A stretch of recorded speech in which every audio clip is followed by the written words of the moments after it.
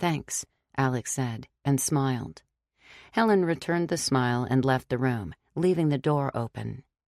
Alex sat on her bed a while longer, not thinking about David or Wendy, but just sitting quietly.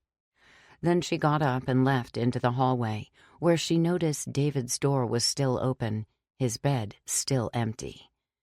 Further down the hall, nearer to the stairs, she saw the other guest bedroom was now shut. Helen was in the kitchen, filling a couple plates with eggs and bacon. Déjà vu. "David's still not back yet?" Alex asked. Helen placed the plates at the table, took a seat, and motioned for Alex to do the same. "What's wrong with him now?" "He's still sick," Helen said, and took a mouthful of eggs. She chewed for a bit. "Don't worry, he'll be back soon enough. Sit and eat." If she could catch him in time, Alex thought, unless, of course, they already had. She joined Helen at the table. "Is there someone in the other bedroom?" "Yes." "Who?" "I'm sure you know." Helen set her fork on her plate and got up from the table. She opened the fridge, turned back, and said, "Anything to drink?" Alex didn't hear. "The man from the other night? Why?" Helen spoke as she poured orange juice for herself. "Because the clinic is too small for the both of them, and he needs a place to stay while he rests." "I was at the library last night when you came and got Wendy," Alex wanted to say. She almost did say it too, but Helen continued. "He's going to stay here with us while we get everything straightened out." More likely she just wanted to keep a closer eye on him, Alex thought. Obviously, he'd been too much for Mrs. Westcott. "So I'll get to see him then?" Alex asked. "Can I talk to him?"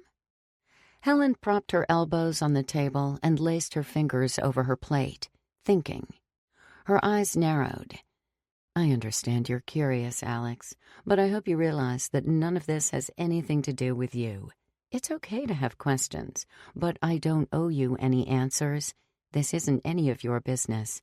It's mine and his." "I live here too.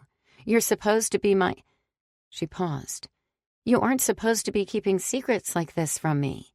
"It's called privacy." Helen took a deep breath, clearly growing agitated. "I need for you to stop this sense of entitlement you have to mine and everyone else's in this town." Alex was taken aback.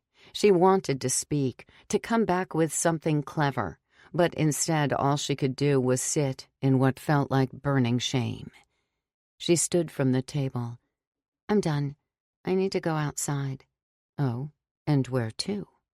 Alex started toward the foyer and said over her shoulder, "You want your privacy? Let me have mine." "To the library, then? To interrogate Wendy next?" Alex stopped. She stood with her back to Helen, biting her lip. She considered turning around and blurting something out, but still had nothing to say. Instead, she returned upstairs where she gathered some clothes and took them into the bathroom to shower. She was out 15 minutes later, her hair stringy and damp down the back of her shirt. She slipped on her shoes and headed for the front door. From the kitchen, Helen called, "I need to know where you'll be." "I am going to the library," Alex said as she stepped outside. "Goodbye." She shut the door before Helen could say another word. It would be another hot day, but for now the morning was cool. She kept her head down to avoid the attention of the neighbors. Once or twice she glanced up and saw some of them crouched over their flower boxes, necks craned to watch her go by. She came to Main Street, waited for a couple cars, and then hurried across. The library was mostly empty inside. Alana was bent over her book cart. She didn't seem to notice her arrival. Alex quickly walked through in search of Wendy. She checked the overlooking balcony upstairs and found it empty as well. She would have to speak to Alana.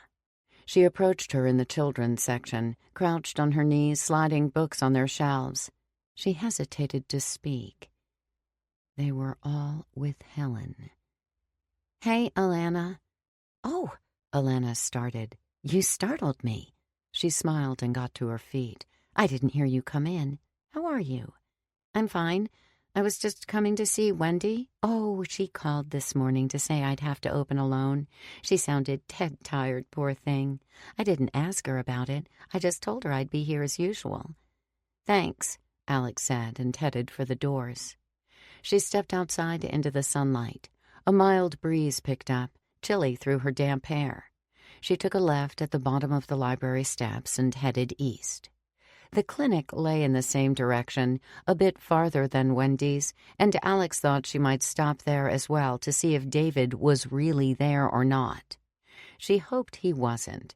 She hoped he was still in hiding, or better yet, that he'd escaped. Wendy's driveway sat bare. She didn't own a car, and the curtains in the windows were drawn. Alex went to the door and knocked. She waited. Not a sound from the other side. She was probably sleeping, Alex thought. She rang the doorbell instead. Was that rude, she wondered? Either way, she still didn't answer. Alex gave up. Next stop, Mrs. Westcott's. She had a sinking feeling he would be there and guessed she wouldn't get to see him even if he was. Mrs. Westcott would be wary of her. When she arrived, she rang the bell. No answer, not even footsteps. Perhaps she'd already seen her coming. She rang the bell again and waited a couple minutes, but still nothing. It seemed her morning wasn't going quite as planned. She sat on the curb in front of the clinic, pushing bits of gravel around the asphalt with her shoe. The day was getting warmer. The breeze was growing stronger. She looked over her shoulder and regarded the clinic skeptically.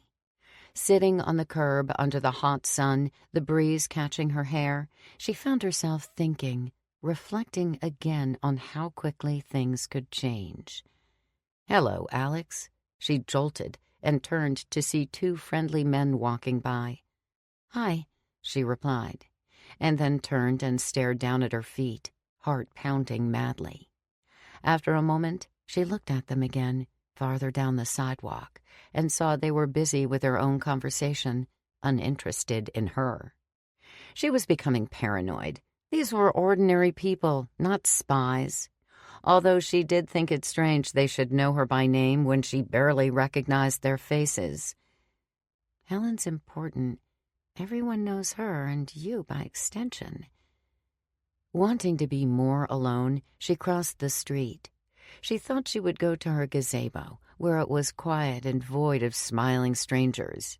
She followed the sidewalk until she was walking alongside the park's grassy field. "Hello, Alex." She lifted her gaze and saw Mrs. Shelding waving to her from across the street. She waved back. Mr. Shelding turned around and waved too. They were working in their yard, their faces shielded from the sun by their khaki bucket hats. She realized she was smiling at them, a genuine smile, and felt a pang of guilt. She thought about what she'd said to Mandy, about accusing the rest of them of all being the same.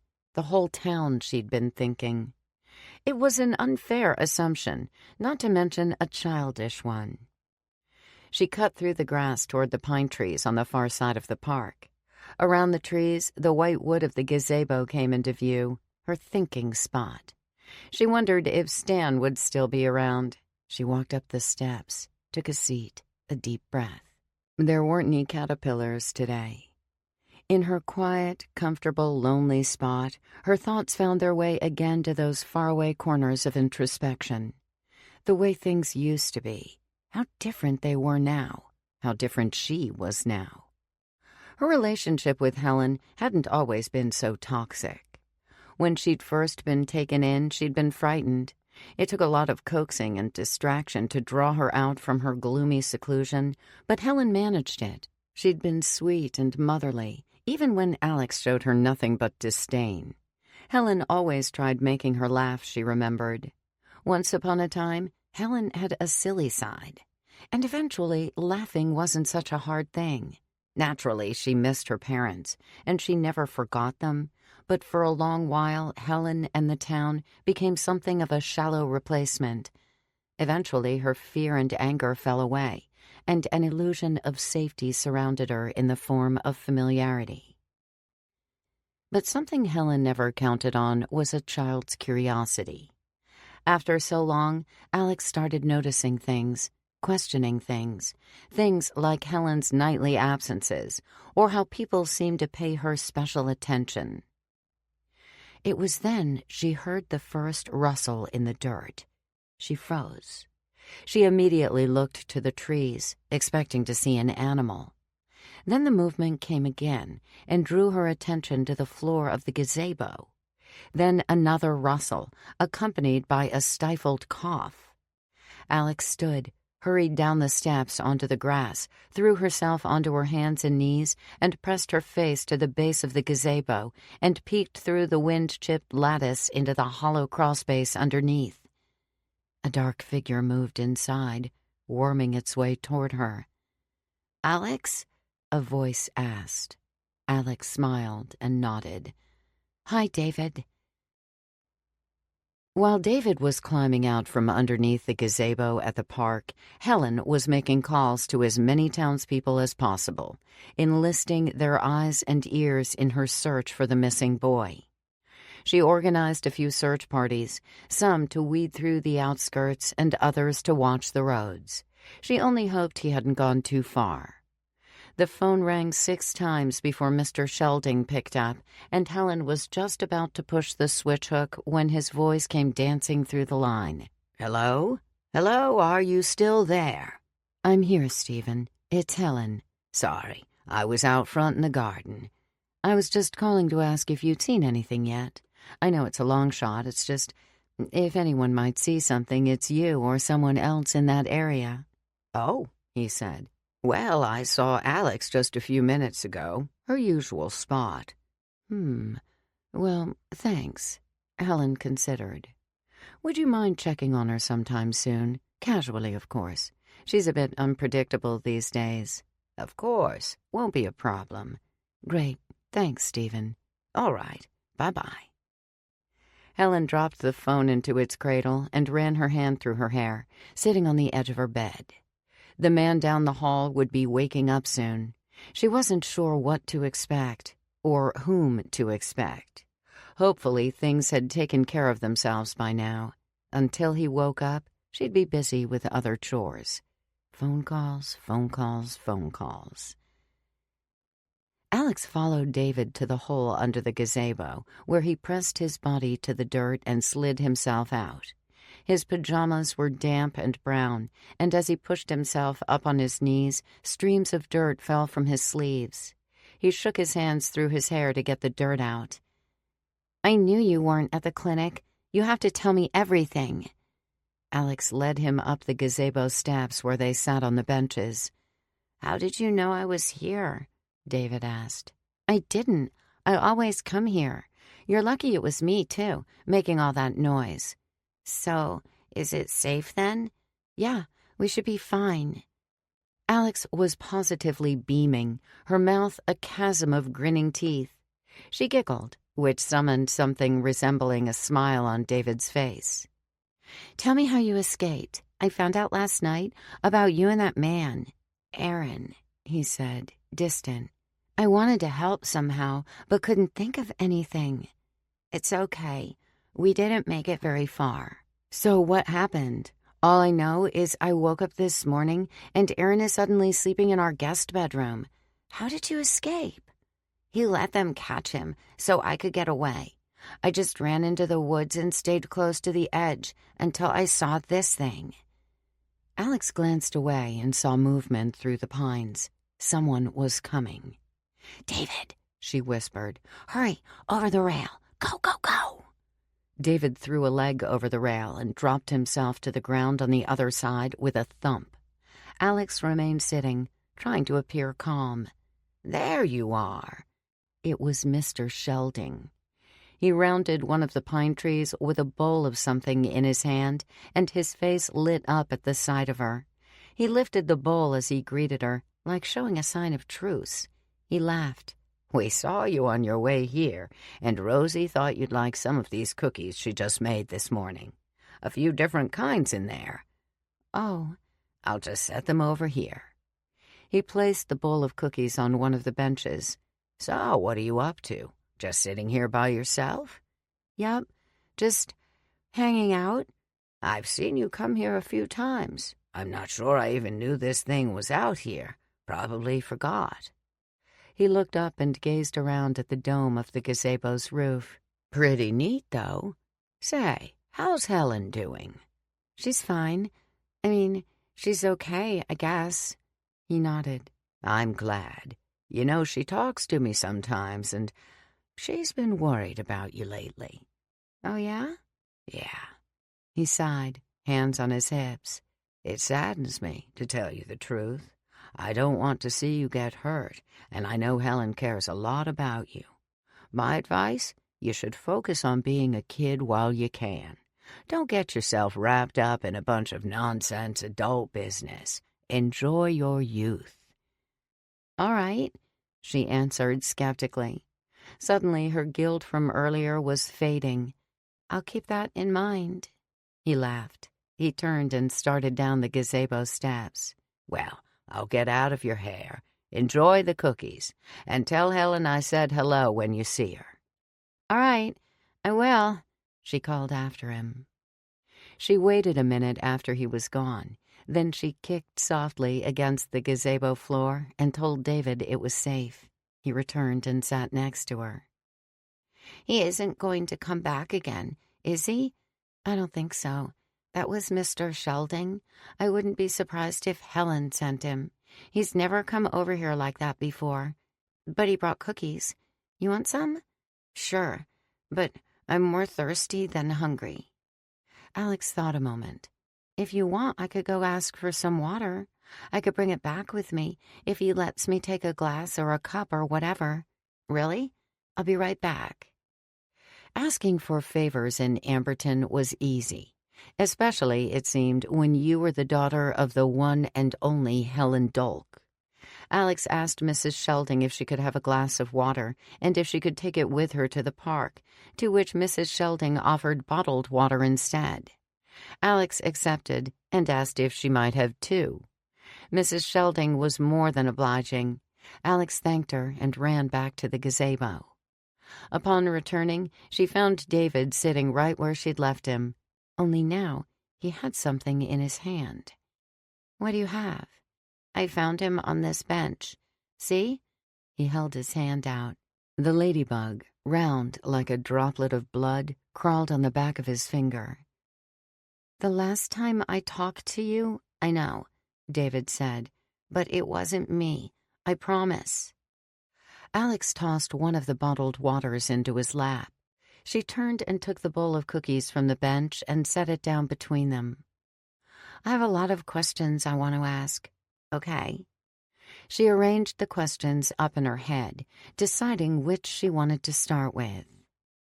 "I want to know what happened to you the night you first arrived." Stephen returned Helen's call sooner than she expected. He'd been to the park to visit Alex, he said. Nothing too out of the ordinary. However, as they were about to say their goodbyes, he interrupted to say that Alex had just come over. Helen kept him on the line until she was gone. Apparently, she had come to ask if she could take a glass of water to the park, which was odd enough. When she was offered bottled water instead, she asked if she could take two.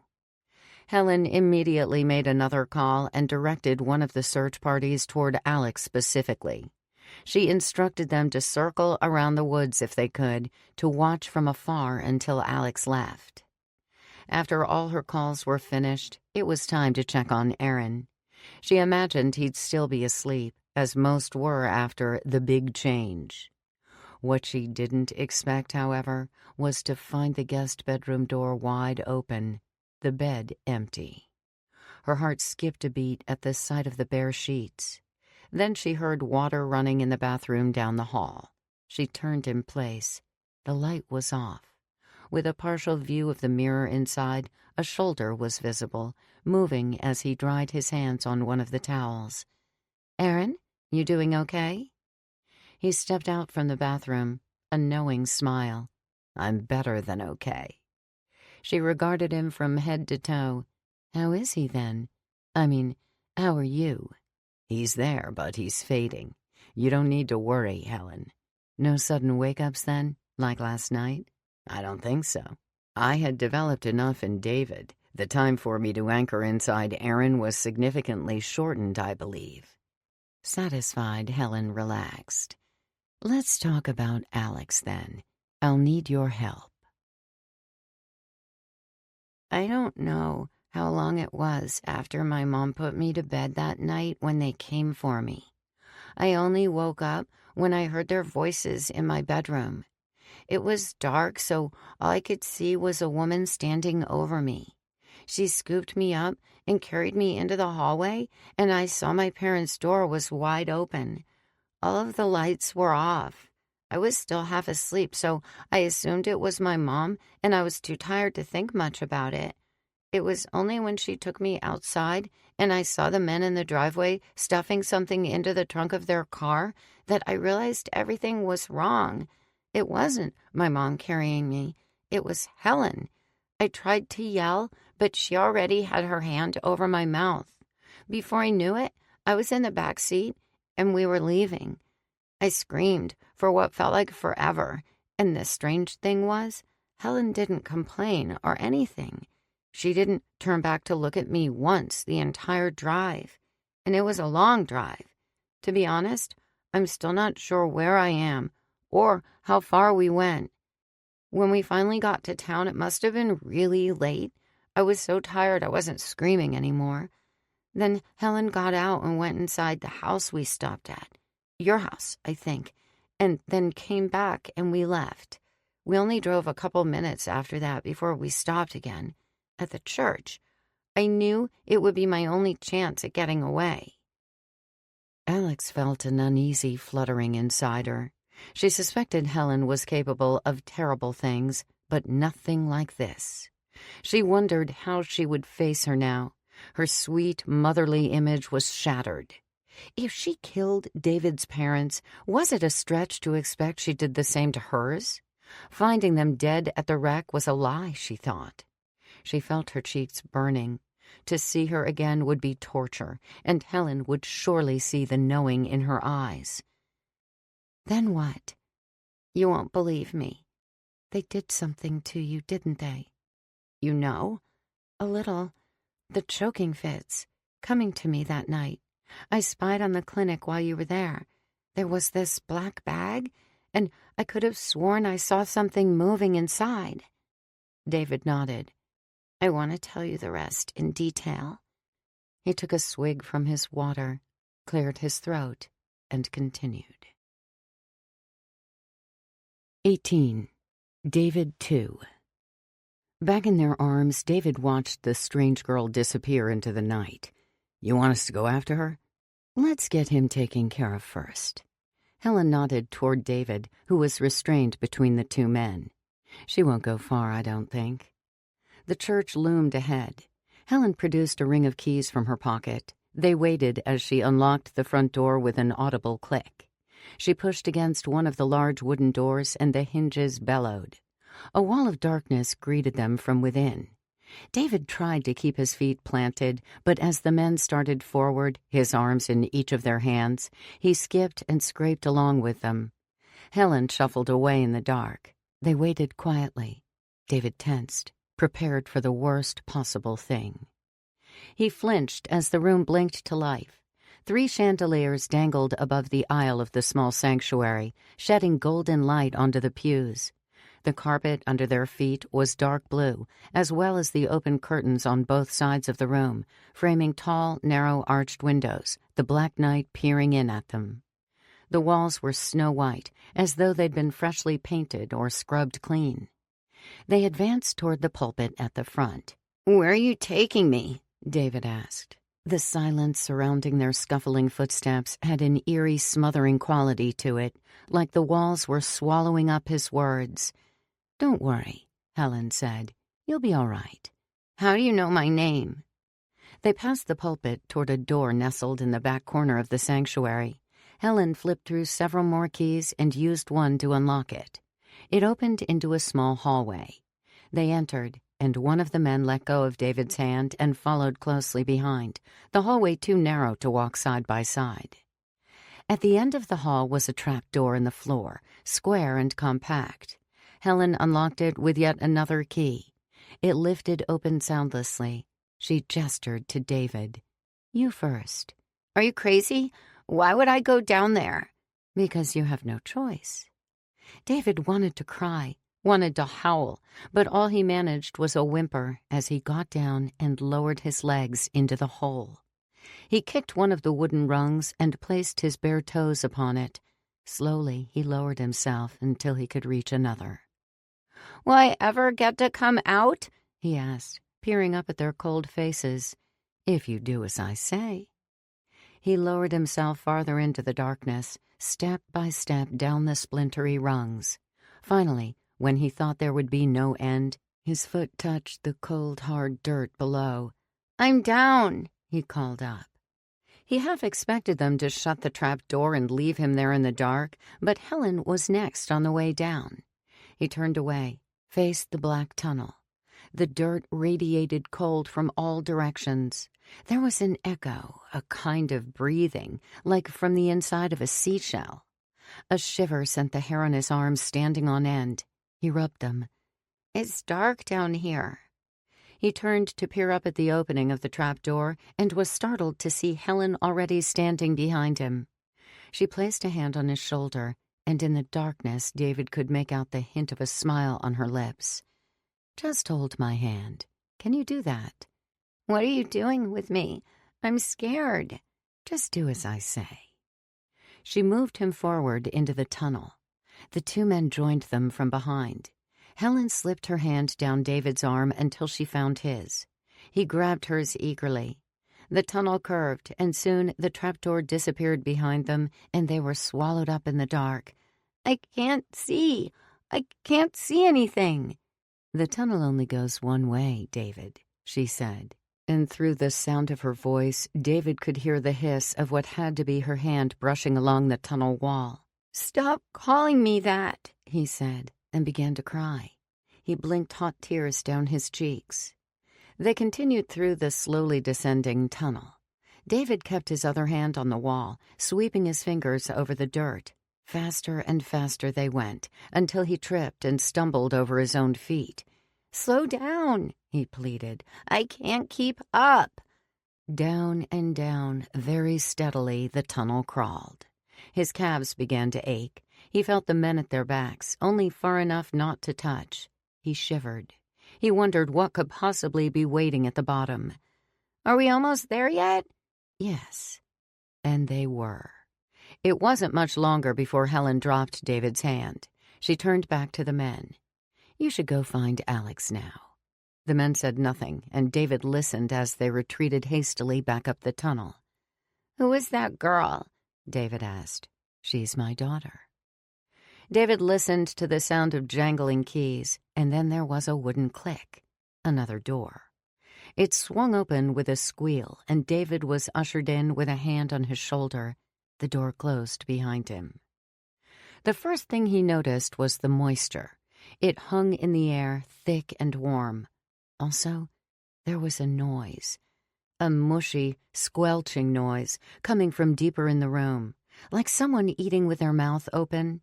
With it there came a heavy sigh, the sound a sleeping giant might make, only this sounded more mechanical in its timely repetition. "What's that sound?" Helen ignored him. "Have a seat on the floor here." She took his hand and led him to the wall where she pressed upon his shoulder, motioning for him to sit. Despite the muggy air, the floor was frigid. They remained there for a minute or two, Helen standing somewhere behind him while he rubbed his hands over the hard ground. Not dirt, but rock, like a cave. "Why did you bring me here?" "This is where you'll be sleeping tonight, David." David shouted up into the dark. "I was sleeping just fine in my bed before you came. I want to go home. I want my mom and dad. Where are they? What did you do to them?" "Do you really want me to answer that?" He was crying again, harder this time. "Stop that," she told him. "I have to leave you soon to check on my daughter." "Then why are you still here? Just go." "Because I'm trying to make up my mind about you," she said. David snorted his leaky nose. "Make up your mind how?" Helen was silent for a time. "It doesn't matter. The true first knows what's best. I have to go. Get some sleep." "Don't leave me here," David cried, but she was already through the door, locking it from the outside. He was alone. Although the sound coming from deeper in the room made him question how alone he really was. Sticky and strange, squashing and hissing and gurgling. He wished he had a flashlight. He wished he had his nightlight, the blue Spider-Man one, next to his dresser with the M&M candy alarm clock. But all of that was in his bedroom, far, far away. He didn't think he'd ever see it again, or his parents. The thought that he might die down here crossed his mind, and he suddenly felt colder than ever. He curled up, knees to his chest, and closed his eyes. Behind his eyelids, he conjured up the image of his mother. She was smiling at him, mouthing something to him, but he couldn't quite get the words. That coldness began to recede a little. He focused his attention on her, reading her lips as she repeated what looked like the same phrase again and again. He wanted her to be there with him, for real. But just having her face, smiling like she was, gave him some much-needed comfort. And so he was able to sleep, feeling less alone not only because he had his mother's visage, but also the sounds filling up the dark room. Squish, squash, hiss. Because while it sounded mechanical, it also sounded alive. Alex swallowed dryly, having listened to David's story with her mouth hanging open for most of it. "Did you see what was down there?" "No," David said. "But something happened when I was asleep." "What?" "I had this dream. I was in a dark room, different than the one I was really in, and I wasn't alone. Someone was talking to me, told me to open my eyes. So I did, which I think was a mistake. When I opened them, I woke up. I thought for a second maybe the voice was only a dream. Everything was still dark because I was still in that underground room. But then I suddenly felt, I don't know, like I was awake, but I could only watch. I was moving around in the dark, but it wasn't me. I wasn't in control. Then the voice was back, and I realized it hadn't been a dream at all. It thanked me. Then it asked me a bunch of personal questions. It wanted to know about my favorite things, what I thought of certain people I haven't seen in forever. It was like it was taking notes. I didn't answer most of them, but somehow it knew anyway." "How did you finally manage to gain control again?" Alex was fixated, biting her nails nervously. She feared learning more, but simultaneously craved it. "Something happened that day in your backyard. You cornered it. You were asking about my parents, I think. For some reason, it didn't know the answers. Maybe it hadn't gotten that far. I don't know. But it froze up, searching my head for stuff I wouldn't tell. That's when I realized it didn't have me yet. Not completely. So I tried to reach out to you and caught it off guard." "The choking," David nodded. "But then Helen got in the way, and while that seemed bad at the time, I was excited because I thought I might be able to do it again. So I waited." "Until that night?" Alex asked. "It was easier when I was asleep, like I could think better, like my thoughts weren't so—" He waved his arms around sporadically. "That was when I came to you in your room, only that time Helen couldn't stop it, so she took me to the doctor's, where I coughed it up." Alex wasn't sure she heard him right. "Wait, what? Coughed it up? It was inside me, this slimy ball with little things all over. I swallowed it in my sleep that night in the cave, I think." They sat for a minute, David eating another cookie while Alex stared absently at the dusty floor. "David," she said, "we're the only real people here, except for Aaron." And Wendy, Alex hoped. Would she confront Helen with this information? What could she possibly say to deny it? Maybe for once she'd get some real answers out of her. "You can't tell Helen," David said. "Why not? She'll know you spoke to me." Well, Alex thought for a moment. I could confront Wendy about it, unless I'm wrong about her, and then I'm sure she'd tell Helen. Just don't tell anyone. What else am I supposed to do? Get us out of here, he said, a chilling darkness about his face. Despite all the horror stories and revelations, it was his pleading eyes as he said this that gave Alex her first taste of true fear. It wasn't a game they were playing. She wasn't a detective uncovering a thrilling mystery. It was real. She felt all the more ashamed for not grasping it sooner, given her own background. Somehow she'd lost touch. "We don't stand a chance against them," he said. "We need to get help.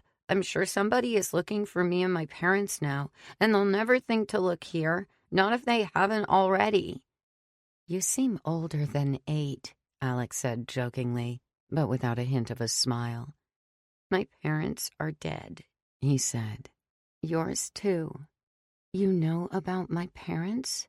"I know Helen isn't your real mom." He paused. "How many people here do you think were kidnapped like us?" "I don't know. I don't know anything." She hung her head. "Like, why they're doing this at all?" "I don't care why. Let the cops figure it out." "So, how do we do it? There are eyes everywhere, more now than before." "I don't know. Steal Helen's car?" "Well, firstly, I've never driven a car before. Second, I'd have no idea where we were going. They'd be after us in no time, and we'd be driving blind. And if they caught us?" An idea occurred to her, one she didn't like very much. "I know Helen has a gun, but again, I don't know how to use a gun any better than I know how to drive a car." After a silent moment of thought, David said, "We need Aaron. He could drive. I bet he could use a gun, too." "I'm sure he's one of them now, though," Alex said. "That doesn't mean we can't try. I snapped out of it with your help." "What do I do? Catch him off guard with questions? I doubt it'll work twice. At night, when it's sleeping, things should be clearer for him. What should I say? What's it like in there, so to speak?" "Just talk to him. Let him know he can come back if he tries." "How can I tell if he hears me? What if I wake the thing up?" "I don't know. I don't know everything. You just have to try." David took another drink of water. He appeared so collected, whereas Alex didn't think she'd ever felt so anxious. "So, if that works, and I get Aaron back, then we take the car and drive? Are you going to stay here until then?" "I can handle it. Helen's going to have people looking for you. This is a good hiding spot, and it won't matter if we do it tonight." "Tonight?" Her guts lurched. "Just do everything we talked about," David said reassuringly. "Don't wake Helen. Whisper to Aaron while it sleeps. Tell him who you are. Let him know he has a clear getaway if he's willing to try, and if that works and he wakes up, sneak out with the keys and come pick me up, and then we can get the heck out of here." Easier said than done. She took a deep breath and a bite of another cookie.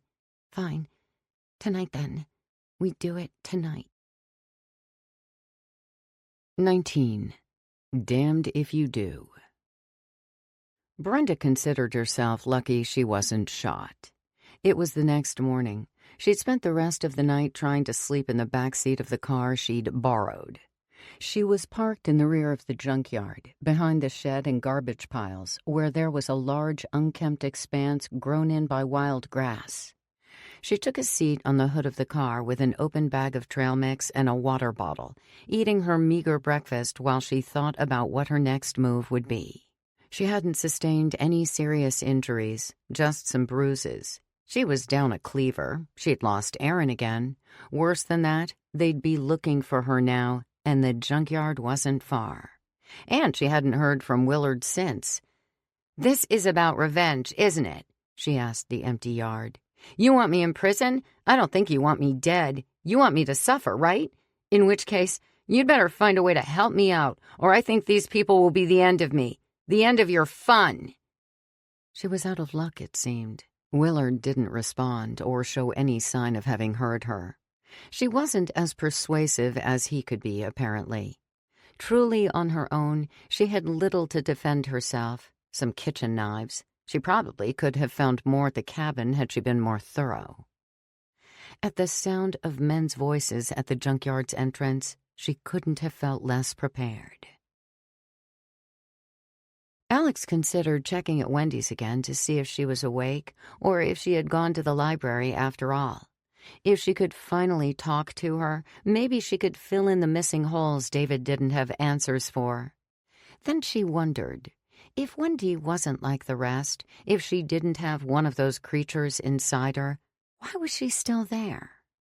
The more she learned, the less she knew, it seemed.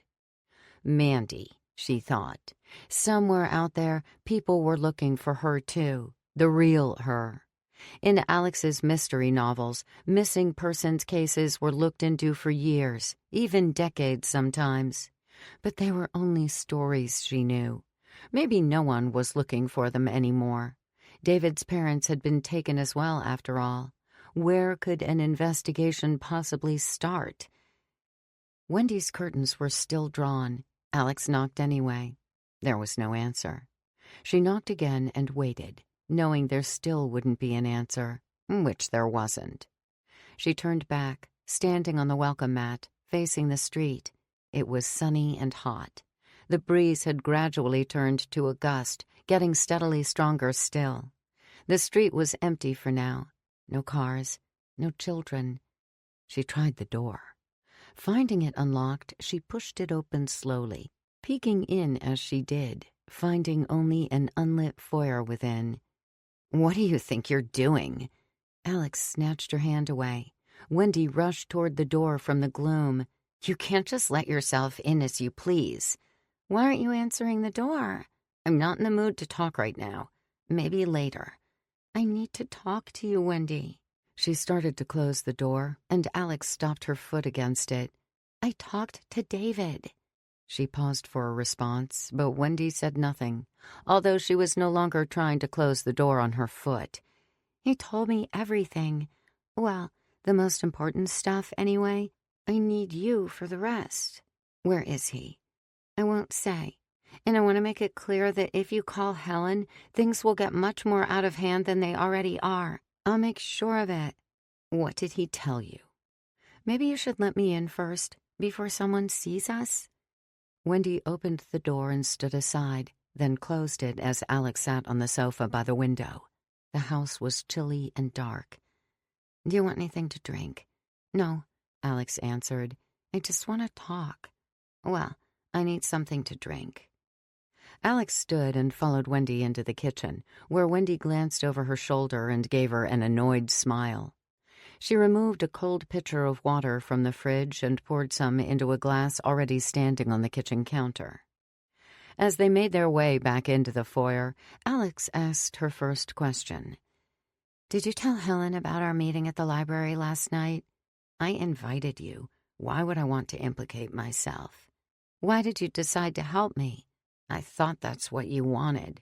Why don't you tell me what you already know?" "No." Alex shook her head. "No. First, you tell me what you didn't get the chance to say last night." Wendy ran her hand through her hair and settled back into the sofa with an exhausted moan. "Remind me again what we were talking about." "You were telling me how David isn't really himself." "Jesus, Alex." Wendy sighed. "I don't know why I invited you last night." "Are you one of them?"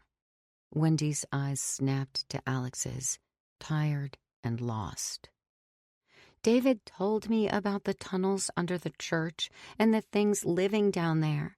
He told me what Helen tried to turn him into, what the rest of you are." "No, If you're not one of them, why haven't you done anything until now?"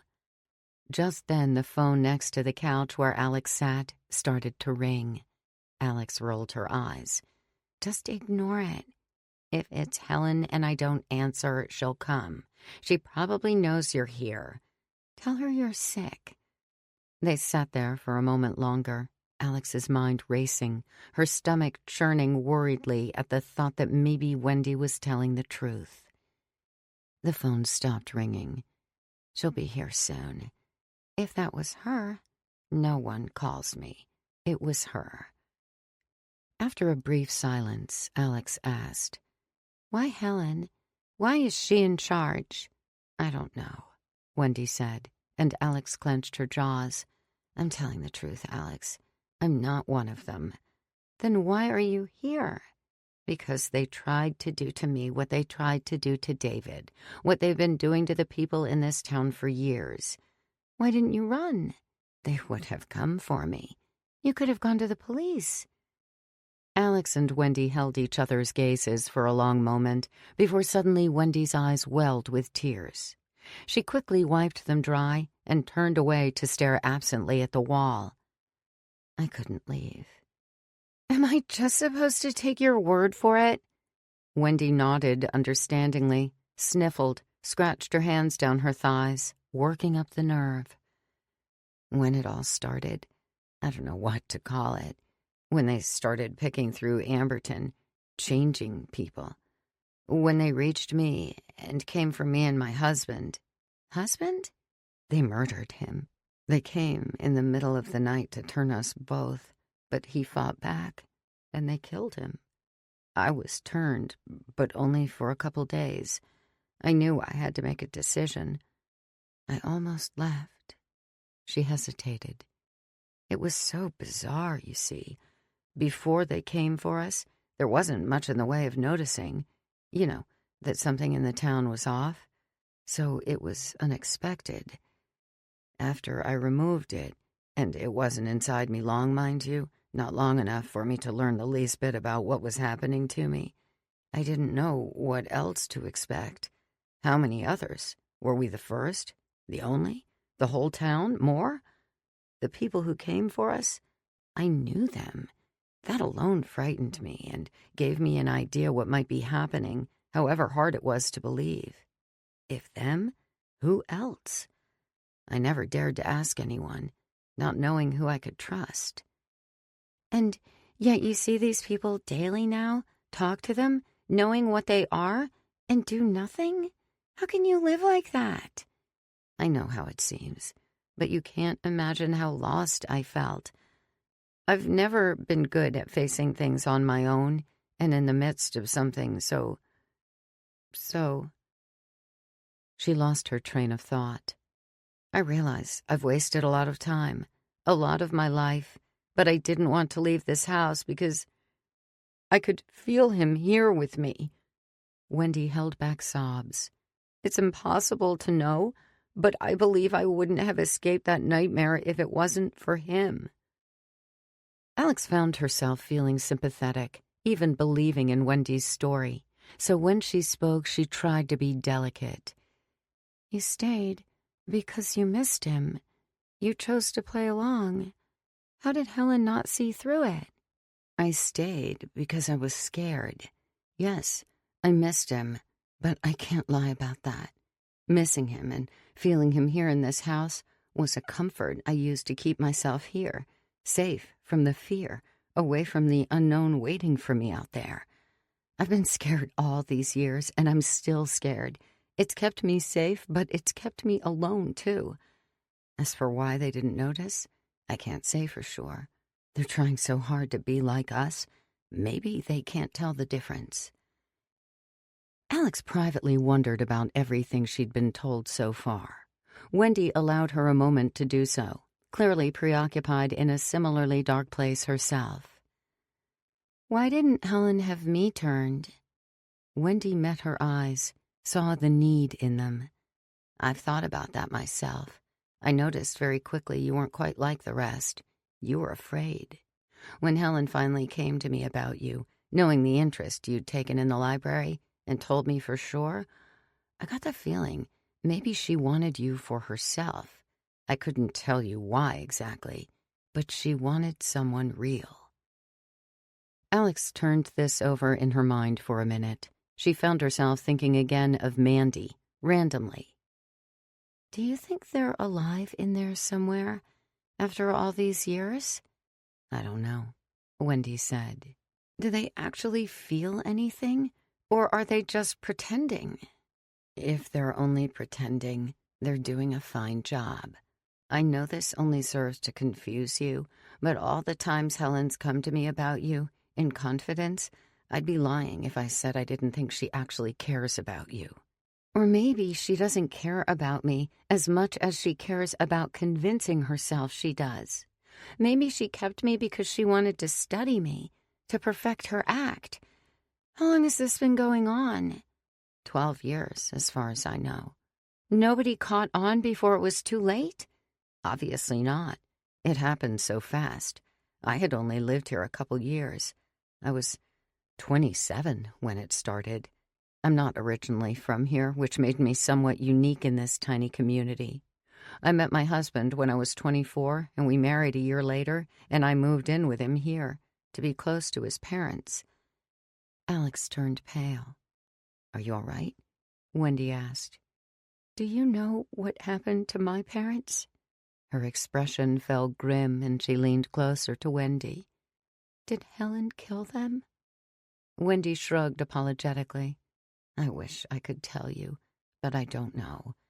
Keep in mind, Alex, I've kept to myself all these years. Helen only took an interest in me when you did. I'm just another of her pawns as far as she's concerned. Alex regarded Wendy very seriously. Why are you helping me now? I'd spent so long willing myself to believe it was safer to stay. I could keep to myself, come home and surround myself with memories. I don't know anymore how I managed so long. Even if it was denial, I don't see how it's possible. You were scared.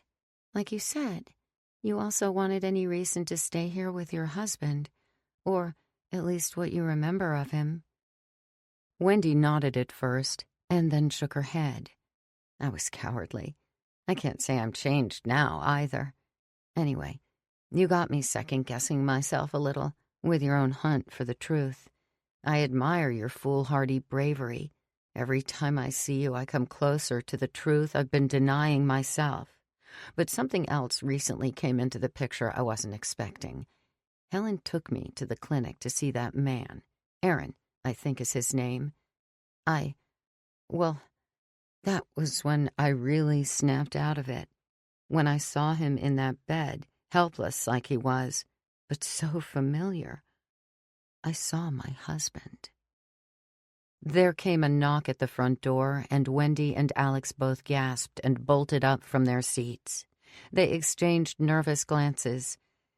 You can help us, Alex said in a low voice, her hands sweaty and cold at her sides.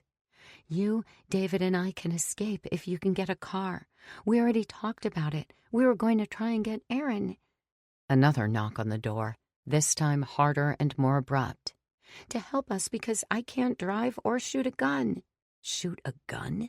Wendy whispered. More knocking. You'd better answer that. Are you going to hide? Another barrage of heavy knocks came, and Alex shook her head. She already knows. Wendy went to the door, hesitated, and pulled it open, letting hot sunlight into the darkness they'd been sitting in these last several minutes. Alex couldn't see her on the porch from where she stood, but Helen's voice came clear as ever, and she was livid. Is Alex in there with you? I'm here, Alex said, and stepped into view of the front door. Helen looked as neat and beautiful as always, her golden hair in the wind, but her face, shaded against the sunlight at her back, was pursed and cruel. I'd like to come in, Helen said, bringing her wicked stare back to Wendy, who responded meekly. I don't think that's such a good idea. And why not? Helen cocked her head and stared. What's gotten into you, Wendy? Oh, God. She really didn't know, Alex thought, and she had to take a deep breath to ease the butterflies in her stomach. Why aren't you at the library? I had a long night and wanted to stay home for the day. Your night wasn't any longer than the rest of ours, Helen said. Then a strange look came over her. She lowered her eyes to the front door's threshold, then brought her gaze back to Wendy and looked from her to Alex 2 or 3 times. "Alex, we're going home." "What's going to happen?" Alex asked. "Nothing. I think it would be best if you came home now is all." "No." "Alex," Wendy spoke up, "go with her." Alex's shoulders sank. Surely she only said such a thing to play along. She had a plan, Alex hoped, and if she went with Helen, it'd give her time to prepare. She crossed the foyer to the front door, where Helen stepped aside as she passed her onto the walkway toward the street where Helen's SUV waited, still running. "Get in the car," Helen instructed. She reached for the door handle when there came 2 soft pops in the distance. "What was that?" Alex asked. The 3 of them listened. 2 more, from the east. They each turned toward the sound. Then a sudden lull smothered them.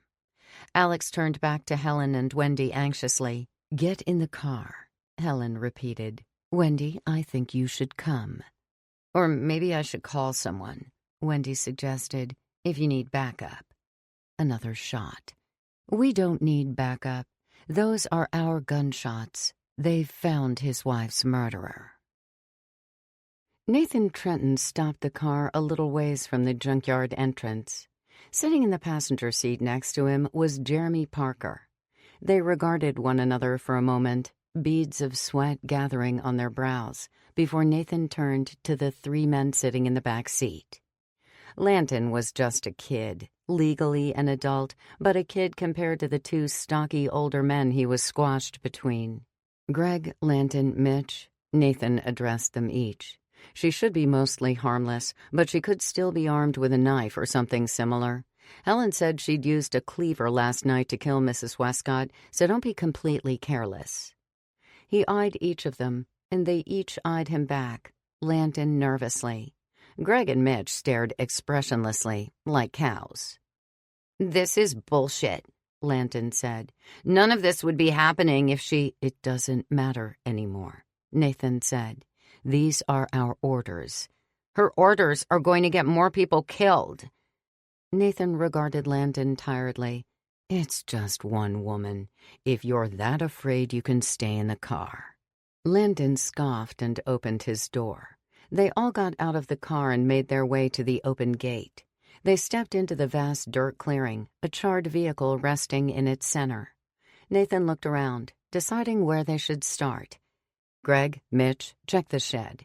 If she's been here, she's probably been in there at some point." "You and Jeremy have the guns. One of you should come with us." "All right," Nathan said. "Jeremy will go with you. Mitch, come with Landon and me to search the perimeter behind the trash. If you find anything, Jeremy, holler." Jeremy nodded and motioned for Greg to follow. Nathan and Landon and Mitch disappeared around the trash pile. Jeremy and Greg made their way toward the old shed. Its rooftop glared in the sunlight in all the spots that weren't brown and corroded, and the hinged door, marked with scrapes and dents, screamed as they pulled it open. Its dark interior was nauseatingly hot compared to the outside, and the old humid air clung to their faces like a dying breath as they entered. It was a small shed, and empty save for some battered cardboard boxes.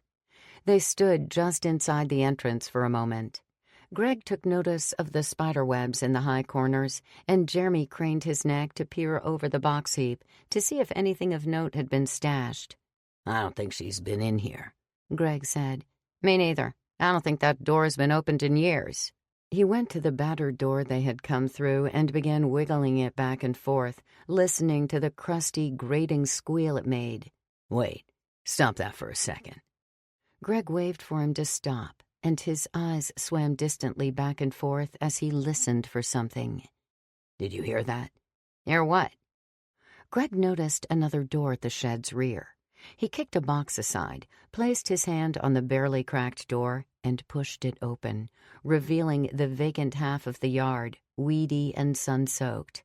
"Holy shit, there she is!" he yelled. Jeremy hurried behind him, watching over his shoulder. "She's getting away!" Jeremy shoved him aside and stepped through the doorway into the sunlight, where he spotted a car pulling across the field, possibly making to go around them. "She's here," he called to the others. "She's leaving." Just then the car suddenly changed course. The engine revved. A cloud of dirt took to the sky, and before Jeremy could understand what the hell was happening, the car was nearly on top of them. Instinctively, he backed away, bumped into Greg's fat body, still standing in the doorway. "Fucking move, you—" Jeremy threw his palms toward the incoming vehicle and bent himself over the hood as it carried him through the shed, the metal panels flying skyward like they'd been taken by a vicious storm. Greg shrieked, a short, broken howl as he was knocked to the ground and peeled beneath the tires. The engine screamed, and they gathered speed through the clearing. Jeremy's legs, bent freakishly under the car, scuffed and kicked the dirt flying beneath them, pulling him down the hood farther under the car as they went. He slapped his hands on the hot metal, trying to keep from being dragged under and eaten alive between the dirt and the undercarriage. Then, just as he slipped down the front of the car, staring through the dark, roaring spaces of the grill, the car crashed into the burnt wreckage in the center of the clearing and crunched his skull like a peanut shell. Nathan, Landon, and Mitch heard the commotion, and after some hesitation, listening confusedly, were on their way. They hurried around the piles of junk to the clearing where an empty car waited for them. Nathan studied the wreckage before noticing the body under the front end of the car, partly sitting up with its head pinned. "Oh, my God, Jeremy," he said, and ran to the car and knelt next to the driver's door. "Is he dead?" Mitch called from behind. "Of course he's dead," Landon said. "I knew it would be something. I knew—" Just then Nathan heard something. He dropped to the ground, spotted movement on the other side of the car.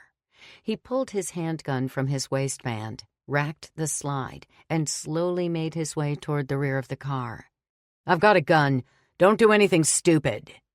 Nathan crouched, making his way along the trunk. He paused, gathering his wits.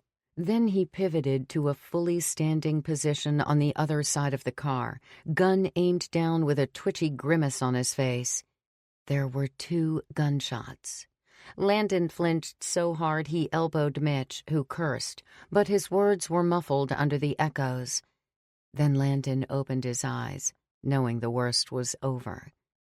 He saw Nathan on the dirt, head turned toward them with a bleeding hole between his eyes.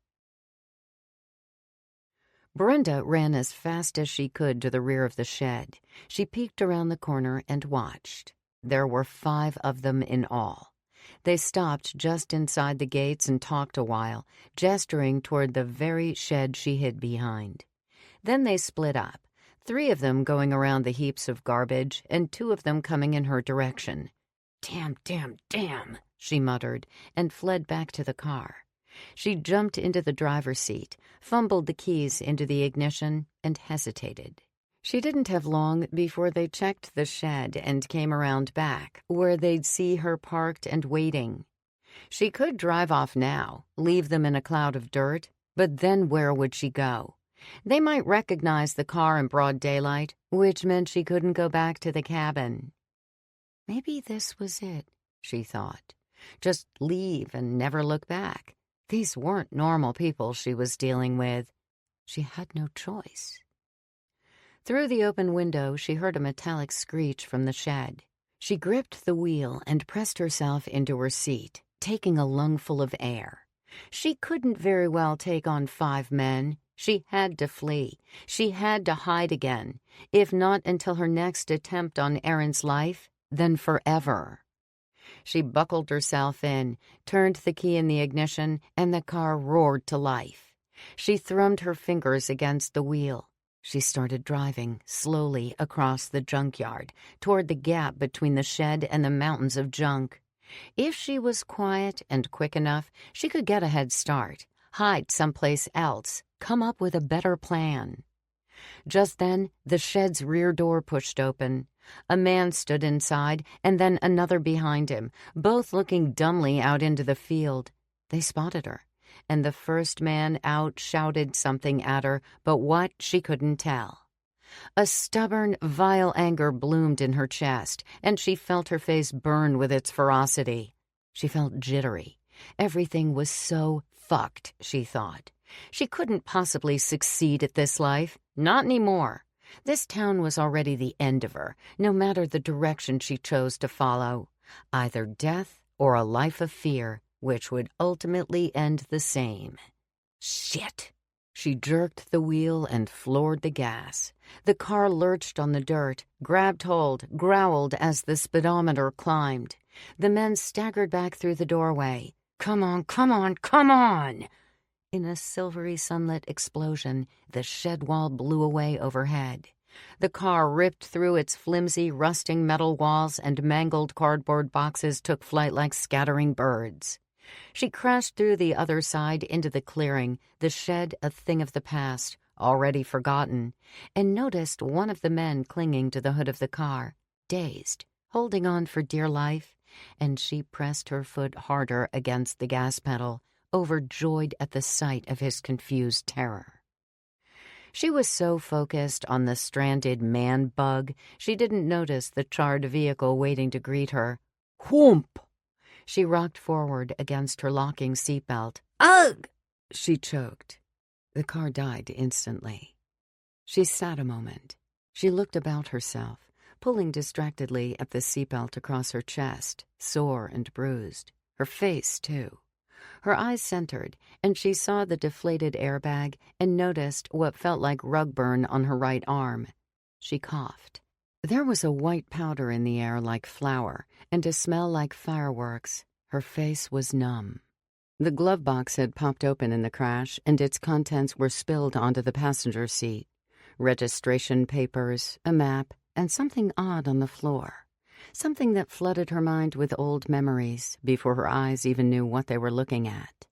She unbuckled her seatbelt, took a deep breath, could feel the pain in her chest where the seatbelt had done its job, and leaned over into the passenger seat to take the gun off the floor. She tried to read the stamp on the frame, but was suddenly overtaken by a coughing fit. She opened the passenger door and crawled out onto the hard dirt. She knelt there on the ground for a moment, gun held limply at her side, and took several deep breaths.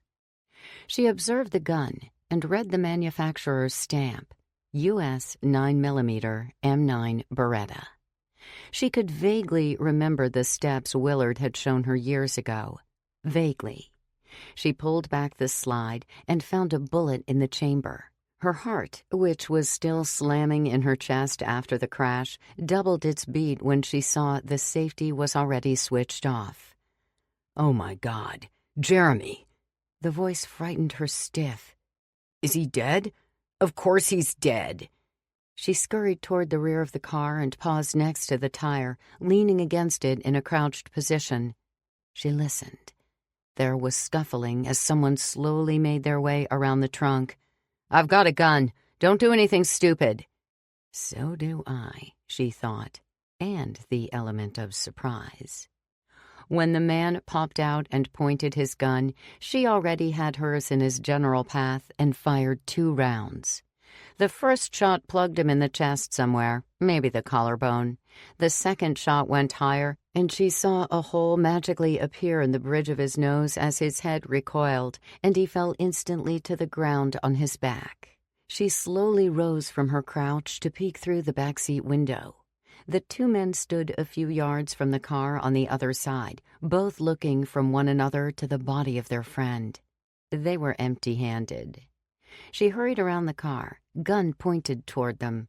Immediately, the younger man fled toward the entrance. The older, fatter man hesitated, and Brenda fired 2 shots in his direction. The first took him in the gut, the second missed. He hunched forward with his hands on his belly and fell to his knees. He bent over, one bloody hand on the dirt, the other held under his stomach, and Brenda speedily skipped toward him, placed the gun to the top of his skull, and pulled the trigger once more. The younger man had already escaped through the gate. Just then, something hissed behind her, and she spun to face it, the gun shaking in her grip. The body under the car with the crushed skull was making its way toward her at the end of a thick cluster of slithering entrails. She aimed the gun. Just as she was about to open fire, it freed itself from under the car and began to smolder. It bubbled, blistered like a dirty lesion under hydrogen peroxide. Its mewing sent Brenda's arms crawling with goosebumps, an odd sensation in the hot summer breeze. Then there came more hissing and spitting, and Brenda turned to see the man with the gunshot between his eyes also transforming. A thin, jointed probe extended from the hole in his face, which reminded Brenda of a retractable car antenna.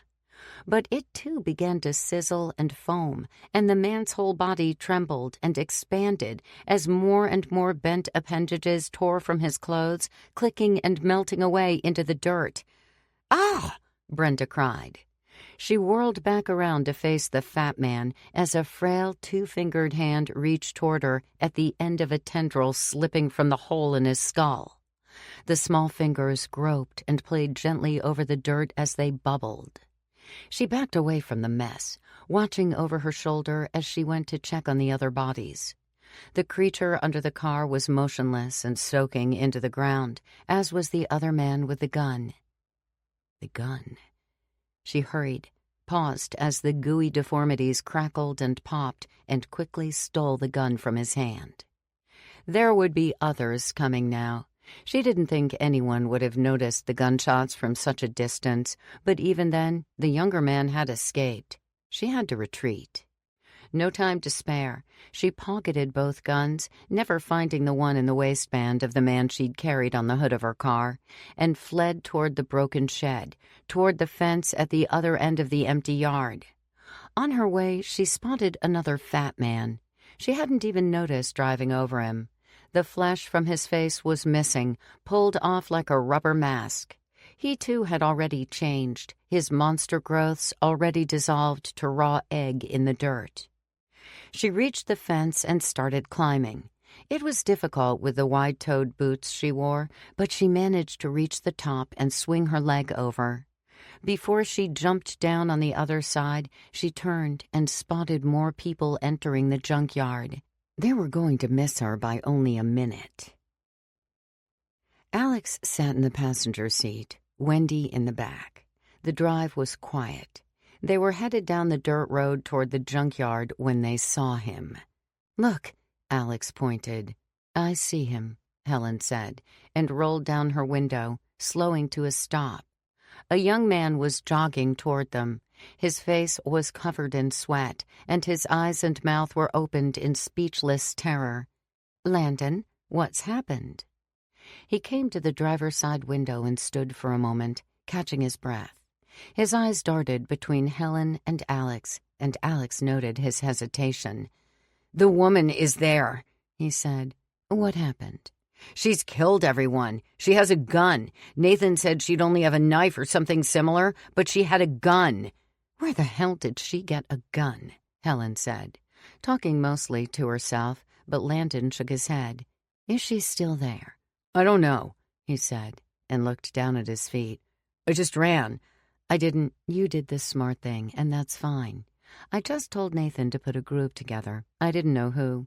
I assume at least they had guns?" "Yes, but she surprised them. She ran Jeremy and I think maybe Greg over with her car." "What?" Helen killed the engine. "All right, we're going in to look around. Landon, stay here with Alex." "I'm fine," Alex said. "No, you'll stay. Landon, I'd appreciate if you stayed with her. Make sure she doesn't leave the car. I'm taking the keys." She removed them from the ignition, bent down and removed the gun from under her seat. She stepped out of the car. "Wendy, would you help me look around?" Alex nervously turned in her seat as Wendy got out. Landon took Helen's seat next to Alex. Helen leaned through the window. "Everything is fine, Alex," she said, with what otherwise should have been a comforting smile. Alex knew better now. She can be jumpy, Landon. If she runs, just holler. Helen and Wendy made their way toward the gate, and Alex watched them go, her eyes lingering on Wendy, worrying for her, wanting her to look back and acknowledge that she was in danger. But maybe she was perfectly aware, because she didn't look back at all. So, how much does she know? Wendy lifted her defeated gaze from the ground. We didn't talk about anything, she answered quietly. Oh? So what did you talk about? They entered the junkyard, and Wendy's mouth dropped at the sight of the wreck and the bodies scattered around the clearing. Oh, my God. Don't let this distract you, Helen said. Answer my question, please. She's worried about a fight she had with Mandy. She just wanted to vent, I guess. They walked toward the nearest body. Helen knew the man, it seemed. She whispered, Mitch, as she knelt next to him in a disappointed tone. Wendy didn't know him. She'd seen most everyone in town before. It was hard, after 14 years of living in one place, not to at least be familiar with everyone's faces. But she had never tried to remember names. The man was overweight and clearly dead, with a bullet hole in the top of his head. I know she was at the park with David, Helen said, standing again. I spoke with Stephen over the phone, and I asked him to check on her, and he confirmed. I know she must have told you when she came to your house immediately after. Helen, what are you still doing here? Helen asked. Wendy regarded her with a bewildered stare. I mean, I understand you've formed a special relationship with Alex, one I've been quite envious of. It then occurred to Wendy. The jig was up. Perhaps if she came clean now, Helen wouldn't be as angry. If she could turn her lie into a confession, she could potentially buy herself not only some sympathy, but some time. It didn't have to end here in the junkyard with Helen's gun. She was about to speak when Helen continued. I've grown to understand and possess what I think must be human empathy over the years. When this all first started, it was us, only us, my kind against yours. I had always been curious, though, and Alex was, as you know, the answer to that curiosity. And over the years I've had her here with me, I've felt things I never expected. I care about her very much. She's not one of us, but she's also not so different. If she's at least a small representation of the rest, I have to say I've developed a kind of guilt for our being here. Nothing to change my mind, of course. I've worked through that on my own. But I don't look at what we've done to you with complete indifference either. I feel what I think must be compassion. Helen turned and started toward whom she instantly recognized with a soft murmur as Nathan, lying on his back with a gun wound to his face. What I'm getting at, Wendy, is that I'm sorry. She knelt next to Nathan's body, and her fingers touched gently around the edges of the hole in his nose. She looked at Wendy over her shoulder. There was the ghost of a smile on her lips. I'm sorry about what happened to your husband. I'm sorry you've stayed here and pretended all this time to be something you're not. And Wendy found her voice choked with feelings she hadn't been aware were surfacing. And what is that? Normal. Helen stood and wiped her hand on her jeans. I imagine losing someone so close to you and having to live with the grief in hiding must be taxing. Not being able to let on about your anger or your sadness, I don't want you to think I feel nothing for that. I don't want you to think I'm a monster. But you are. Wendy smeared the tears over her cheeks and laughed humorlessly. That's exactly what you are. You took my only happiness away from me, and so many others. For what? If we're not so different, why steal from us? Wendy turned her back on Helen, her tears drying, and went to the car where the passenger door was open. The glove box inside was left open, papers spilled onto the floor. Then she looked under the car and saw the other body. She knelt down. There was something poking out from the waistband. Wendy squinted and shielded her eyes from the sun and bent closer to look. A gun. She considered reaching for it. She could hide it in her own waistband. Only problem was she'd never used a gun before. She could take it anyway and learn later, she thought. Save it for an emergency. She continued staring, her mind sailing someplace distant where the waves were threatening to throw her overboard. "Oh, Jeremy," Helen said. Wendy started at her voice, remembering where she was. Helen knelt beside her, peering under the car disappointedly. She reached under and pulled the gun from his pants, stood, and then slipped it into the back of her waistband. Wendy remained on the ground, staring into her empty lap. Helen reached inside the car and scooped up the spilled papers. "Thought so," she said. "Morton. He's dead, I imagine." She dropped them back on the seat and then surveyed the rest of the clearing. Looks like she drove through that shed. And, oh yes, another body.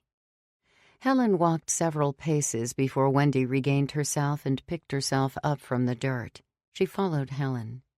"She got him good," Helen said. She got to her feet again and turned to Wendy. "I think that's all of them. Where were we? Oh, we were talking about Alex." "I don't know if I have anything to add," Wendy said. "You already know she saw David. That's all she came to tell me." "I know plenty more was said, but that's fine. Let's talk more about you. I want to know more about this woman who's evaded us all this time. Why are you still here?" "I have nowhere else to go." "Even to the police? Tell me, how long have you been, well, yourself?" "You mean, how long was it inside me? A couple days, maybe." Helen shook her head amusedly. "All this time, and you never tried to leave? And how does it happen when your body rejects us? It's happened more this last week than any time before, and I don't understand it." "What difference does it make? I don't want to talk about any of this." Helen reached out to put her hand on Wendy's shoulder, and she shrugged away. "Don't. You feel nothing." "Wendy." "I don't care what you're doing. I want no part in it." Helen nodded. "So be it. But where do you propose we go from here? I can't trust you, can I? Are you leaving? Are you going to the police? What do you propose I do in this situation? My hands are full already. I can't juggle you as well." "You'll do what you want," Wendy said flatly. "You're asking me what I think, but that doesn't matter, does it?" "It does." "Either you'll kill me here," she said. Her shoulders stiffened as she said this, "or you'll keep me close until you decide. I assume with your growing depth of emotion and empathy, it'd be a tough decision." "I don't want to kill you." "Does that mean you won't?" A cool breeze, the strongest yet, whistled through the junkyard. Wendy's face was nearly hidden behind the mask of her flowing hair, but her eyes could still be seen flashing between the dark strands, narrow, expectant. "I won't," Helen said at last. "But that means I'll have to find someplace to keep you until I can figure something out. I can't leave you on your own." "And then what?" "When the time is right, after I've had some time to think, if no other option presents itself, I intend to change you too, like you should have been 12 years ago." The potion of panic brewing inside her started to fizz. Somehow it never occurred to her. Her hard, untrusting eyes softened in dreadful realization. Her instinct was to bolt, to risk getting shot just to make sure she'd never have to face that invasion again. Helen regarded her for a long while, eyes penetrating, yet kind, mouth caught between a smile and a grimace. "I'm sorry. I really am. I know you don't believe that, but I can't imagine how stuck you must feel. I feel it now, too. I'd like there to be some other way." "Where will you keep me?" "I don't know yet. With a neighbor, I think." "No," Wendy thought quickly. "Let me stay at home, please. Let me at least be comfortable. Have whoever you'd like watch me, I don't care. Just let me be comfortable." I don't like that idea, Helen pondered. What about the library? Would that be comfortable enough? She waited, but Wendy said nothing, just stared off into the east where the clouds were coming over the mountain tops in the distance. Soon they would be over them, shading them against the sun. Is that not comfortable enough? Wendy looked away from the approaching storm and started back for the entrance, passing Helen without even the briefest glance. It's fine, she said. They had only been waiting a few minutes, but Alex couldn't stay silent any longer. She turned to Landon, who sat rigid in the driver's seat, eyes cemented on the junkyard gates, fearfully awaiting Helen's return. Landon? He didn't respond. Can I ask you something? I have nothing to say to you. Why? Because Helen says you shouldn't? Stop talking, please. Why take orders from her? He showed no signs of having heard her. She said his name, which he ignored. She snapped her fingers in front of his face. He blinked and scowled at them, that scared look never leaving his eyes. She continued snapping her fingers. I won't talk to you. If I opened that door and tried to kick you out onto the dirt, would you struggle? Yes, he said, annoyed. If I punched you in the side of the head? If you did any of these things, I'd call for Helen so it wouldn't do you any good. Guess what? What? He turned, his face pinched, braced to get hit. You're talking to me, he sneered. Not for much longer. They'll be back any minute now. Are you one of them? He gave her a sideways glance. Are you really Landon, or are you one of those things? Fed up with her chatter, he turned on her. Helen never should have let you stay. This sick fascination she has with you people is going to ruin us. Everyone knows it. It's already gotten out of hand. He slouched in his seat a bit, folded his arms. She keeps trying to bring in more, but it'll never be the same. You had nowhere else to go. She saved you. She doesn't understand that children won't trust you when they know you killed their parents. She only got lucky with you. She just doesn't know when to quit. Did she? Alex paused, her chest barely able to stand the pounding inside it. Helen told me my parents were dead when she found them. Do you know anything about that? I know everything about that, Landon said. His face broke into a handsome grin. I was younger then, but I still remember the talk. Your parents probably would have died anyway, as bad as that wreck was. But don't kid yourself thinking she tried to help them. She doesn't take chances like that. Alex turned and regarded the junkyard gate with him, reflecting. Did she believe it? It was impossible to know, and she suspected he took pleasure in telling her something so crushing. But knowing what she did now about Helen, it made sense, and she found it hard to doubt. Who is she? She asked him. His smile faded, and he appeared annoyed once more. Why do you all listen to her? Distantly, he mumbled. She was chosen because she was first, like it makes her special. Could have been anyone, in my opinion. Could have been me. She recalled David's story about the tunnels underground and the noises in the dark.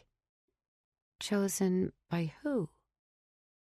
She stared at his empty face for several seconds, holding her breath for a response. When he finally spoke and said, "They're back." 20. Outskirts. They arrived at the library. Helen, Wendy, and Landon got out of the car. Alex couldn't hear what they said, but Landon looked nervous and surprised, nodding as Helen spoke, and after a minute Helen got back in the car while Wendy and Landon headed inside.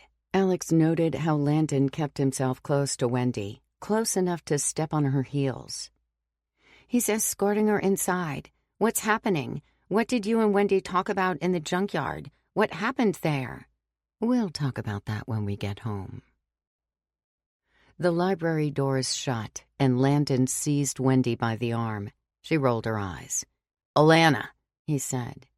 Alana Northington was on her knees at some children's bookshelves, and she turned to face them with a brilliant smile. "Wendy, you came after all." "Alana," he repeated, "I need you to get everyone out of the library. Helen's orders." Without question, Alana rounded up the 5 or 6 townspeople inside and held the door open for them as they filed out. The only explanation she gave was Helen's orders. After they'd all left, Alana locked the front doors and asked Landon what was going on. "She didn't go into detail, but we're to keep Wendy here until she says otherwise, no matter what." "Wendy, are you in danger?" Wendy said nothing and avoided her gaze. "Helen didn't say why," Landon said. "Wendy, are you okay?" "We're not supposed to release her, even if she asks. I'm guessing if Helen doesn't want us to know, she's not saying anything either." "This doesn't make sense. Wendy, did you do something wrong?" "All Helen said was to hold her here while she runs some errands. Maybe she did do something wrong and Helen's finding out for sure. I don't know. Where can we put her?" "I don't know. This is a library, not a jail. Wendy, what did you do?" Wendy almost wanted to blurt it out, to tell them she wasn't like them. But there was a reason Helen was keeping this to herself. Although the townspeople did anything she asked, there was always a chance they'd disobey if they felt strongly enough. Wendy was a ticking time bomb in Helen's mind. If everyone knew, perhaps someone would take it upon themselves to deal with her sooner rather than later. Helen needed time to decide. Wendy was grateful for that, because it meant she had time to plan. Whatever measly plan the library would provide her. She'd never excelled at this sort of thing. Thinking her way through a rough spot wasn't her forte. That was Spencer's. He could think on his toes better than she could flat on her feet. Where she became overwhelmed and frightened, he was always confident and reliable. She could always count on him to swoop in and clean up the mess. "We'll just put her in the office," Landon said. He seized her arm and led her around the front desk, where the office door stood shut behind it. Alana let them inside. Landon looked the room over disappointedly. "One of us will have to sit with her to make sure she doesn't slip out the window." "I'll watch her if you don't want to." Did Helen say for how long? "Probably not too long. I don't know." "You can sit at your desk if you want," Alana said. "You want a book to read?" "No." Wendy took her seat behind the desk where she'd sat for many, many nights after hours, viewing and filling out order forms and the like. She turned to look toward the window. It was a decent-sized window, room enough for her to climb out. It faced Main Street. There were people on the sidewalk, talking and gazing east. They probably weren't talking about the gunshots, she thought. More likely, the thick clouds approaching over the mountains. They were long overdue for a storm this summer, although from what Wendy had seen from the junkyard, the clouds hardly looked threatening. The window shades abruptly flipped closed, and Wendy turned her attention to Landon, who eyed her suspiciously. "We'll take turns watching her." His eyes were glued to her. She looked away uncomfortably. "Does Helen think you've got something to do with that woman killing Nathan and those guys?" "Leave her alone," Alana said. "We don't know anything yet." Landon shrugged, unimpressed. "I'll be out here watching the front doors. Shout if anything happens." He shut the door behind him. Wendy wasn't sure why the door needed to be closed, or why they both couldn't watch her. He did strike her as a bit of a coward, however. Takes one to know one, she thought. They pulled into the driveway, and Helen shut off the car. She looked out her window, watching the incoming clouds while the wind pushed against them. Speaking into the glass, she said, "Sooner or later, you're going to realize some choices aren't easy. Not everything is clear." Oh, God, Alex thought.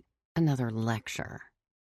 "I know you think you have a strong grasp of what's right and wrong, but believe it or not, there is an in-between." She turned to look at Alex now and frowned when she saw her uninterested expression. "I know you were with David at the park." Alex's heart gave a jump. I don't know everything you may have talked about, but I can guess. You know about us. You know about me. You went to Wendy after you saw David to confirm what he told you, and you now know about her. Alex went for the door handle, and Helen reached across and clutched her wrist the instant her fingers curved over its smooth hooked shape. "Let go of it," she said. "Sit and talk to me." "Where's David?" "Let go of the handle." Alex settled back in her seat. Helen took her hand away from her wrist, which Alex brought immediately to her abdomen, and folded her other hand over it protectively. "You wanted to know everything, and now you do. Almost. What all did David tell you?" Alex took her time stewing. She watched Helen from the corner of her eye, unable to look directly at her. Helen waited patiently. "I know about you," Alex said. "I knew it before, but not like I do now. You're evil." "You don't understand what you're saying. Evil is a presumptuous word. There's more to everything than what you might think. There's always more than one side." "More than one side? Killing David's parents was just a misunderstanding then?" "That's not what I'm saying." "Whatever. It's not important. I know you're not the real Helen. No one in this town is who they pretend to be. None of you belong here." Helen hesitated. "Maybe that's true." Intrigued and afraid and upset, Alex had to ask, "What are you exactly?" "I'm—" Helen searched carefully for the right words. "Different than you, that's all." "No kidding. That's not what I mean." "I don't know what else to say. I am what I am." "Where did you come from? Why are you here?" Helen's mouth opened as if to answer, but no words came, and the longer Alex waited, the more she seemed to struggle finding them. "I wish I could say," she finally blurted. "I don't know. I don't know." She was overwhelmed, Alex could tell. It was strange seeing her this way. She got the vague sense that Helen spoke carefully, not to be secretive, but because she cared what Alex thought of her. It was a rather human quality for the monster Alex had grown to believe she was. "You said there's more than one side to everything. So what's yours? Why?" "It's what we're meant to do," Helen said, defeated. She shook her head. "It's our survival. We can't help it." Alex scoffed. "Can't help it? You have to murder innocent people to survive? Kidnap children from their beds?" "We can't survive like most things. We can't experience the world like you." "Then maybe you aren't meant for this world." Alex folded her arms, slouched in her seat. "You're parasites." "Maybe that's true, too." The leaves in the trees outside were like sea waves in their rustling. Alex and Helen sat quietly, listening, the distrustful tension between them gradually dissolving into something else. For Alex, it was a kind of unexpected emptiness, uncomfortable and morose. "What happens to me now? Are you going to make me like the rest of you?" "No." "What about Wendy?" "That depends on Wendy." Another gust of wind whooshed over the car. Alex considered her next words very carefully. It was something she'd wanted to say for a long time. Even when she felt it couldn't be clearer, there was a sickening doubt writhing somewhere inside her, telling her she couldn't possibly know for sure, no matter how badly she wanted it to be true, simply so she could find some form of closure in the blame. "I know you killed my parents, too." Helen shook her head. "Your parents were dead at the wreck when I found them. I can't help that, and I had nothing to do with it." Alex struggled to keep her composure. She looked out her own window, unable to see Helen without feeling her blood boil. "If they'd been alive, you wouldn't have done anything to save them anyway. Finding me, the car wreck, it was all very convenient. Otherwise, I'm no different than David." Wanting to believe that doesn't make it true. Helen leaned back against her headrest, eyes shut. I don't know how to make you understand. You want to believe I'm evil because I'm different. You believe I'm evil for what I've done to your kind, but you refuse to understand that what we do is our very existence. It's instinct. We enter the world with one desire, to live, and there's only one way to do that. Then maybe you shouldn't exist. Alex's chest thumped wildly. Maybe if your sole purpose in life is to destroy the lives of others, you shouldn't be here. I understand completely. It's you who doesn't understand. Maybe it's your instinct, but it's our instinct to defend ourselves. There should be nothing surprising about that. I'm not surprised. She hesitated. I hoped there was a way we could be together as we are. I hoped you would, I don't know, grow to accept us. Me.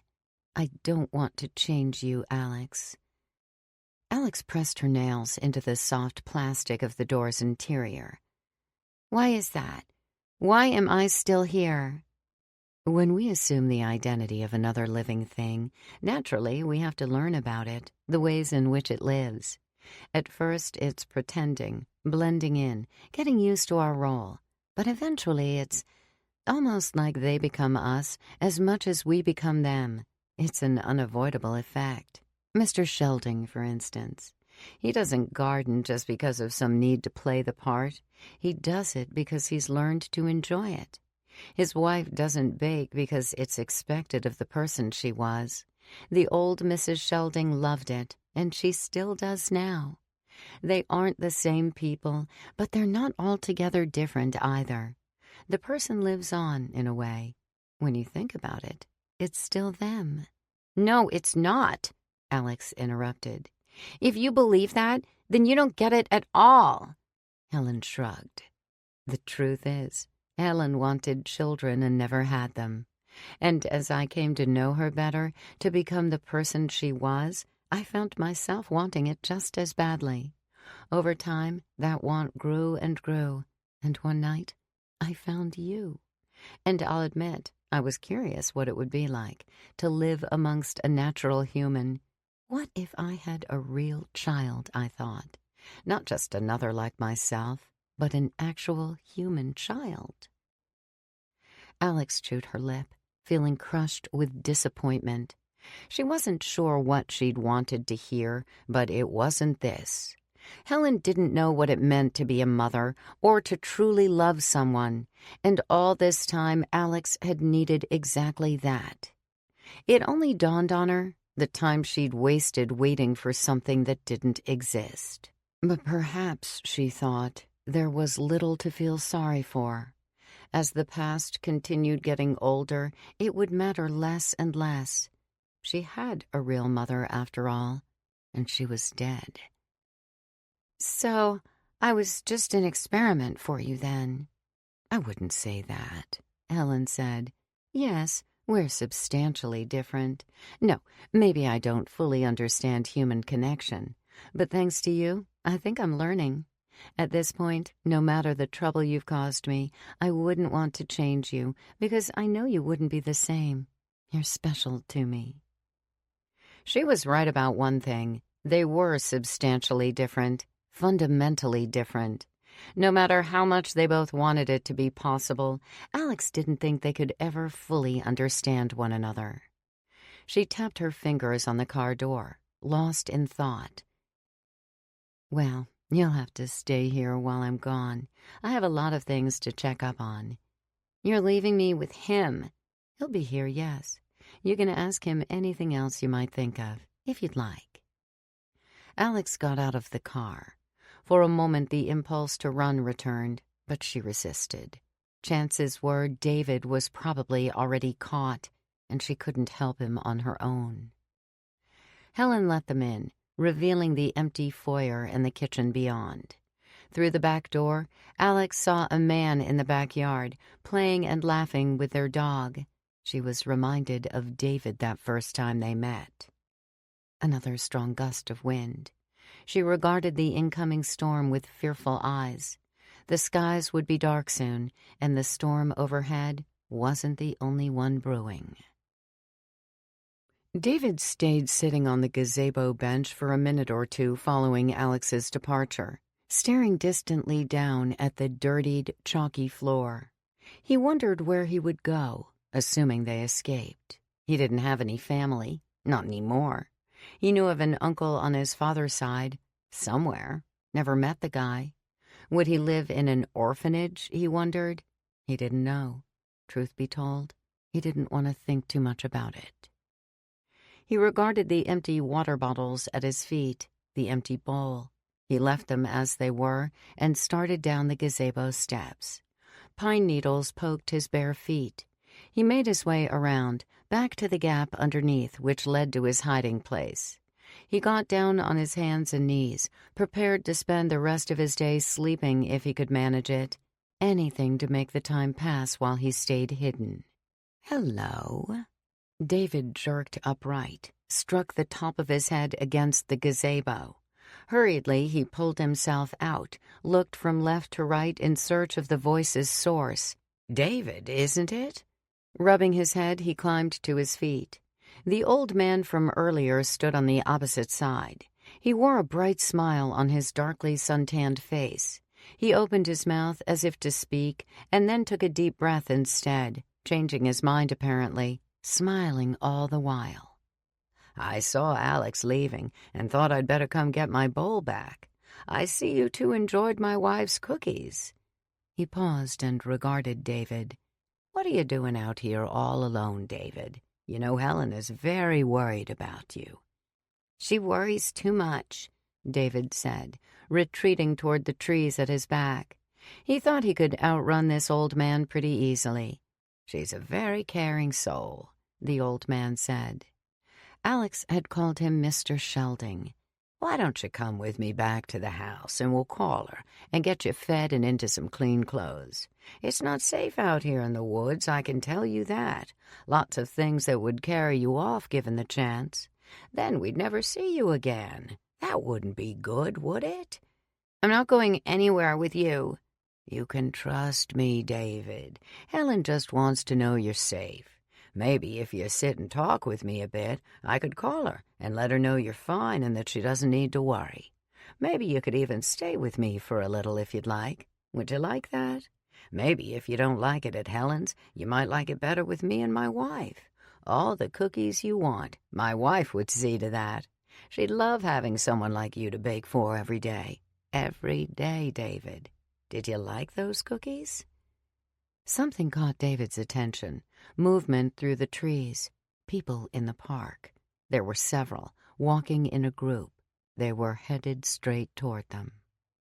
He spun on his heel and dashed into the woods, charging through a tight gap between the pines. Their branches pulled and tugged on his worn pajamas. Mr. Shelding shouted after him, calling for the other men, telling them, he's over here, hurry, he's getting away." David weaved between the tall pines, careful not to gouge his feet on rocks and fallen branches. The mountain slope rose steeply to his left. He wondered if he should climb the slope, go up the mountain, but if he ventured too far, he might get lost. He looked over his shoulder just once to see if they were behind him, and they were. 4 men. He nearly choked on his pounding heart. He ran harder. His feet throbbed. The men hollered, but he couldn't make out their words. The wind at his back propelled him faster. Maybe he could outlast them, he thought. It was wishful thinking. His legs were already turning weak and wobbly, his throat dry. If only he could tune it all out, he thought. He focused on his footfalls, one after the next, dodging weeds and dips in the uneven ground. He focused on his breathing, his panting. He focused on the open close of his heart. He kept moving, kept breathing. Animals skittered through the bushes. Birds fled their branches. His legs carried him. His arms pumped at his sides. All he needed was balance, agility. Soon he nearly forgot he was even being chased. The aches bled away. His limbs were non-existent. numb, as if it were the trees running past him and not the other way around. Forward, forward, forward. Where? He blinked dreamily. His surroundings turned into a kind of slideshow. Onward, onward. 1 second there were trees, the next a small clearing, suddenly trees again. He looked distractedly over his shoulder and saw no one at all. His eyelids closed again. Black. He opened them. The woods. He closed them. Black. There was an uneasy trembling in his stomach. He opened them. The woods still whizzing by. He closed them. He was full of something, swelling with a strange flying sensation. He opened his eyes once more, and the ground fell away beneath his feet. He was soaring forward, horizontal, like a superhero. His outstretched hand slapped the opposite edge of the open pit, and he fell against his belly.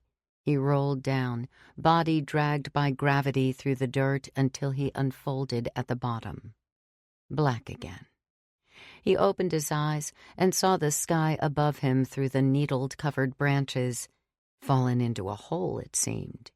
He looked from side to side, seeing nothing but the grade of the hole, and wondered indifferently if they would catch him now. Onward, onward, onward. Still. Still, still. Black, black, black. The hole was deep. Huh? Something beneath him turned its body to face him, and their eyes met. Images filtered through, like sand through a timer, of long, baggy shapes being hefted into the trunk of a car, and a square wooden hole leading down into chilled darkness. It was coming for him. He was in its lair, this town, this giant graveyard, a dead garden with its roots all connected underneath, feeding into something dark and gruesome, waiting far beneath the surface, and it wanted him. It observed him dubiously. He got a glimpse of it then in that short moment. It was loud, a piercing, bellowing, cruel vibration. Terror coiled around David's insides, squeezing them, leeching their warmth, causing them to quiver and shrink until he shivered in his dirt hole. And then, when the thing underneath him turned away, he gasped out into the empty forest and fainted.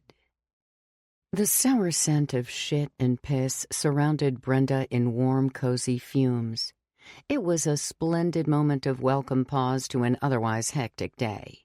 She did her best to enjoy it, to concentrate on nothing but the relief. She recovered from her squatted position when she finished and hiked her pants up and refastened her belt. She took a deep breath and stretched. They were surely hunting for her still. She thought she ran quite a while, far enough to feel safe for a quick bathroom break. There would be others coming to find her. They knew she was armed, so they'd be prepared for that. There also wasn't any reason not to kill her outright. If they saw her, they'd shoot. She hadn't heard from Willard in a long, long time. At one point she crossed paths with the clinic. She saw the small garden. The cornstalks, the few there were, swayed and trembled in the wind. She considered making a quick visit for something to eat and drink, but trashed the idea. Someone might be keeping watch. But she was tired. She'd only slept about an hour the previous night, and it was hardly restful. Her back was sore. Her legs were sore. Her neck was sore. Her ass was sore. Muscles she didn't even know she had. She wanted terribly to sit down somewhere, but knew better. The summer breeze, building slowly toward a fierce wind, sent chills all over her. He'd fallen back into the darkness not just once, but twice. The first was a surprise. His body was jittery with relief when he removed himself from the examination room and fled to the clinic's front door. Then he saw her on his way out, like she'd been waiting for him all along. Helen. He was shocked. It was that sudden distraction, that removal of thought, that allowed his mind to be taken a second time. He returned to the dark place, where his eyes must be shut, and luckily Lucy had still been there to blindfold him, to show him once again to the exit. Lucy didn't speak to him at all then, and the warmth he'd felt the first time had begun to cool. When he awoke the second time, he felt overwhelmingly weak, drained. His mind wanted to shut off. He wanted to keep going. There was a heaving in his chest and stomach, like his body wanted something out, but the thing inside him wanted to stay. It took him once more, right at Helen's feet, and he found himself in that same place, in the dark, only this time the warm blindfold was gone. He called for her. She never answered. He had an impulse to open his eyes, but caught himself. He remained there, alone, for what felt like ages. It wasn't until he finally heard her voice again that he opened them. "Aaron, it's me. Open your eyes." And so he did. A mistake. He opened them and saw himself. He was staring into his own eyes, leaned over a bathroom sink, smiling in a way he'd never seen himself smile before. He didn't recognize himself. It was his face, but he wasn't behind it. Someone else smiled in the mirror. They knew he was there, looking out from his eyes, and smiled greater. He wanted to run, but could only watch. He watched himself run the water in the sink and wash his hands. He felt nothing. It was just like being in that dark place before. He knew he had arms and legs, he could sense them, but he couldn't feel them, and he couldn't move them. He turned the water off and turned to the towel behind him and dried his hands. "Aaron?" came a voice from the hallway. "You doing okay?" He walked into the hallway and saw the blonde woman. "I'm better than okay." His own voice sounded alien to him. He wanted to tell the blonde woman to go fuck herself, but suddenly his vision flickered and throbbed into darkness. Then it came back. The woman, Helen, said something again, but the words were distorted and soft. Then it happened again, all sound fading and swelling, fizzling and then roaring, his vision blackening and then resurfacing. "How is he, then? How are you?"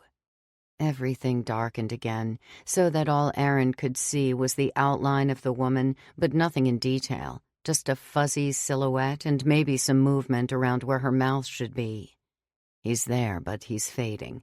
You don't need to." The darkness deepened. There was a humming sound, expanding and sinking, until it grew into a windy vacuum, and Aaron felt like maybe he could feel his ears again, or a piercing, stretching pain where they should have been, their inner workings pulsating. He wanted to cup his hands over them to shut it out, hollow and everywhere. Wake up, don't let it take you.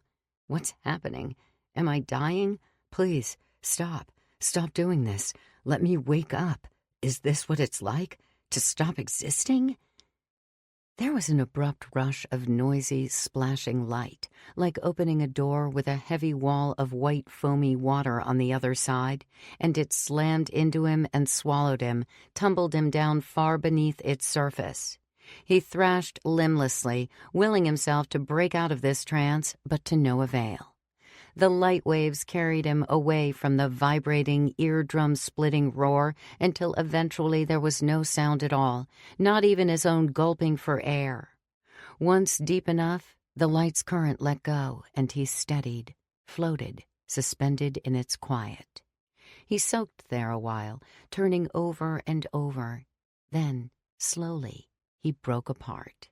Piece by piece into the ocean, came undone into fleshy pixels, something which felt like dozing off on the brink of sleep, and bled away. Then there was quite literally nothing at all. If during this time Aaron possessed any kind of awareness, he would have been afraid he'd died, because for a brief moment he did not exist. No light, no dark, no thought, nothing. He would never know about this. He wasn't there for it. He'd remember it as well as he remembered the time before he was born. For him, he'd simply felt a sensation, the dissolving, and instantaneously he was someplace else. He would never know about the 20 or so seconds in between when the world was still moving and he wasn't. But then there he was again, in yet another darkness. He didn't think to close his eyes this time. That ship had capsized. He stared into it, moved his bodiless limbs around in an attempt to discover he had them, and though he still felt nothing, he sensed they were there somewhere, like before. There was a stirring at his words, his thoughts, and the sound frightened him into silence. Something was moving. His invader again, he thought. But what actually came was something very different. A light. A blue light pulsed faintly. He reached for it, like something he could clap inside his hands. But it was farther away than that, bigger than that. He willed himself forward, moving closer, and it steadily grew until he could see that it wasn't just a blue light, but a large, shapeless something filled with blue light, and other lights, wispy and white, darting inside it. The shapeless something was moving. It breathed, alive, gelatinous, almost, he thought, like the top of a jellyfish. Could he actually be underwater, he wondered? The light-filled, jellyfishy figure shifted again at the sound of his thoughts, its body rippling and shuddering as it turned. Did it have a face with which to face him? "Are you the thing inside me?" No response. "What is this place? What are you? You're probably not anything at all. I'm hallucinating. Or maybe this is what the brain does when we die. I've heard people talk about a light. It's usually at the end of a tunnel, though." It stopped turning. Cautiously, he moved closer. Did David see this? Did he open his eyes? How could he have known unless he'd made the mistake himself? Then Aaron saw something he didn't like. He didn't realize what it was at first, only saw a glimpse, but it caught his attention, and he found himself searching for it again. Something in the blue light, swimming with two white lights, had taken a familiar shape. There, he saw it again, only for a second before it vanished, but he'd seen it. He brought himself closer still. Another, and another. It was something in the darting white lights, something dark inside them, markings of some kind, patches of black pits and lines. They were swimming too quickly to get a good look. He needed to get closer, but worried he might touch it. Something told him touching it was dangerous. My God. There. He was wrong. It didn't have a face, no. It had dozens, hundreds. Each white light had one. Black pits for eyes and nightmarish grooves for the noses and mouths. They were swimming inside it, brilliant worms with human faces, trapped like fish in a bowl, circling endlessly around one another. He could see them now. Some of their black mouths moved, gaped open in silent screams. I can't get any closer or that'll be me. It's lured me in. I have to get out of here. He turned toward the nothingness and fled into it, away from the jellyfish. It didn't follow. It knew he had nowhere to run. It knew there were walls in this darkness and that they were closing in. It knew he was running out of time. 21. Two Sides. Helen closed the door behind her as Alex continued into the kitchen. I'm going upstairs to make some calls. I'll be back down in a minute. Alex didn't give any sign she'd heard her. She stared into the backyard, watching the man play with Monk, happy as ever, just like David. She thought of their plan, and her stomach churned. She climbed the stairs to her bedroom. She passed Helen's room on the way and saw her standing in the gloom by the drawn curtains with the phone to her ear. She turned into her bedroom and thought about shutting the door, but suddenly that didn't seem important. She climbed onto her bed, flipped onto her back, and lay flat like a starfish. She hoped David was all right. He was a smart kid. She felt embarrassed to think he might be smarter than her, though she was nearly twice his age. She'd been his age when she first arrived. A disturbing realization. She wondered what all she'd missed in life the last 6 years. School didn't exist in Amberton. There was a small schoolhouse just down the street from the church, but it was empty. She'd been young enough at the start to think nothing of it, but now she realized how behind she must be. And what of the children, she thought, who lived here before it started? Landon was probably just a kid when he was turned, 12 years ago. She probably missed out on a lot of friends, real friends, not like Mandy. The kids here were strange, emotionally simple. She wondered what having real friends would be like. Would it be any different? The town was full of pretenders, after all, and for 6 years she'd been adequately convinced.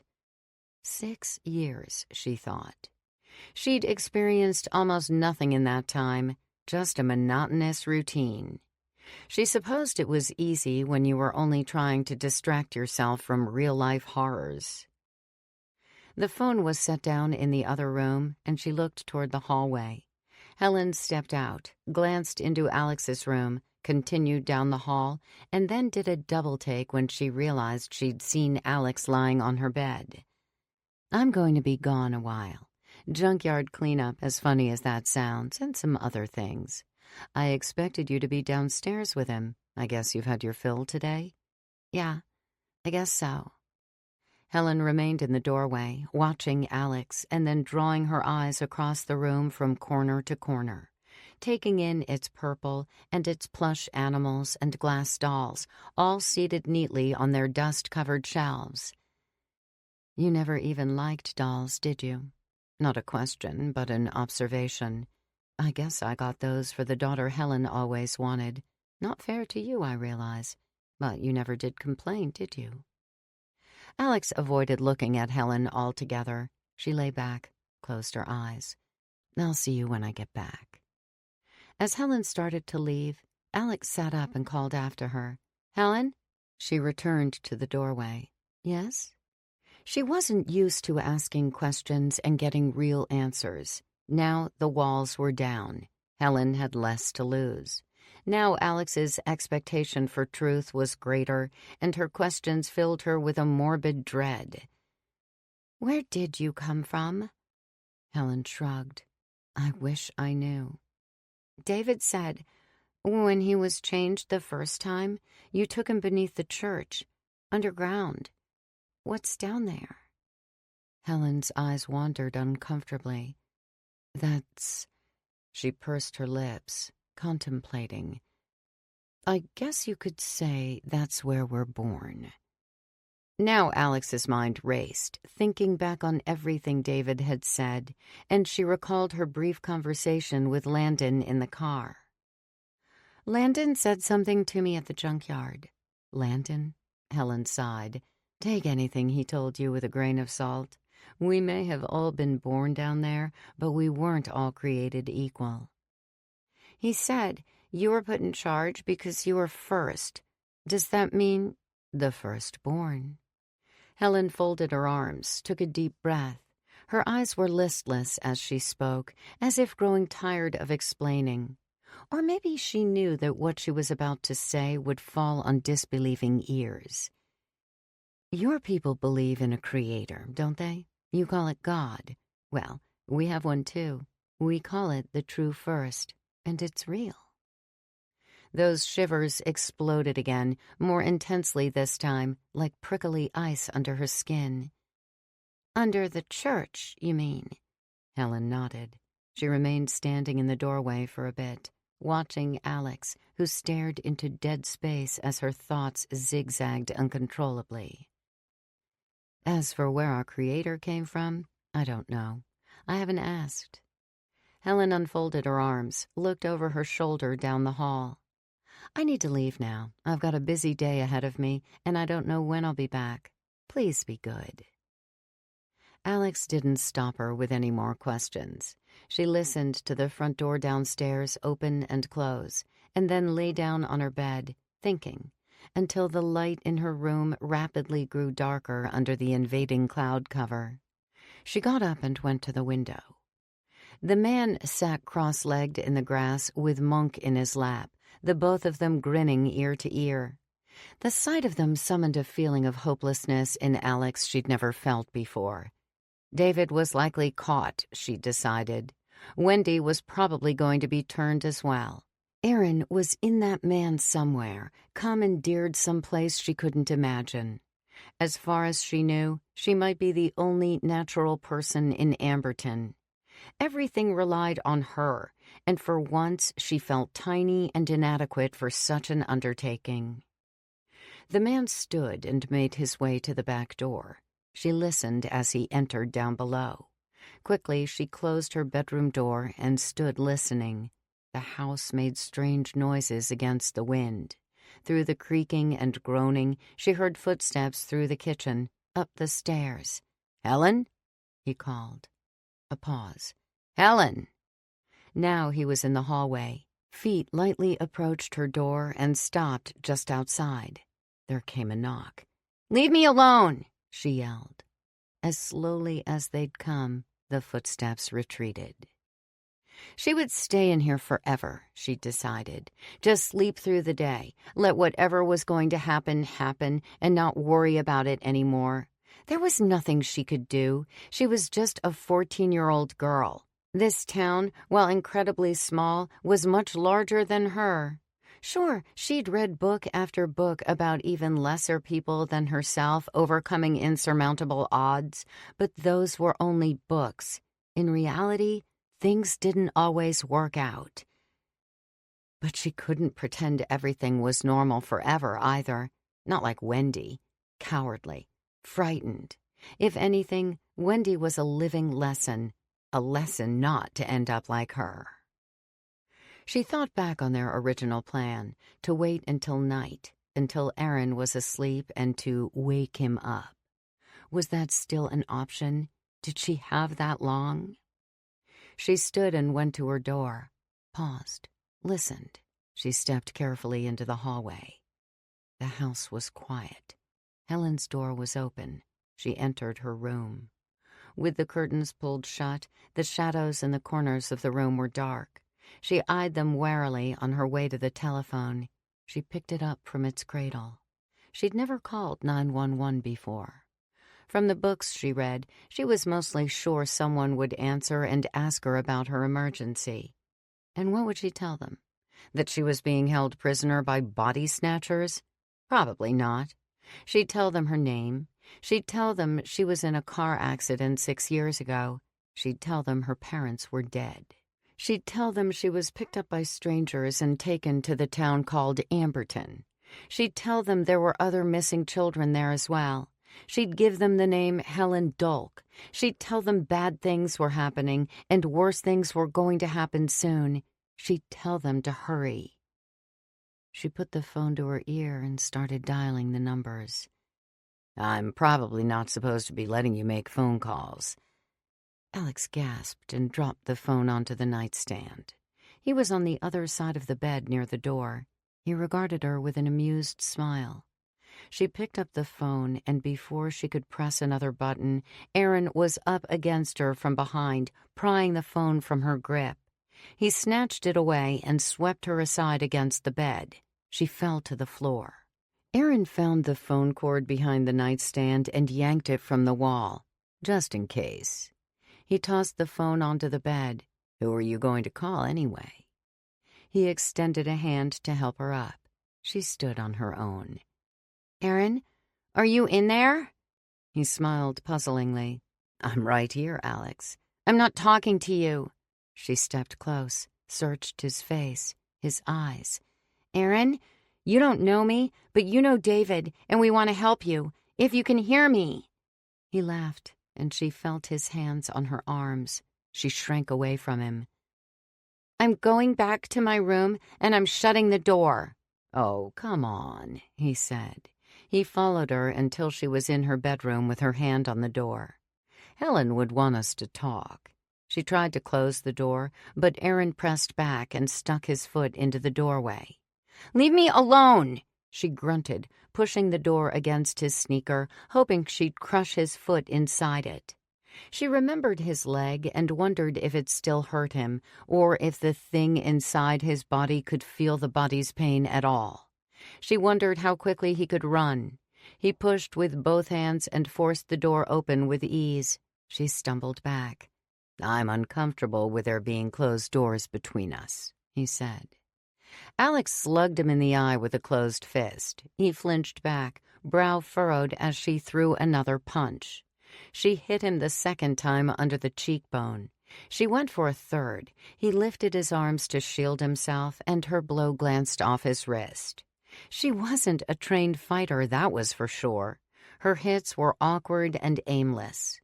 After a pathetic moment of struggling, Erin grabbed her wrists and forced her backward toward the bed.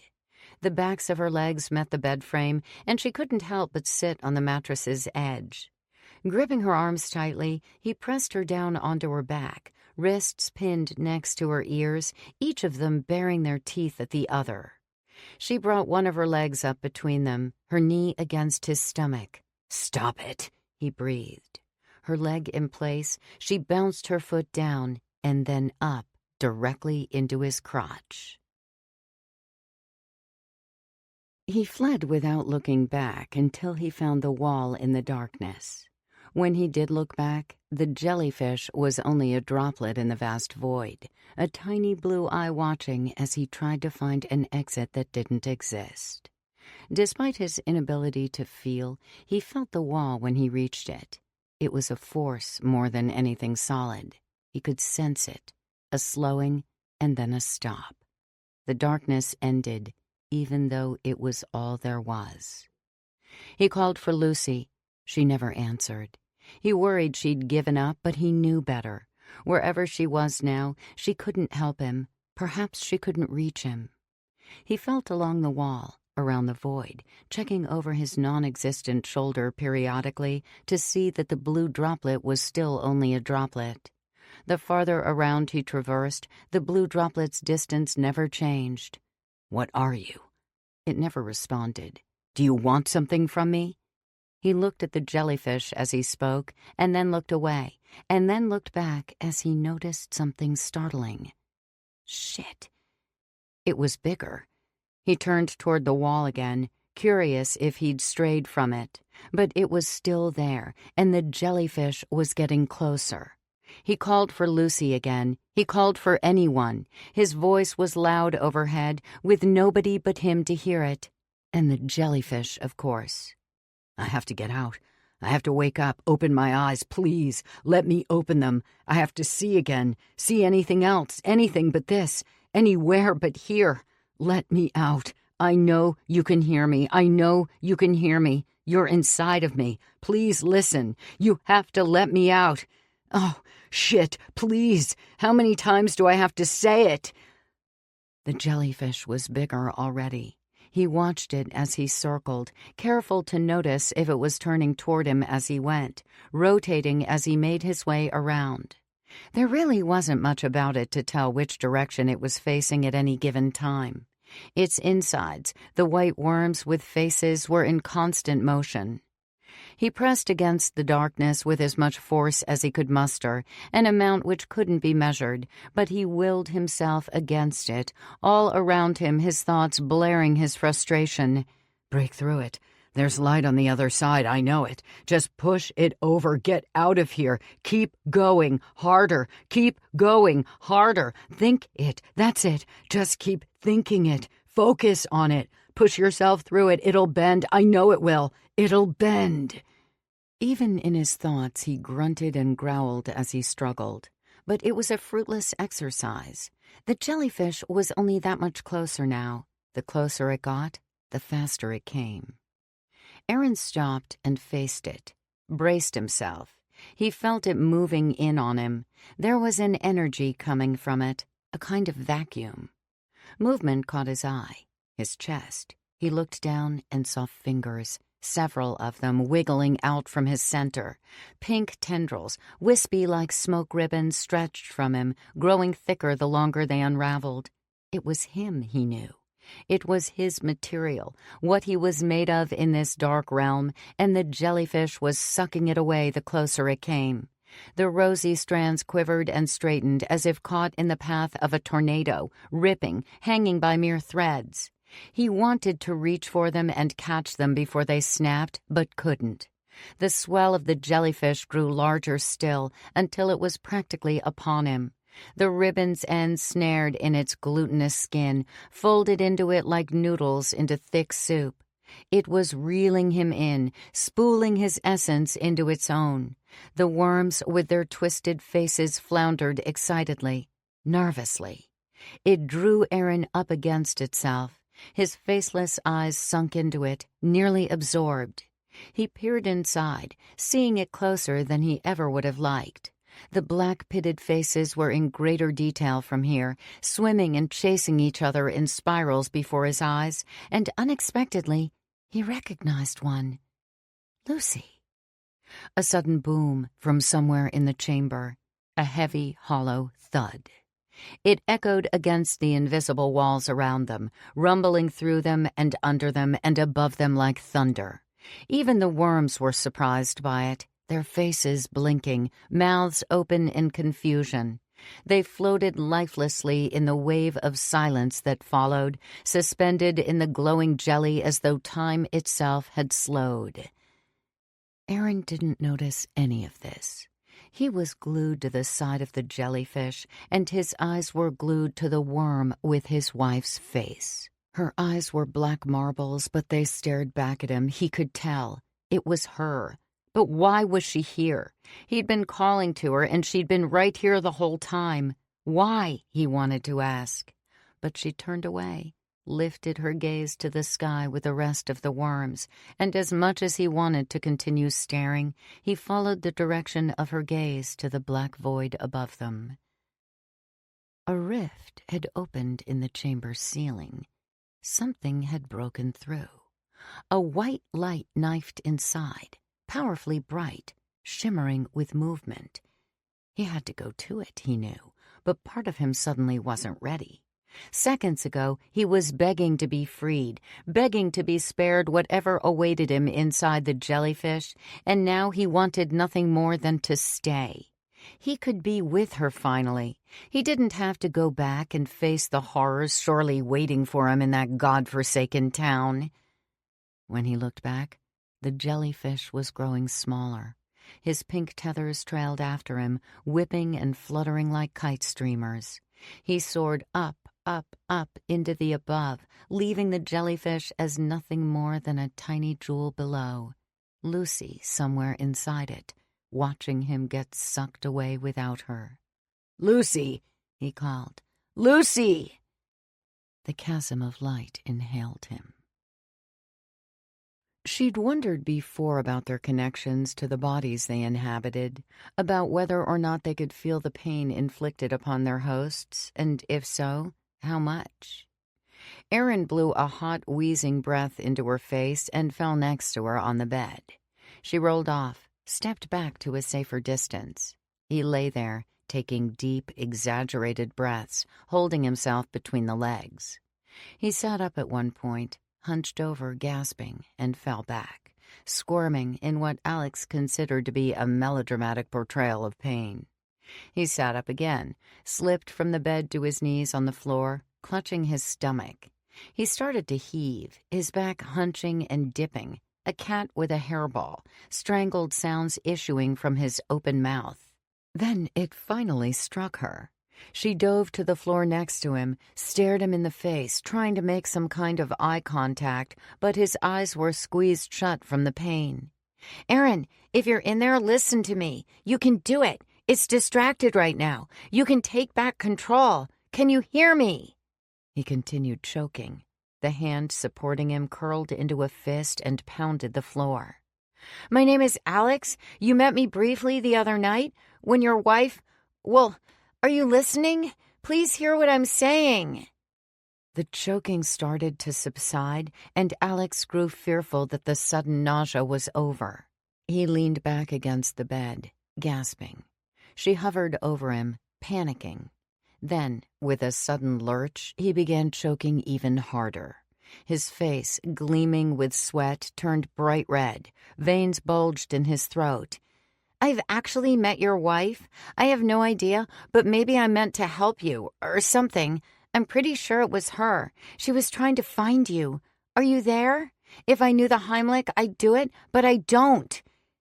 The swell of his throat swelled more until it was impossibly bulbous. Alex leaned away from him in anticipation and wondered if his flesh would split apart around his neck from the pressure. She imagined an explosion of gore, his head falling off, a strange alien birthed from the shortened spout of his exposed esophagus. His face turned from red to purple. The blockage was stuck in place. He crawled forward, helpless, his hand around his throat. "What do I do? What do I do?" She thought she might slap him on the back, but remembered that was what Helen had done to help David keep it down. That was the last thing she wanted. His cough was a gunshot. He rocked back on his hands and knees like a cannon on its wheels. Alex's eyes darted across the room, expecting to see the squirming parasite splatted against the wall from the power, but it wasn't there. His throat was deflated, but now his mouth was stretched open, his jaws pried apart, almost unhinged like a snake. Alex crawled from his side and sat before him and held back a whimper. He was gagged like a smoked pig. Only the apple was fleshy and moving and alive, with wet noodle arms lapping around his lips and cheeks, screaming an unearthly sound, a demon newborn crowning from his open mouth. He couldn't open his mouth any further. Behind the hellish mewling came his own smothered screams. She pressed her fingers to the soft, slippery ball inside. Unable to grab it, she took hold of its weak, rubbery arms and spooled them around her fingers. She pulled.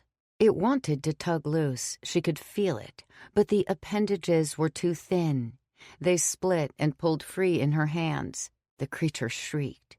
She poked a finger inside the corner of Aaron's mouth, slid it between his lips and the meaty ball, past his teeth until she could hook her finger around it, and then pulled its tiny arms while she scooped, wrenching it out bit by bit. "Come on, come on!"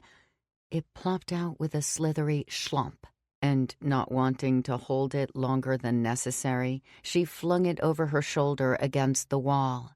It fell wetly to the floor. She scurried to it, jumped to her feet, and kicked it with the toe of her shoe against the baseboard. Gah! A hole burst in its side, and its innards gushed into a tiny puddle beside it. The screaming stopped. Aaron collapsed onto his stomach and gulped for sweet air. She knelt next to him while he lay face down on the floor. Her hand hovered over his back, wanting to help, but afraid to touch him. His breaths were ragged and tired, but he was breathing. "Are you okay? Can you hear me?" He nodded, wheezed. She sat down, exhausted as well. They sat for several minutes, and both caught their breath. Hesitantly, she asked, "How do you feel? We were fighting, and I had to kick you. I'm sorry. Are you again?" He took a deep breath. His head was turned, lying on his cheeks, lips pouty against the floor. "She was in there somewhere. She was trapped inside, and I left her. I have no idea how to go back." "Who are you talking about?" "Lucy.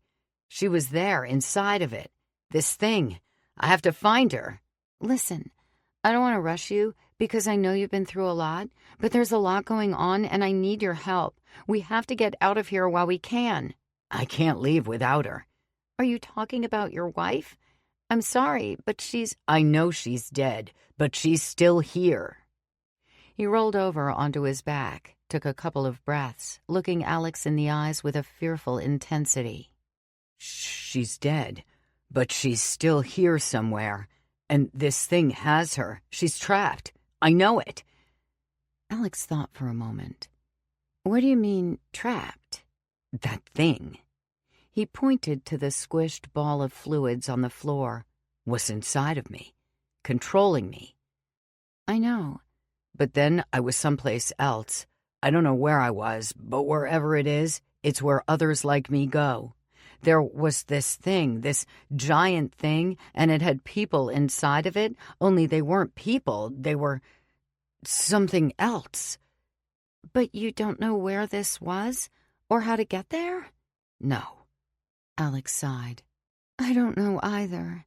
What I do know, though, is that we don't have a lot of time.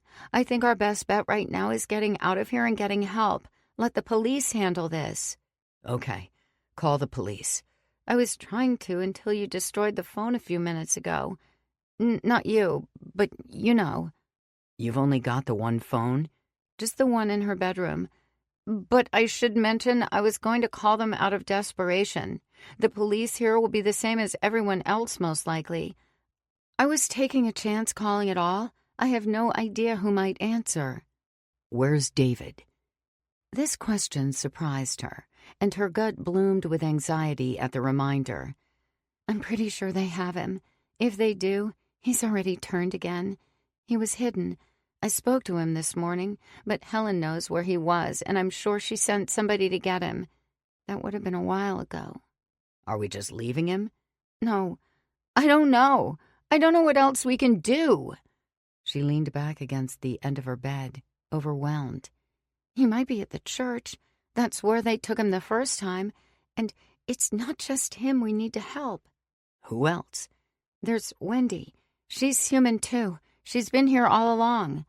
I met a Wendy at the clinic. She was with that blonde woman. That was her, then. Are you sure she isn't one of them? I'm positive. Aaron thought for a moment. Helen, is she your mother? No, Alex said immediately. My parents are dead. Anyway, even if we could reach both Wendy and David, we can't exactly go walking around during the day in front of the whole town. They'd see us. So what should we do? I don't know yet. David and I had a plan for tonight, but you're already back to normal, and with him likely caught, our original plan doesn't matter anyway. What if we could take someone's car? A neighbor? Alex got up from the floor and went into the hallway. Come here, she said. Aaron groaned as he got to his feet and hobbled after her. They went into the guest bedroom where Aaron had slept. Alex stood at the window. She parted the curtains. She made a phone call before she left. I wouldn't be surprised if it was for us. At the house across the street, a man sat swinging on a porch swing. He had a book opened in his lap. The wind blew his hair wildly. This wouldn't be noteworthy if it wasn't so windy, Alex said. He's out there to watch us. Otherwise, if he really wanted to read, he'd be doing it inside. There's nothing subtle about it, but Helen probably realizes we're beyond that. You and I aren't going anywhere. Aaron grumbled and sat on the bed. Alex peered out the window a few seconds longer before joining him. I swear, anything that could have gone wrong this weekend has. The worst possible things. It'd be almost comical if not for Lucy. I'm sorry. Aaron looked at Alex, who wrung her hands nervously in her lap. You didn't cause this. For a kid, you seem to be holding your own pretty well here. I'm actually 14. Aaron smiled for the first time that she'd seen, a handsome smile through the cuts and bruises. Her stomach fluttered at the sight. The feeling surprised and confused her, and she jumped up from the bed and went back to the window, worried he could somehow tell. How did you even end up here? He asked. Why aren't you one of them? My parents died in a car crash, and Helen found me on the side of the road. She's taken care of me ever since, as isolated and sheltered a life as that's been. After knowing what I do now, I don't know what she ever did with my parents. I'm not one of them, because she wanted a real child, I guess. I'm something of an experiment for her.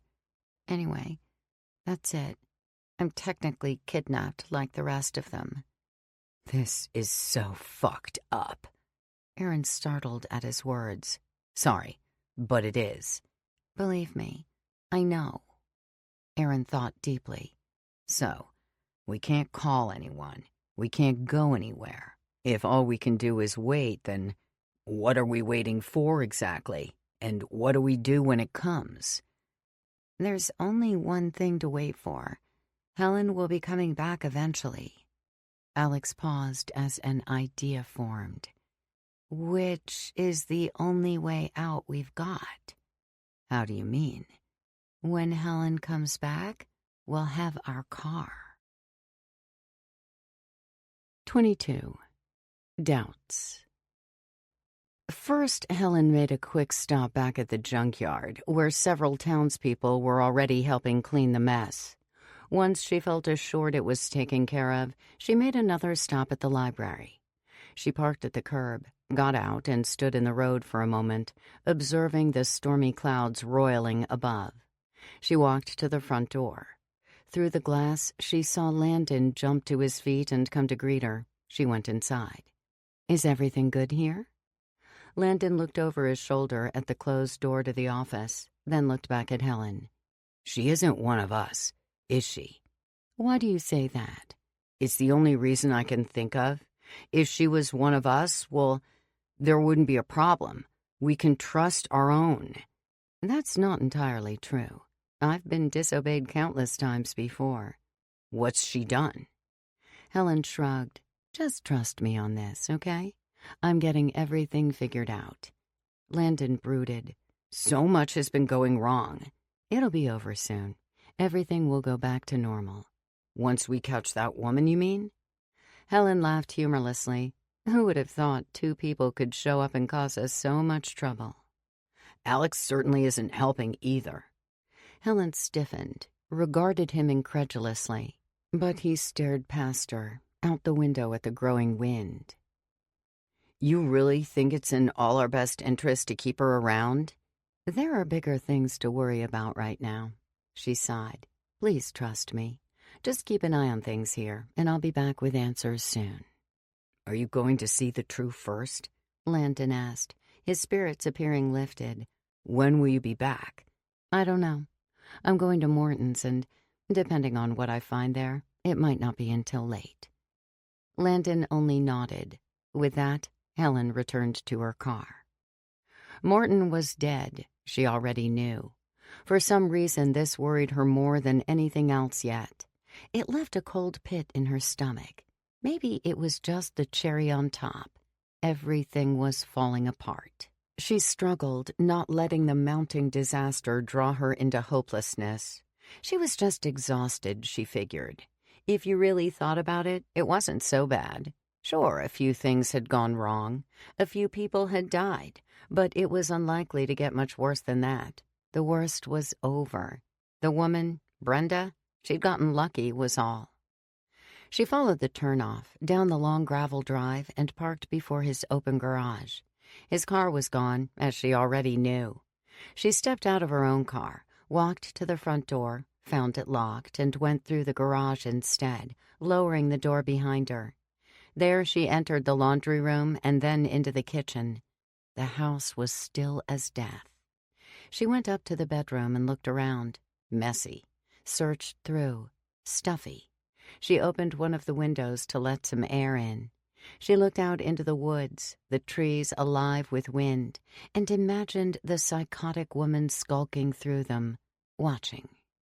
She checked every room upstairs, opened a few more windows, and found nothing but open drawers and closets, their innards rummaged through and scattered on the floor.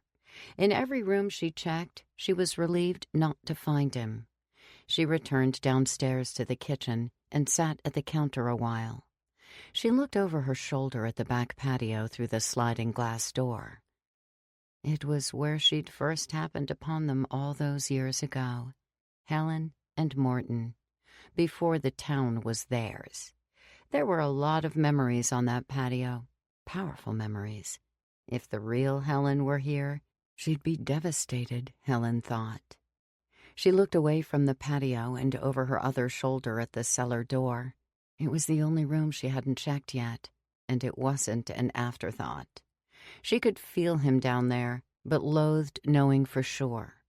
Whatever bond the real Helen had shared with him, it hadn't translated quite as strongly as some of the others during the transformation. The memories were there, she knew of them, but felt little compared to them. All these years gone by, and she was still envious of these connections which continued to elude her. She stood from the counter and approached the door. She opened it wide. The steps, spotted with blood, dissolved into darkness toward the bottom. "Morton?" She startled when the phone began ringing behind her. She left the open cellar door and picked the phone up at the kitchen counter. "Hello? It's me, Jonathan. What's the news?" A pause. "He got away."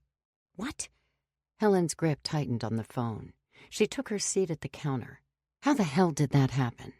"He just kept running and we fell behind. I have no idea how he outran us. The way he was going through those trees, you'd have thought he'd ran that same route 1,000,000 times before. Meanwhile, we were tripping over ourselves like, well, I don't mean to make us sound like complete failures. It was a freak thing, Helen, I swear. We searched around for a while even after we lost sight of him, but he was just gone." "You realize you were outrun by an 8-year-old? "We know. We're sorry. We did all we could. What do you want us to do now?" "I don't know. Everything is a mess right now." "How is Morton's place? What did you find?" "Morton's dead." She was guessing, but thought it most likely. "That woman's killed 6 of us now. Did you know that?" "You want us to search for her?" "I've already got a couple search parties out. Damn it, there are too many loose ends. I'm not too worried about the woman. She's got more blood on her hands than any of us at this point. But if David escapes, Jonathan, we're screwed. Just keep searching." "Right. I'll tell the other guys." Helen hung up without another word. She sighed and lay her head down on her arms folded on the countertop. She felt so fatigued. She could have slept comfortably that way if she really wanted. All she could do now was pay a visit to the True First and ask for guidance, she thought. It would tell her what to do. It had all the right answers. But even then, she was afraid of what they might be. Landon entered the office. Wendy had listened to their voices while they chatted outside, though she couldn't clearly hear anything they said. He shut the door behind him, stood in the middle of the room, looking anxiously between Alana and Wendy, and addressed the former. "She's not one of us," he said. Wendy's blood froze. "What do you mean?" Alana asked. "She's not one of us," he repeated, and jabbed his finger in Wendy's direction. His lips were tight against his teeth. "Helen just told me everything." He hunched down as he approached Wendy, bringing himself to eye level. "Care to comment?" She didn't know what to say. Any confidence she had gained in thinking Landon was a coward like her was gone now. "What do you mean she's not one of us? I don't get it." "I mean, she's just like Alex. She's like that woman running around murdering our town. She's human, Alana." Alana looked at Wendy for a long while. She wore an expression of confusion and apprehension. She wanted him to be wrong. "How do we know that? How does Helen know?" "She knows, Alana. That's all that matters. And so does she." He returned his scowl to Wendy. "What are you doing here?" She'd only watched them exchange words, not really hearing any of it. Blood pumped through her body so forcefully she thought she could hear it, like a waterfall, and behind the waterfall came a great thumping, her heart drumming somewhere inside her skull. "I said, what do you have to say for yourself?" She looked up at Landon, whose face was lit up, eager for confrontation with someone weaker than himself. "Did she say anything else?" Her own voice was so low she barely heard it. "Did she say what was going to happen to me?" She was in that place she hated, where she could barely think, where everything seemed to be standing still around her, waiting for her to catch up, and she couldn't. She needed Spencer. She needed him to handle things while she fell back to earth, and then to catch her when she finally did. She snapped out of it when Landon roared laughter into the small office. "Aha! I knew it!" He turned to Alana, eyes popping. "I knew it. Helen didn't tell me anything, but I thought so." "Landon," Alana said, "you could be completely wrong. I mean, look at her. She looks like maybe she's confused. I don't think she understands." "She's white as a ghost," he said. "The blood ran right from her face when I accused her. It's true. She's not like us, and she's been here for who knows how long. Helen found out somehow, and that's why we're watching her." "Wendy, what's going on?" "Just say it," Landon screamed. "Say it. You're not one of us. Helen's gone to the cave. She said that much. I wouldn't be surprised at all if she comes back with a newborn. For her." He laughed nervously, pleased with his cleverness, but still nervous of what Wendy might do next.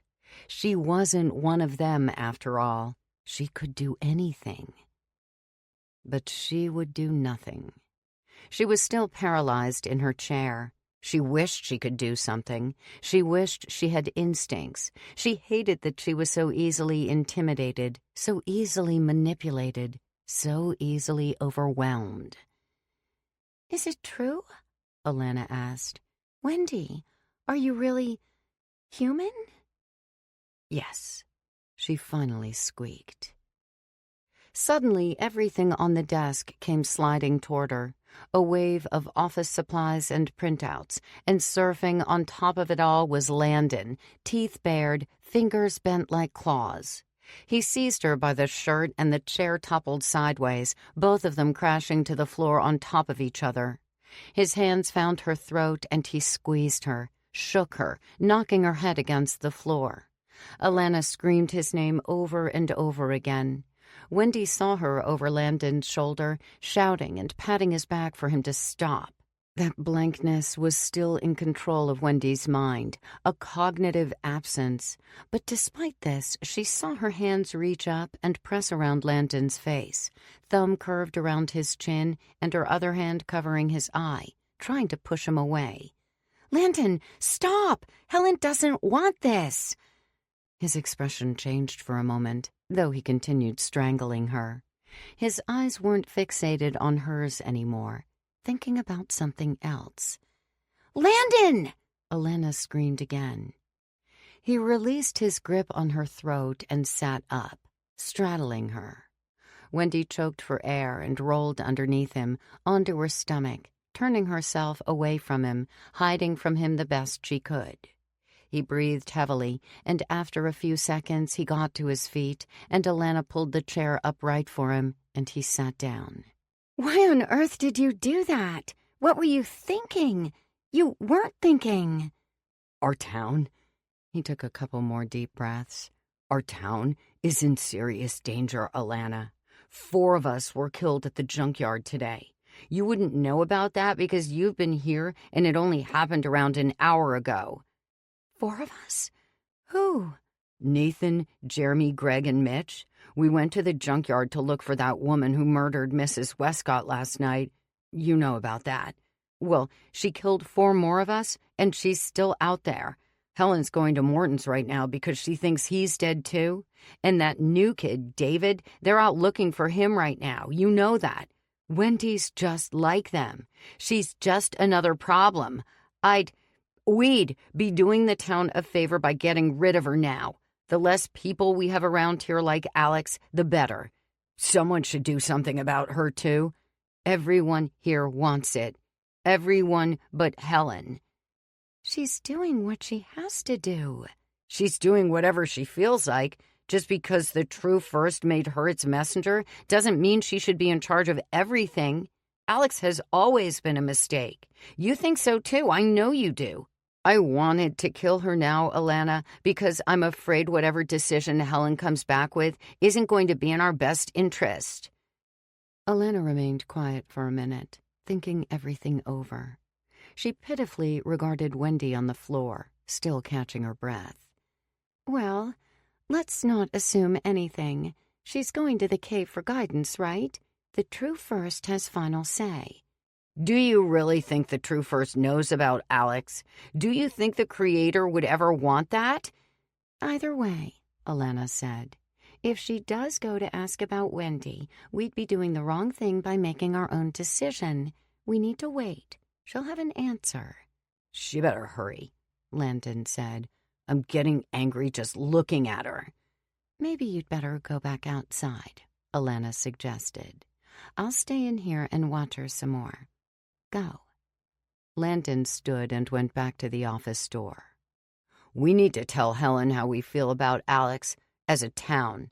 After all the trouble this last week, I think she'll be more open-minded. Just relax, Alana said. We might be waiting here a while before she comes back. You're making me nervous. Alana went to close the office door, and Landon shook his head and motioned for her to leave it open. That was a stupid thing to do. Keep it open. I'll be right here by the front doors if she tries anything anyway. Alana returned to the desk. She wheeled the office chair closer to Wendy's feet. You can sit down in your chair again, Wendy. Wendy didn't respond. She just lay there, her head facing the wall. Her eyes were open and unblinking. Alana said nothing more and returned to sit in one of the chairs on the other side of the desk. Brenda stopped and looked around herself. The woods were full of wind, loud enough to mask footsteps and whispers. If she didn't pay close attention, anyone could get the jump on her. But for the time being, she saw no one, not even a shadow. I'm still here, she said aloud. I'm not caught by them or the police. I'm still free. You haven't won anything. I'm still alive and you're still dead. She waited. The trees responded with more of their rattling. But then there was something, a voice, not Willard's. It's a waiting game now. There could be many outcomes, but I don't predict any of them being too promising for you. She looked around herself, expecting to see someone in the trees, but she was alone. That's not true, she said. I still have a chance. Keep ignoring the truth, sweetheart. Put it out of your mind for as long as you can. You've got nowhere to go, no home, no direction. Starving to death out here in the woods would probably be easier and quicker than anything you'll face after this. Her face wound itself into an intense pout, her eyes narrow, the lines at their corners deep trenches. She was usually quite good at pretending everything was all right, that everything would work out. She'd done it through most of her marriage, hadn't she? But she couldn't now. I could go back home and grab some things and leave for good, run far away someplace and start new. What's going through that simple head of yours? Where can you go? You can leave this place, but even then you'll still be trapped. The past has a way of doing that to a person. He's your past, Brenda, and you'll never get rid of him. You can't escape him or yourself. Just leave me alone, she groaned. You have no right to do this to me. Her voice turned into a high-pitched shriek that she didn't recognize. She balled her hands into fists at her sides and spoke to the trees around her with her eyes fused shut. You have no reason to torture me like this. He got exactly what he deserved. He hurt me. I was his wife, and he hurt me so badly.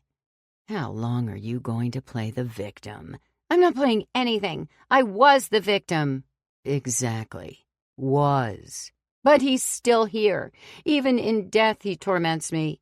It isn't me, it's him that needs to let go. Just let me go, for crying out loud. I've moved on. I have. But you haven't. You've changed, certainly, but not for the better. Not where it counts. And it's getting worse. Now you're talking to yourself. She started walking again, speaking as she did. She could see the backs of the buildings ahead, and then nothing after them. She was nearing the edge of town. The road out was somewhere nearby. She didn't know where she'd go when she reached the interstate, but just having something to aim for made her feel a little better. I wasn't always this way. I've done horrible things, and I take all the blame for them, but I'm not a complete monster.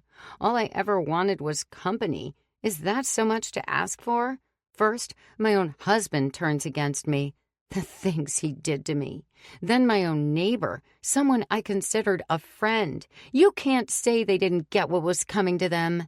Yes, but you're forgetting something important about the latter.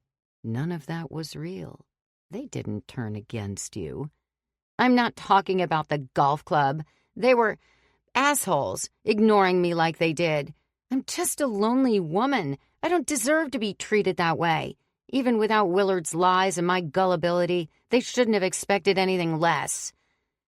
She walked a while longer, allowing herself to cool down until eventually she found the road. Feeling especially tired and sore, knowing she didn't have anywhere to be in a hurry, she found a comfortable spot away from the road and lay back against a pine tree. She couldn't sleep, just sat and rested. She saw a few cars coming and going while she waited. She wondered how many were from Amberton, how many were the same as the other abominations she'd met. She wondered where they were coming back from, out in the world. Did they have jobs out there? Were they working alongside regular people, completely undetected? How many of them were there? Were there other towns like Amberton? She thought back on her first encounter with one of them, the cabin man. What an experience that had been.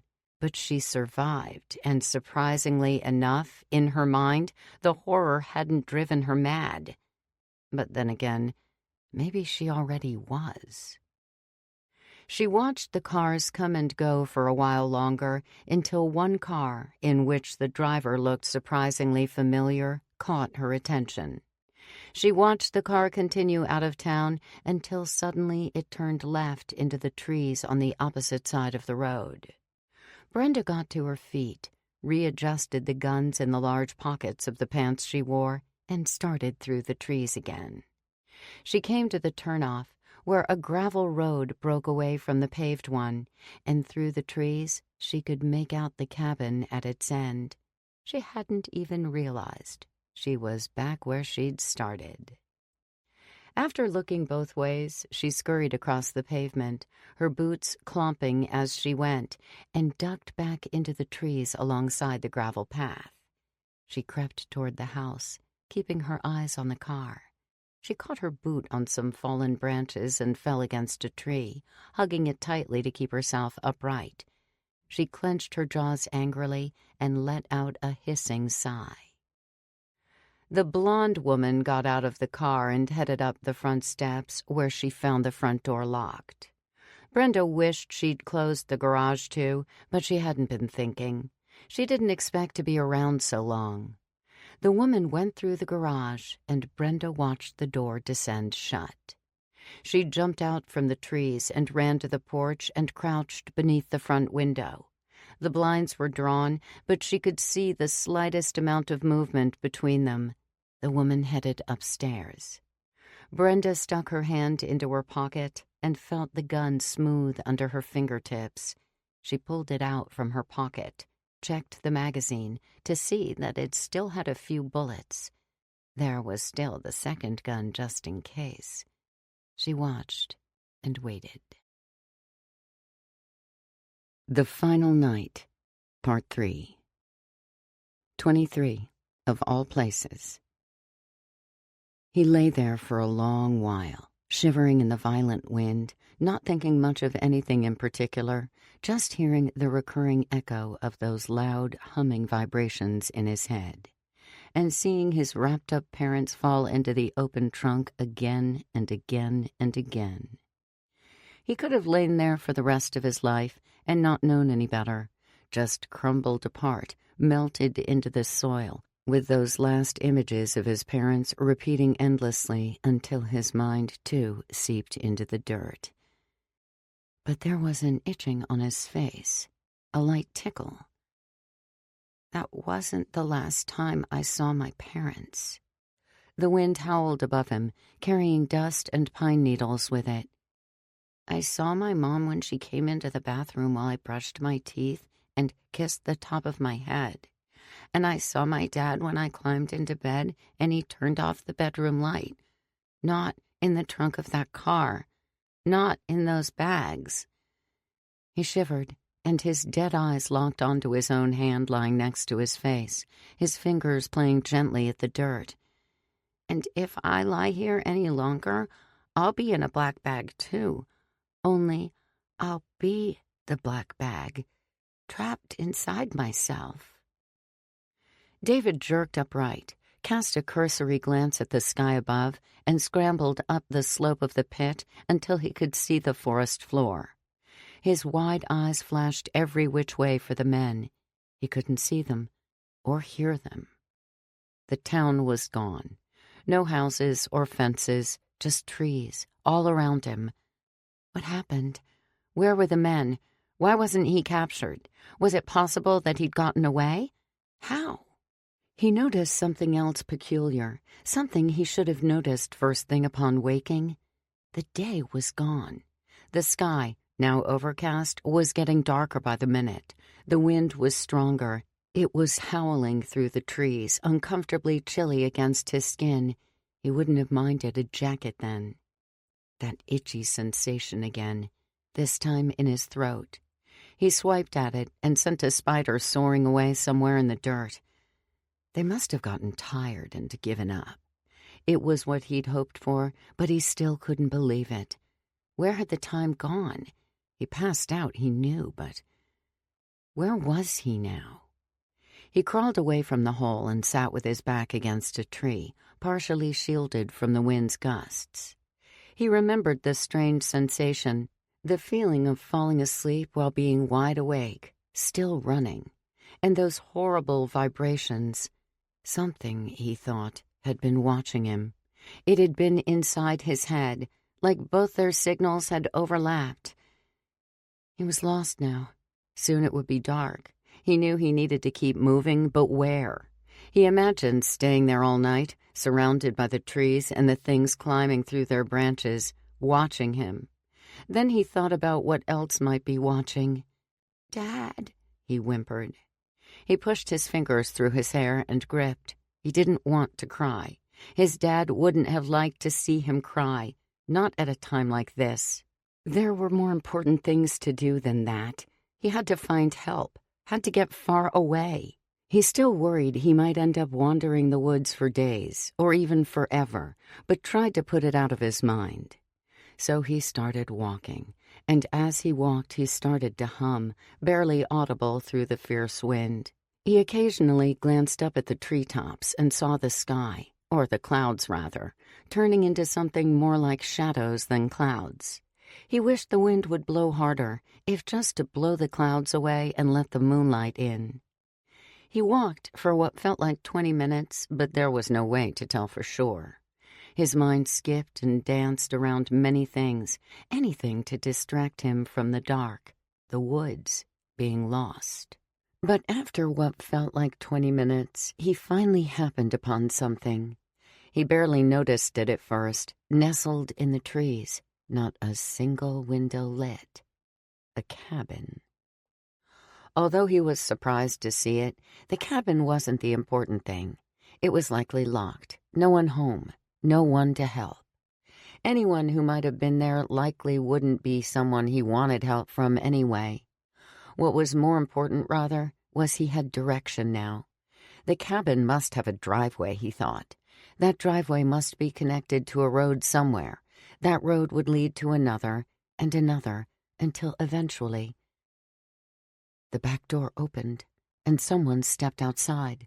David froze. It was dark, but light enough to see the figure standing against the cabin's shadowy backside. They shut the door behind them and paced toward the edge of the patio. "No way," he muttered inaudibly to the storm. It was her. He blinked and squinted to get a better look, but nothing changed. He would have recognized that smooth blonde hair anywhere. He was dumbstruck. It seemed he couldn't escape no matter how hard he tried. They would always find him, even by mere coincidence. He ducked down against a tree and watched. She left the back patio, down its steps, and approached the trees. Was she heading towards him?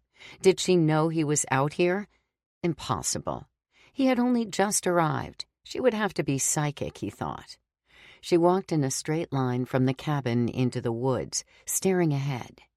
Her direction was deliberate and swift, like she'd been through 100 times before. She walked deeper and deeper, getting closer. He had to concentrate to keep her in sight, fading into the dark, behind the trees, reappearing in spectral glimpses.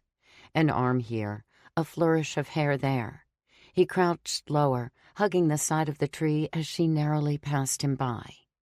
Her shoes scuffed and crunched calmly away, farther into the woods toward the foothills. Then she stopped. She paused. She took another step and disappeared entirely. What the? His sense of danger was suddenly erased, dissolved by curiosity. Very slowly he followed in her tracks, just a dozen or so steps from his hiding spot. He scanned his eyes over the foothills and saw nothing. No movement, nothing. She was just gone. The earth gradually rose up ahead, and it was dark enough then he could hardly see the break between hill and sky. He looked from left to right, wondering if she'd changed course. Somehow, she'd vanished. Poof! He neared the start of the incline when finally he spotted something peculiar. There was a spot before him, waist-high, black and round, featureless. A large black hole in the mountain slope. A cave. He advanced closer. He stood before it, the top of the opening about as tall as his belly. Could she have disappeared in there, he wondered?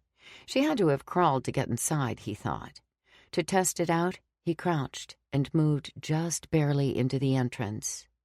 The wind was still whining behind him. He listened to the cave breathing inside. On hands and knees, he moved just a little farther in, head tilted to listen. He heard nothing. He saw only darkness ahead. The sudden feeling that something inside was looking back at him sent shivers down his neck. He couldn't help imagining her thin, manicured fingers reaching out, snagging him by the arms and dragging him in. But no, she hadn't come outside for him. She was going somewhere else. He backed away, turned toward the opening to leave, when a sudden vision stole his breath away. A dark figure approached. He only had a second to spot them, someone shorter than Helen and wider. They moved directly toward the entrance, taking their time, looking back and forth like he had done. In the cave's darkness, he was both hidden and trapped. Having nowhere else to go, he scrambled back around and scurried deeper into the unknown. Helen woke at the kitchen counter.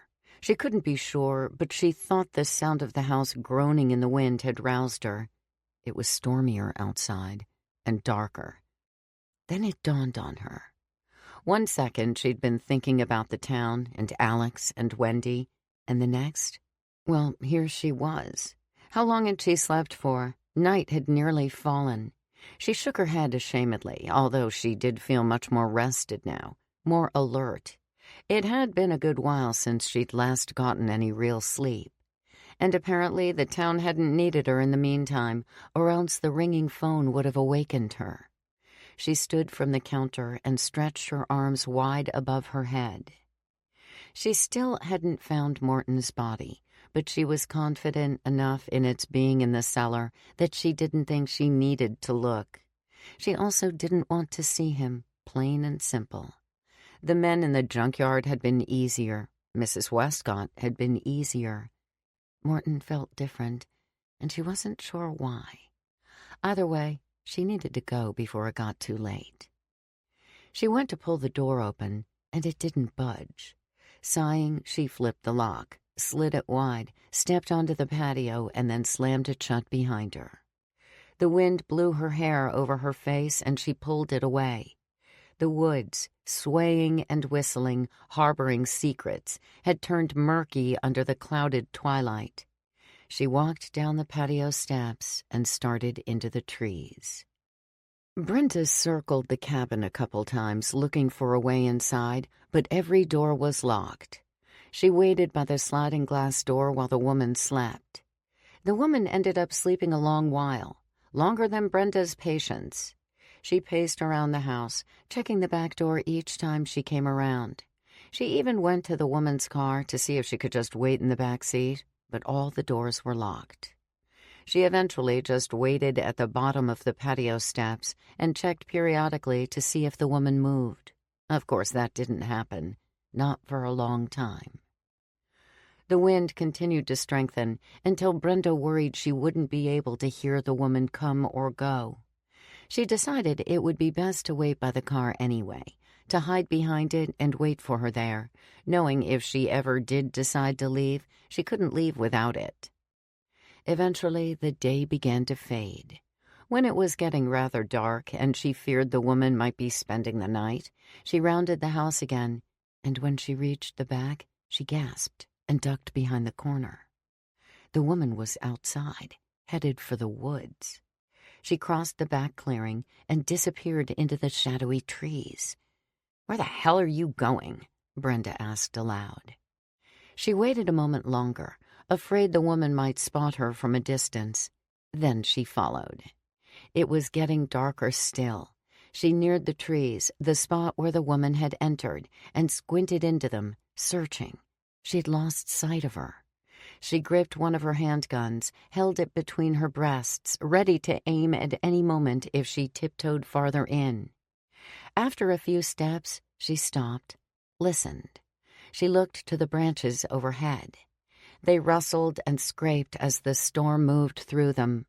Turning her attention back ahead, she didn't see the blonde woman, but she did spot a questionable hole large enough to be crawled through.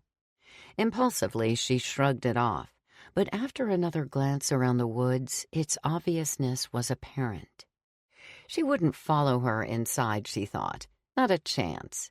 She would go back to the cabin and wait for the woman to come back from whatever the hell she was doing. Unless that's where they're keeping him now.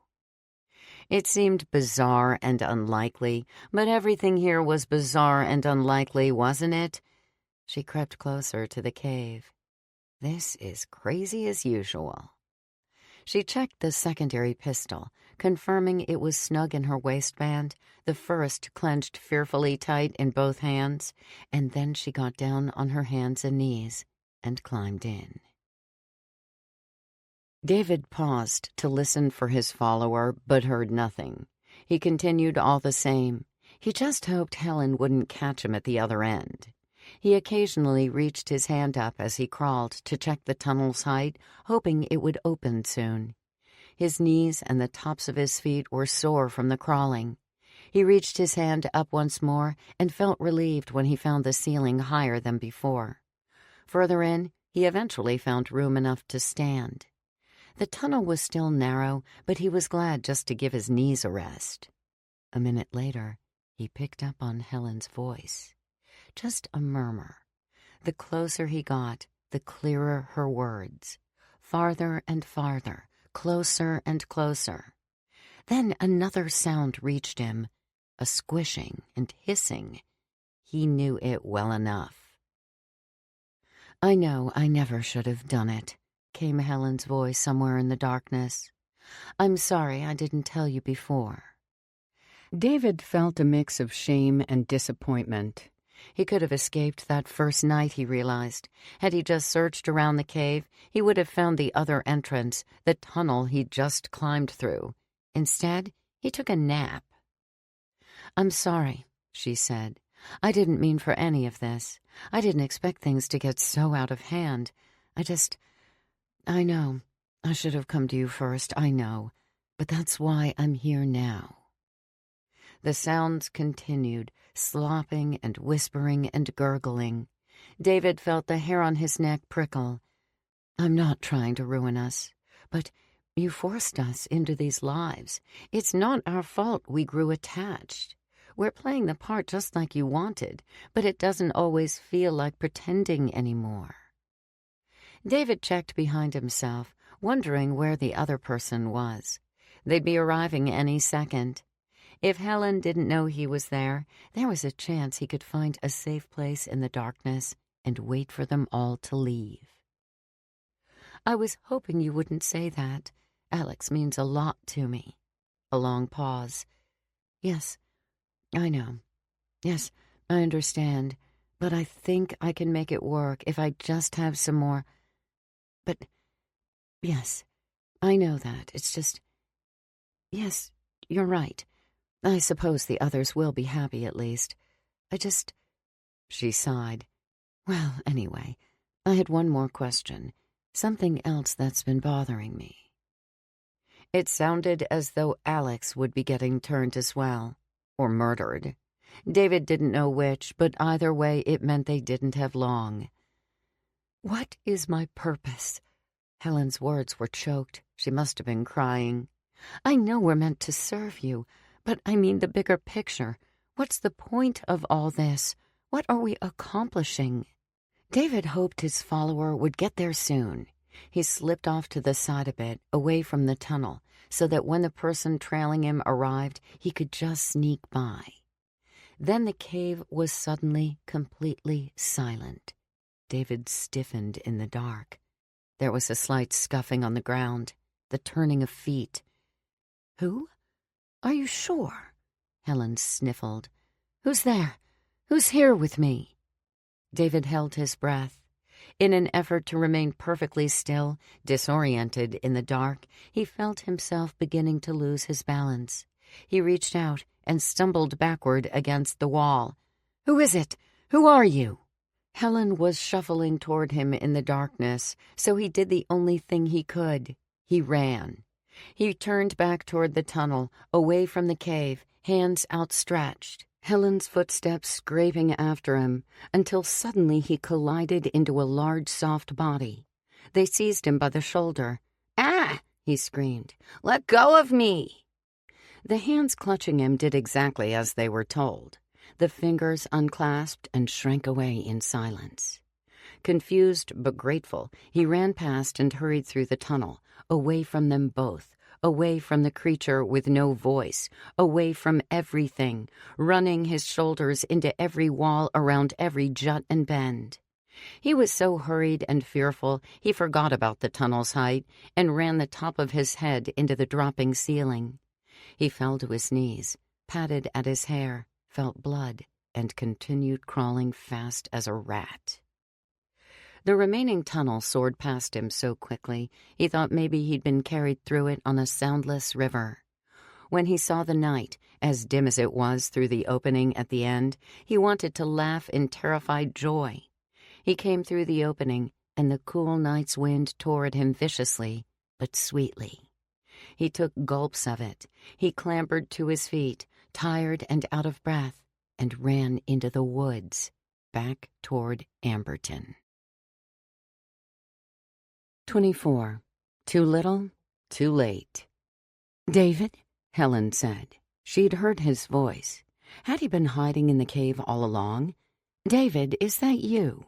She reached her hands out to feel for him. She heard movement, feet shuffling on the cave floor. Her fingers widened, sensing someone was close. Then something that felt like cold steel pressed itself to her cheek. She gasped. It's me, said a woman's voice. We met last night. What are you doing here? Helen said. Where's David? David? The boy I just heard. I have no idea, Brenda said. Scared the hell out of me. Where's Aaron? Not here, I can tell you that much. Where then? Why are you still here? Why don't you just leave? Take me to him. I can't do that. Sure you can. You know where he is. Helen thought about getting out of the cave, into the woods. She wondered if she'd be able to flee there. Probably not. Not at gunpoint. She felt the pistol cold against her teeth through her cheek. What do you want with him? I want him dead. Take me to him. Take the gun away from my face. I can't think straight with it there. The gun barrel slid across her cheek to her ear, around the back of her head, and then down her neck to her back. She was standing behind her now. Lead the way. Helen started into the tunnel. Brenda placed her hand on her shoulder as they went, keeping the gun pressed rigidly into her spine. We have to crouch up ahead. I'm telling you so you don't think I'm trying to escape. Keep going. They both sank to the floor and crept on their hands and knees. Brenda went on one hand, keeping the gun pressed to Helen's rear in the other. "Why do you want him dead?" Helen panted as they crawled. "I want to know that what I started is finished." Helen wanted to explain to her that she wouldn't make it out of town alive if they even made it as far as her house. The town wouldn't let her. "Who's that little boy?" Brenda asked. "He's not important." "He was in here the same as me. Without your knowledge. He sure wanted to get out of here when you realized. Is he another one of them? You keeping him like you're keeping Mr. Frampton?" "He's not important," I said. "You people are sick, whatever you are." "Coming from you," Helen began, and spat hair from her mouth. "I'm not offended." "What are you people, anyway?" "We don't need to talk," Helen said. "You want to find Aaron. Let's just do that." They crawled a few minutes longer. "The end of the tunnel's coming up," Helen said. They approached the exit, and Brenda grabbed a hold of Helen's ankle. "You crawl out and stay on your hands and knees. I'll stand up first." They crawled out, both on their knees under the cloudy night sky. Brenda stood, keeping the gun pointed at Helen's back. "You can stand now." She had to yell a little over the wind. She came up close behind Helen's ear. "Take us to your car. Do you have your keys on you?" "Yes," Helen said. She worried where David had gone to. They'd be going back to town. If he went the other way, toward the interstate, she couldn't call anyone to warn them. They'd be going to her house, to Aaron, and meanwhile David would be escaping and everything would be over. They made their way back to the cabin through the trees. Brenda directed them around the driveway to Helen's car.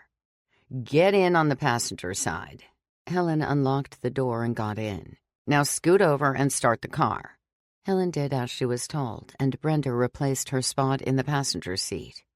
She slammed the door shut, and they sat in silence for a moment, just the sound of the wind against the car, while Helen fumbled her keys around the ignition.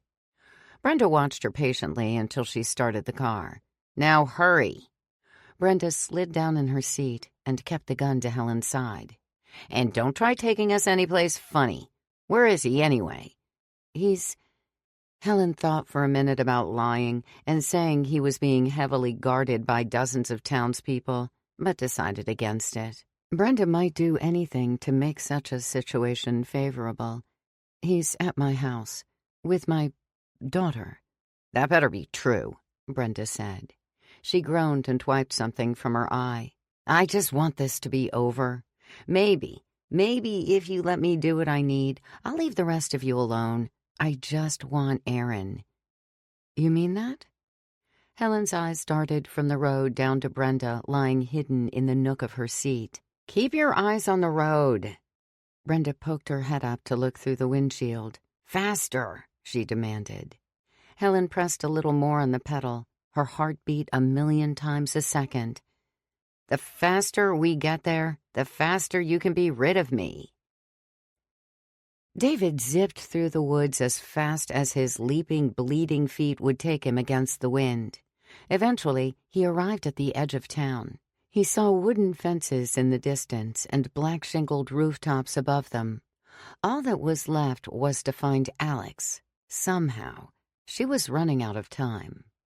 He breezed through the last of the trees and approached the old wooden fences. He peered down the length of them in both directions, hoping to spot a broken or missing section he could get through. He didn't see anything like that, but between the yards with wooden fences, he did see a portion of chain link. He would have to climb over. He started up, the wind heavy on his face. His sore feet, his lacerated toes, felt even sorer with the chain link between them as he made his way to the top. But he managed it and swung himself over onto the grass on the other side. The house's windows were dark. He sprinted across the yard to the side of the house where he found a latched gate. Sounding distant in the windstorm, someone's voice called out into the dark. A stranger, come to see who intruded in their yard. He quickly undid the latch, pulled on the gate, and found it stuck in the overgrown grass beneath it. He tugged it hard, the thick grass barely allowing it to budge. The voice called again. David jerked the gate again. He looked over his shoulder one last time to see a light had been turned on, bathing the yard in a bright white. He yanked the gate one last time, pulling it and dragging it over the grass inch by inch, and then pressed himself through the small gap he'd opened for himself. As he stepped out on the other side, a long shadow slipped into the white light, someone rounding the corner. The window directly next to him lit up yellow. He regained himself and fled from the house into the empty street. Then he heard shouting. He looked over his shoulder. The front door was wide open. "David!" shouted the woman in the doorway, a woman he'd never seen before in his life. "David, come back. It's too late to be running around in this wind. Come inside with us, David."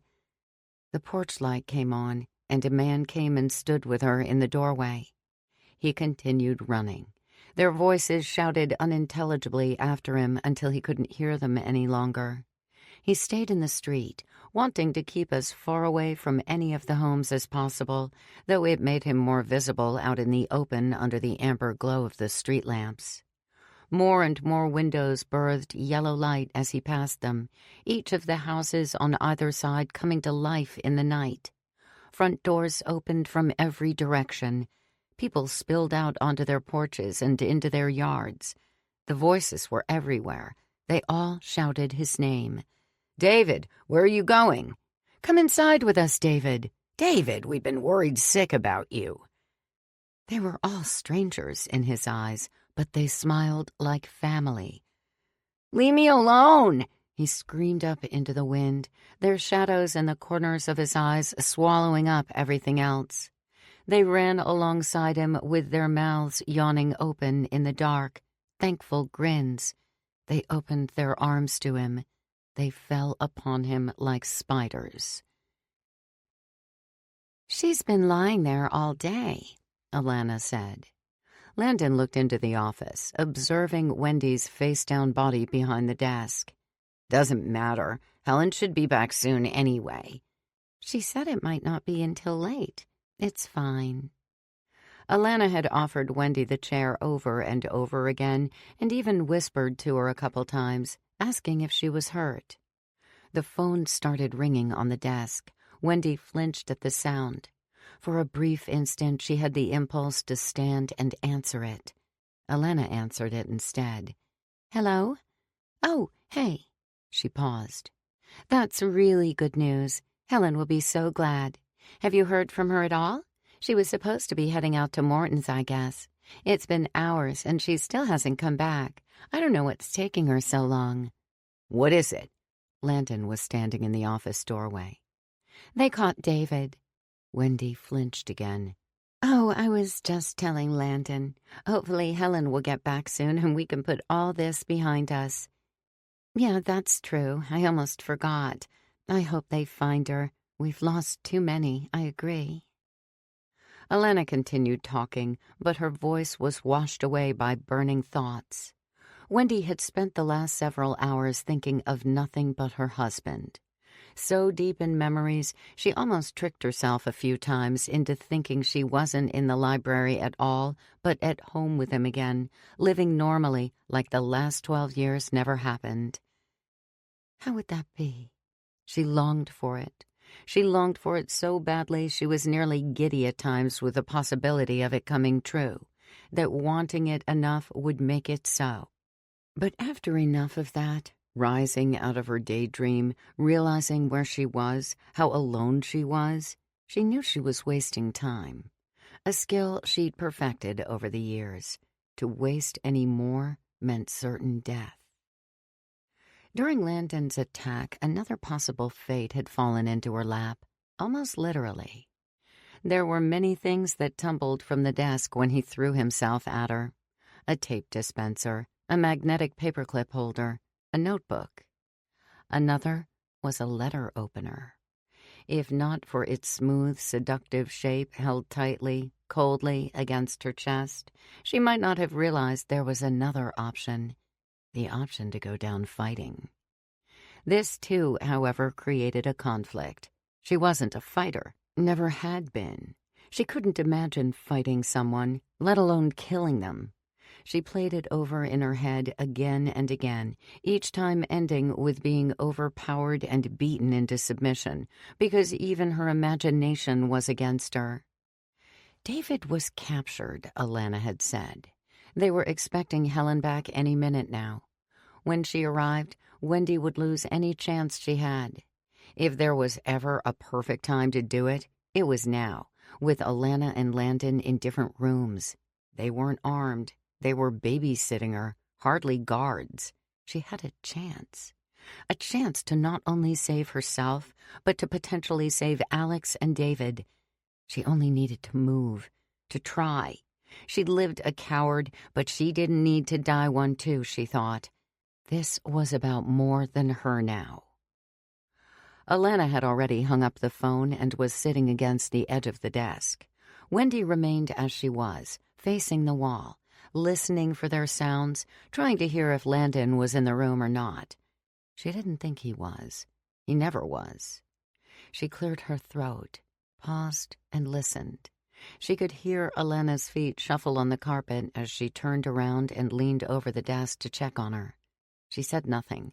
Wendy cleared her throat again. Her heart pounded through her chest, against the letter opener, against her fingertips clamped over its handle. She couldn't think about it now. It was happening. She was doing it. It felt like ages she lay there, waiting for the right moment. Alana's feet shuffled closer. Her knees cracked as she knelt beside her. Wendy felt her hair fall against her cheek as she bent to her ear. "Are you thirsty?" she whispered. "I can get a cup from the water cooler if you—" "I'm sorry," Wendy half whispered, half croaked. She rolled into Alana, brandishing the letter opener in the arc of her movement, and stuck it into the gristly meat of her throat. Alana's scream came as a sputtering gurgle. She reached up, and her fingers played against the knife where it disappeared into her flesh, turning red under the cascade of blood. Wendy jerked the knife back and forth, opening her throat, killing both her and any chance of pursuit. The knife slipped out without a snag, and Wendy picked herself up against the desk, took a breath, and rushed for the office door. Landon met her there, his face blank in disbelief, and she plunged the knife into his belly. He stumbled back against the door. She pulled the knife free and rammed it against him again, into his side. He wheezed and shoved her back.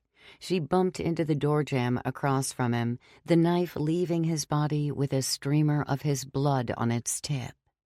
He made to reach for her, and then held his gut instead, crunched over himself against the door. She went for his throat then, like she'd done Alana, and his hand swiped the knife to the side, and she missed. He grabbed her by the arm and staggered against her, walking them into the lobby. His weight overwhelmed her. She started to crumple with him toward the floor, tried to pull herself away, shaking her wielding arm in his grasp. He fell to his knees without her, and she ripped herself away from him. She stepped clumsily toward the front door, watching him fall to his hands and knees. He coughed, peered up at her with blank eyes. She started toward him again to finish him off, and stopped short as she glimpsed something moving off to her right in the office doorway. Two spindly, pearl-white arms appeared, one grabbing the carpeted floor and the other wrapping its ghoulishly long fingers around the doorframe. Then a third arm. Wendy stood frozen. What? The arms heaved their way into the lobby, carrying with them the lifeless Alana, the headless Alana, her human arms dragging at her sides, while the gangly goblin arms pulled her along from the stump of her neck. Wendy screamed, turned on her heel, and threw herself into the push-bar on the front door, opening it and freeing herself outside. The wind chilled her wet hands. Looking straight ahead in the direction of the suburbs, she sprinted down the walkway and into the street. "Wendy!" Helen knocked her foot against the brake, struggling to stop the car before the left headlight went dark against Wendy's body, and she went skipping across the asphalt, back into the gutter below the curb she'd come from. Helen uttered a short scream. Her hands, clamped to the steering wheel, went for the door handle. "Keep driving," Brenda told her. She grabbed Helen by the bicep and stuck the gun into her ribs. "I just hit someone. That's awful. Keep driving." "I can't leave her there." "Someone else will come. Keep driving or I swear to God I'll kill you now. And if she's still alive," Brenda nodded toward the road, "I'll kill her too and it won't matter. Keep driving." Helen took the wheel again and drove, unable to help looking out her window as she passed Wendy's twisted body in the road. They turned onto the next street, leaving the accident behind them. "Hurry up!" I am. Aaron and Alex sat together in the foyer facing the window. The neighborhood was dark outside, and the wind was still pressing the groaning house with its invisible hands. All the lights were off for when Helen came back. They could ambush her that way. They'd been waiting for hours, and while they did, they talked about many things. Alex told Aaron about her real parents and about her life in Amberton. She told him about Mandy and some of the other kids in town. She told him about the different residents she knew and the experiences she'd had with all of them. She found herself sharing fond memories which left her feeling confused as she shared them, thinking back on them with her current knowledge. She couldn't say they were spoiled for her. They weren't. They were the same as always. She just had new ones now. New memories that told truths which contradicted the old ones. It was strange. She'd loved many of these people in the past. They'd been good to her, like family, some of them. But now she knew. He was the friendliest old guy I ever knew. The closest thing I think I ever had to a grandfather. She found herself thinking of Mr. Shelding. He wasn't dead. He hadn't changed at all. She just knew the truth now, and it was strange. Aaron told her about Lucy. He told her about his job and his co-workers and how he didn't have any friends outside of work, just his wife. He told her about Brenda. He told her how it all started. She was a lonely woman across the street with nobody. Then one night she murdered his wife. There were still things about that night that mystified him. He told Alex about Lucy's sleepwalking. He didn't really... Let's take a brief pause together to let everything we and Oppos V heard sink in. Coming up is a gentle, relaxing melody. Let your mind loose, breathe evenly, and allow the music to guide you into a state of complete comfort.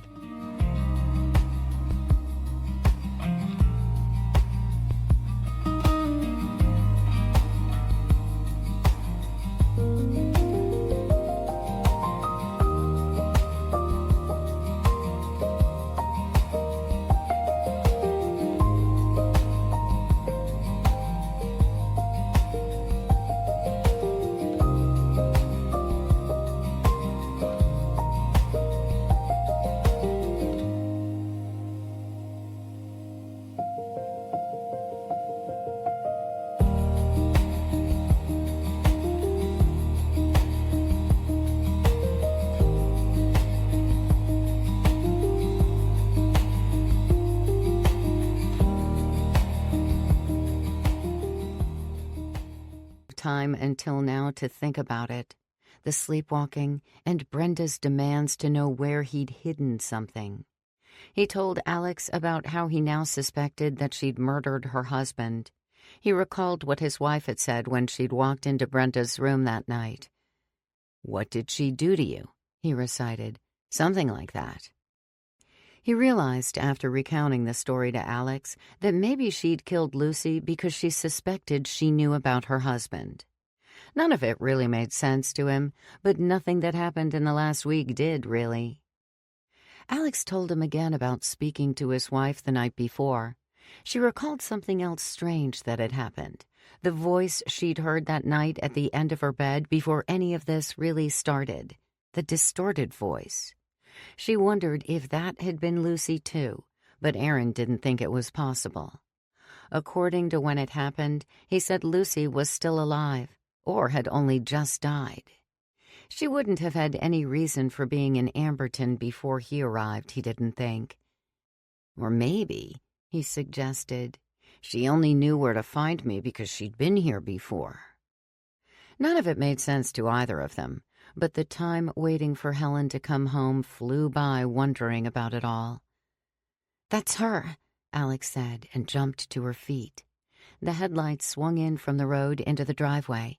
"Are you ready?" Aaron nodded. Alex went to the stairs before Aaron stopped her. "Wait." "What is it?" Aaron went to the window and leaned forward. He watched Helen slowly get out of the vehicle, and then his jaw dropped as someone followed her out through the same door. "She's not alone." Wendy lay broken in the street. She turned her head up to the sky, taking a breath of the cool wind. She coughed, and her side ignited in fiery, throbbing pain. She looked to the dark library and then away toward the street where the car had disappeared. She wanted to get up, but the pain was so terrible she couldn't even roll to her stomach.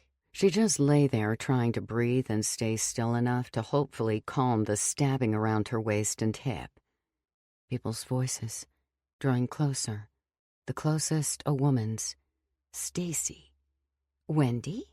She was joined by 3 others, Matt, Eric, and Ricky. "What happened? I just looked outside and saw her here." "She was hit. I heard the crash." "Who was it?" Another woman approached them, all standing in a half circle around Wendy in the gutter. "Melinda."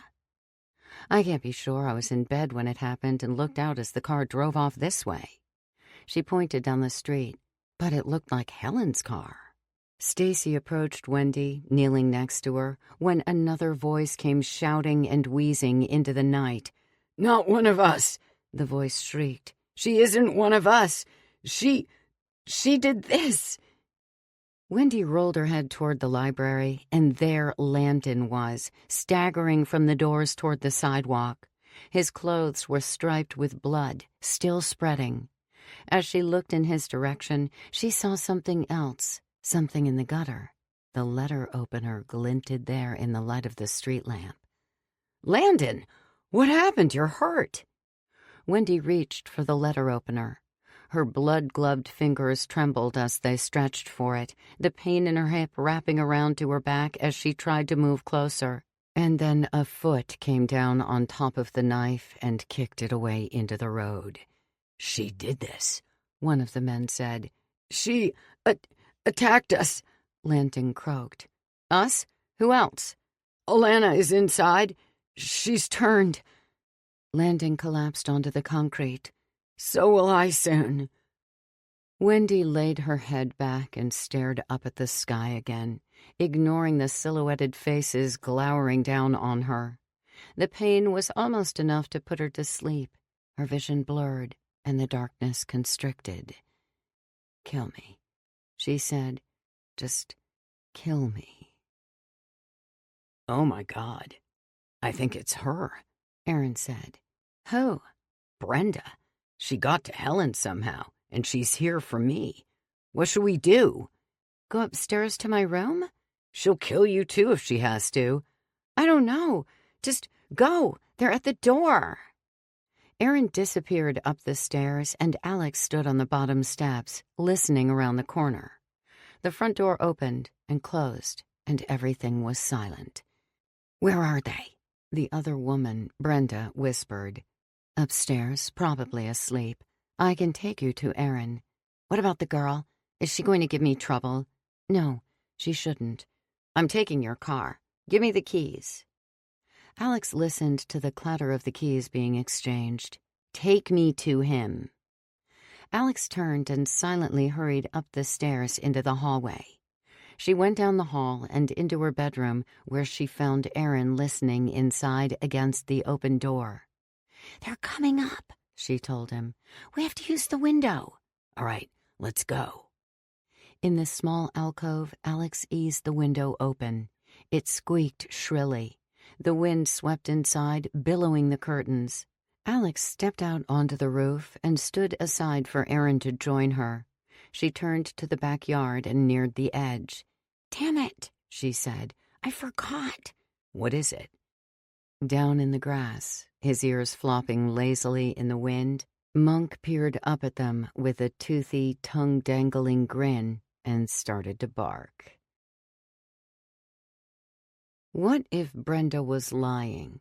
What if she killed them all?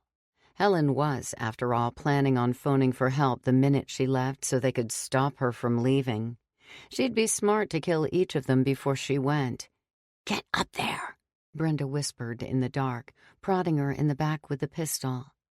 Helen still wasn't sure she even planned on taking the True First's advice. Turn Alex? She couldn't. She thought she'd rather see her dead than turned into one of them. To see her not as herself, but an imitation, it wouldn't be the same. She was painfully aware the True First knew what was best for them, the town as a whole, but she didn't think the same was best for her. "Which room is it?" "The first one here." Helen started opening the door, and just as the empty bed inside revealed itself, Monk began to bark outside, only faintly audible through the rushing wind. "Is he in there?" Brenda asked, pushing her way inside and viewing the empty bed for herself. "Where is he? Did you lie to me? Where are they?" Brenda rushed past Helen into the hallway, past her toward Alex's bedroom, and Helen pounced on her from behind. She wrapped an arm around Brenda's throat, choking her, and grabbed hold of her arm with the gun and jerked it toward the floor. Brenda fired into the baseboard. "Get off me!" She threw herself backward into the wall, slamming Helen in between. She held on, tightened her elbow around Brenda's throat. Brenda stepped forward into the narrow hallway and then fell backward again, letting her weight take them both against the wall. Helen gasped out, went loose as the air escaped her, and slumped to the floor on her butt, her hair a messy veil. Brenda fell forward to the opposite wall and caught herself there. Tiredly, she turned, gun pointed down on Helen, who peered up with disoriented eyes, just in time to see the muzzle flash. "He's a small dog," Aaron half shouted in the wind. "We have to jump." "What about your leg? You can hardly run." A gunshot came from inside. They both turned to the window. Alex felt a sudden pang of sorrow, of hopelessness, a surreal moment of uncertainty. "I have to jump," Aaron said. He started toward the edge. "We have nowhere to go. We need the car keys, remember? That was the plan." "That plan's already out the window, so to speak." Another gunshot. Aaron took Alex's hand and pulled her back against the side of the dormer. They stood there waiting for about 10 seconds, not knowing who might come looking, before Brenda stepped cautiously out onto the roof from the open window, gun in hand. She neared the edge, suspecting they'd already jumped. Before Alex could register what was happening, Aaron rushed toward her. Alerted, she turned to meet him. He grabbed hold of her shirt, tried to shove her over the edge. Instead, she fell to the side, onto the shingles. He stomped on her hand, and the gun rolled over the rain gutter and into the yard below. "Give me the keys," he shouted. His hands went for her pockets. She attacked his face, attempted to grab hold of his hair. He felt the keys, grabbed them, then strained to untangle his hand from inside her pocket. She beat against the side of his head with her fist. Alex ran to them, tried to block Brenda's strikes. Finally, he pulled his hand free, and they turned back to the window to head inside. "No!" Brenda screamed. "Not this time!" She scrambled after them, clung to Aaron's pants. She yanked his foot out from under him, and he slipped onto his hands and knees. She climbed onto him. Alex dived onto Brenda, knocking her from Aaron, and together they rolled down the rooftop. Aaron got back to his feet, but it was too late. They rolled over the edge, both screaming. Thump! Aaron peered down below. Alex was on her side, gently moving her head back and forth. Brenda was on her back, kicking her foot at the dog who bit viciously at her pant leg. If he could get downstairs quick enough, Aaron thought, he'd let Alex inside and they'd shut Brenda out.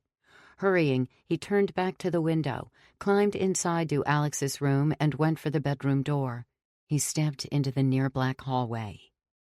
Toward the end, near the stairs, he saw her. Helen's dark figure was slumped against the wall, unmoving. He crept toward her.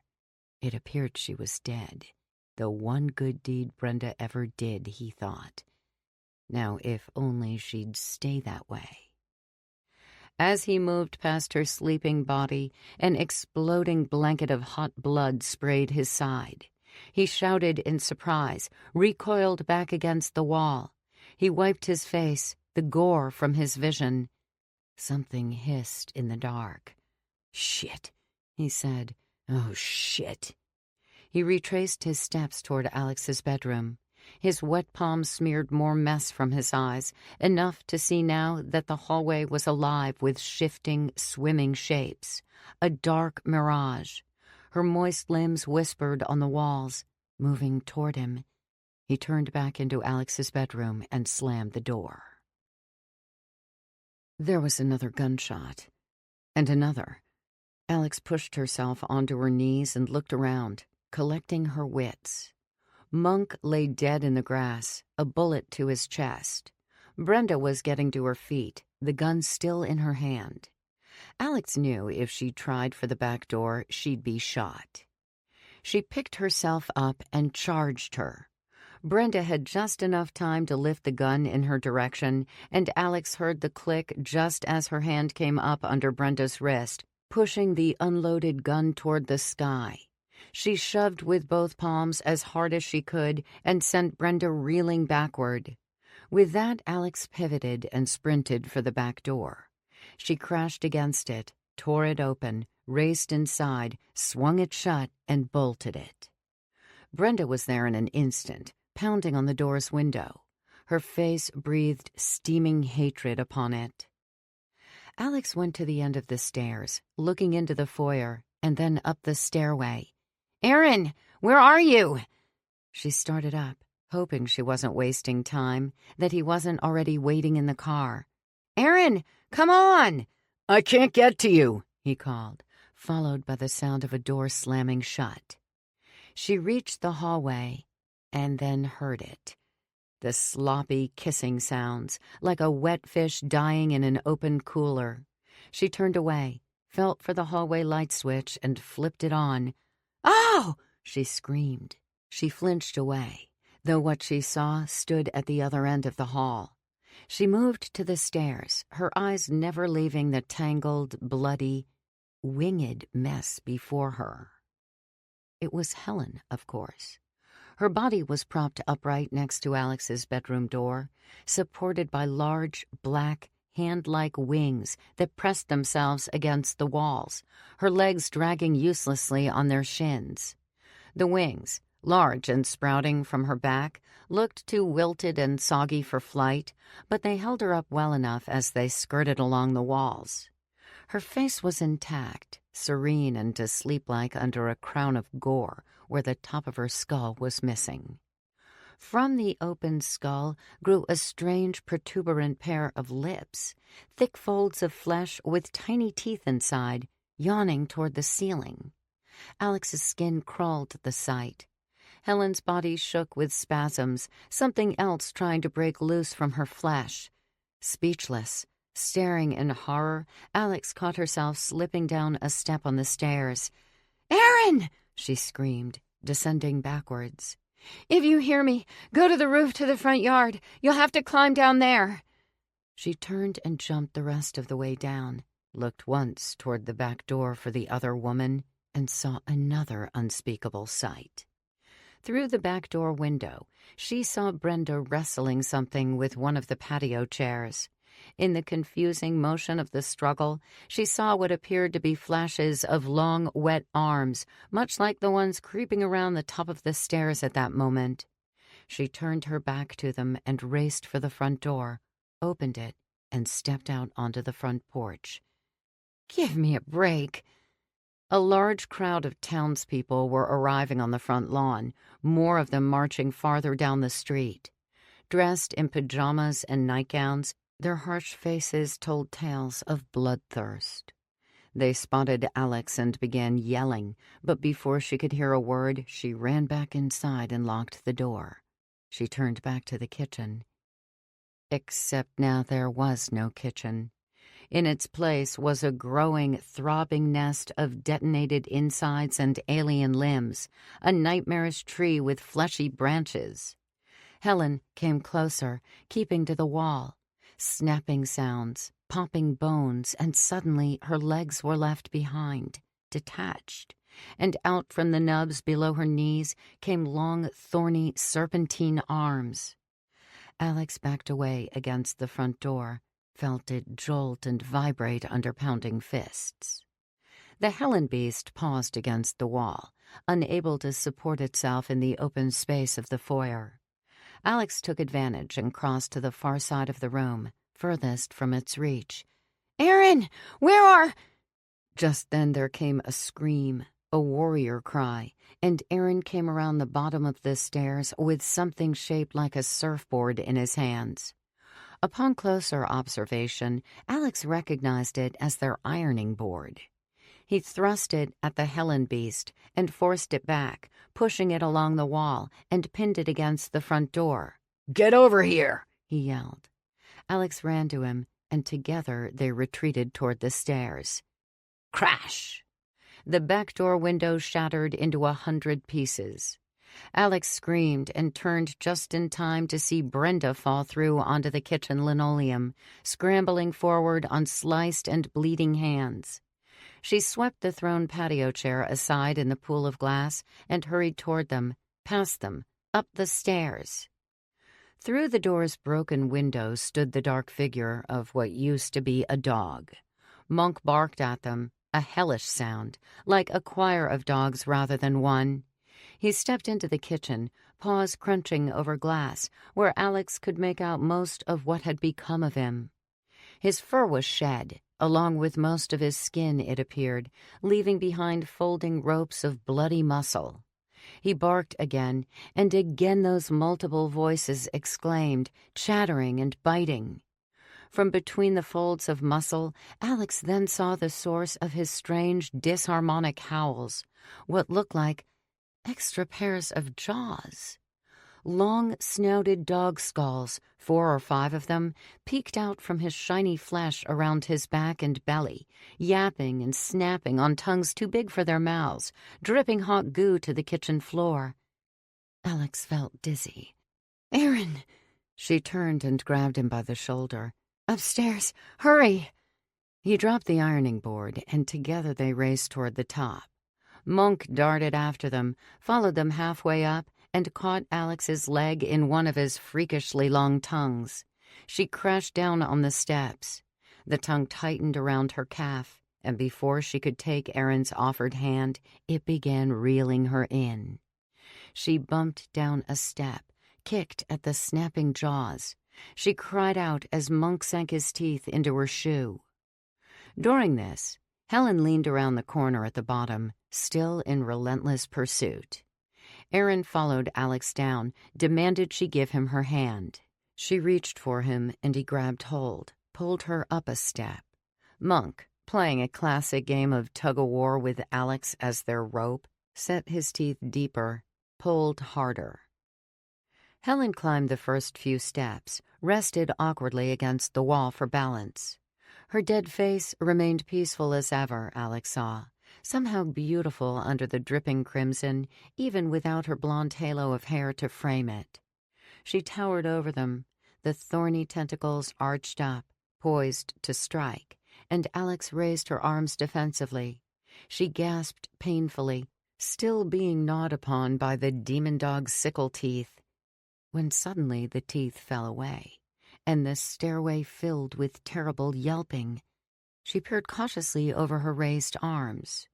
Monk dangled above them, held by Helen's many sea creature limbs, kicking and biting while they crept gently around his middle.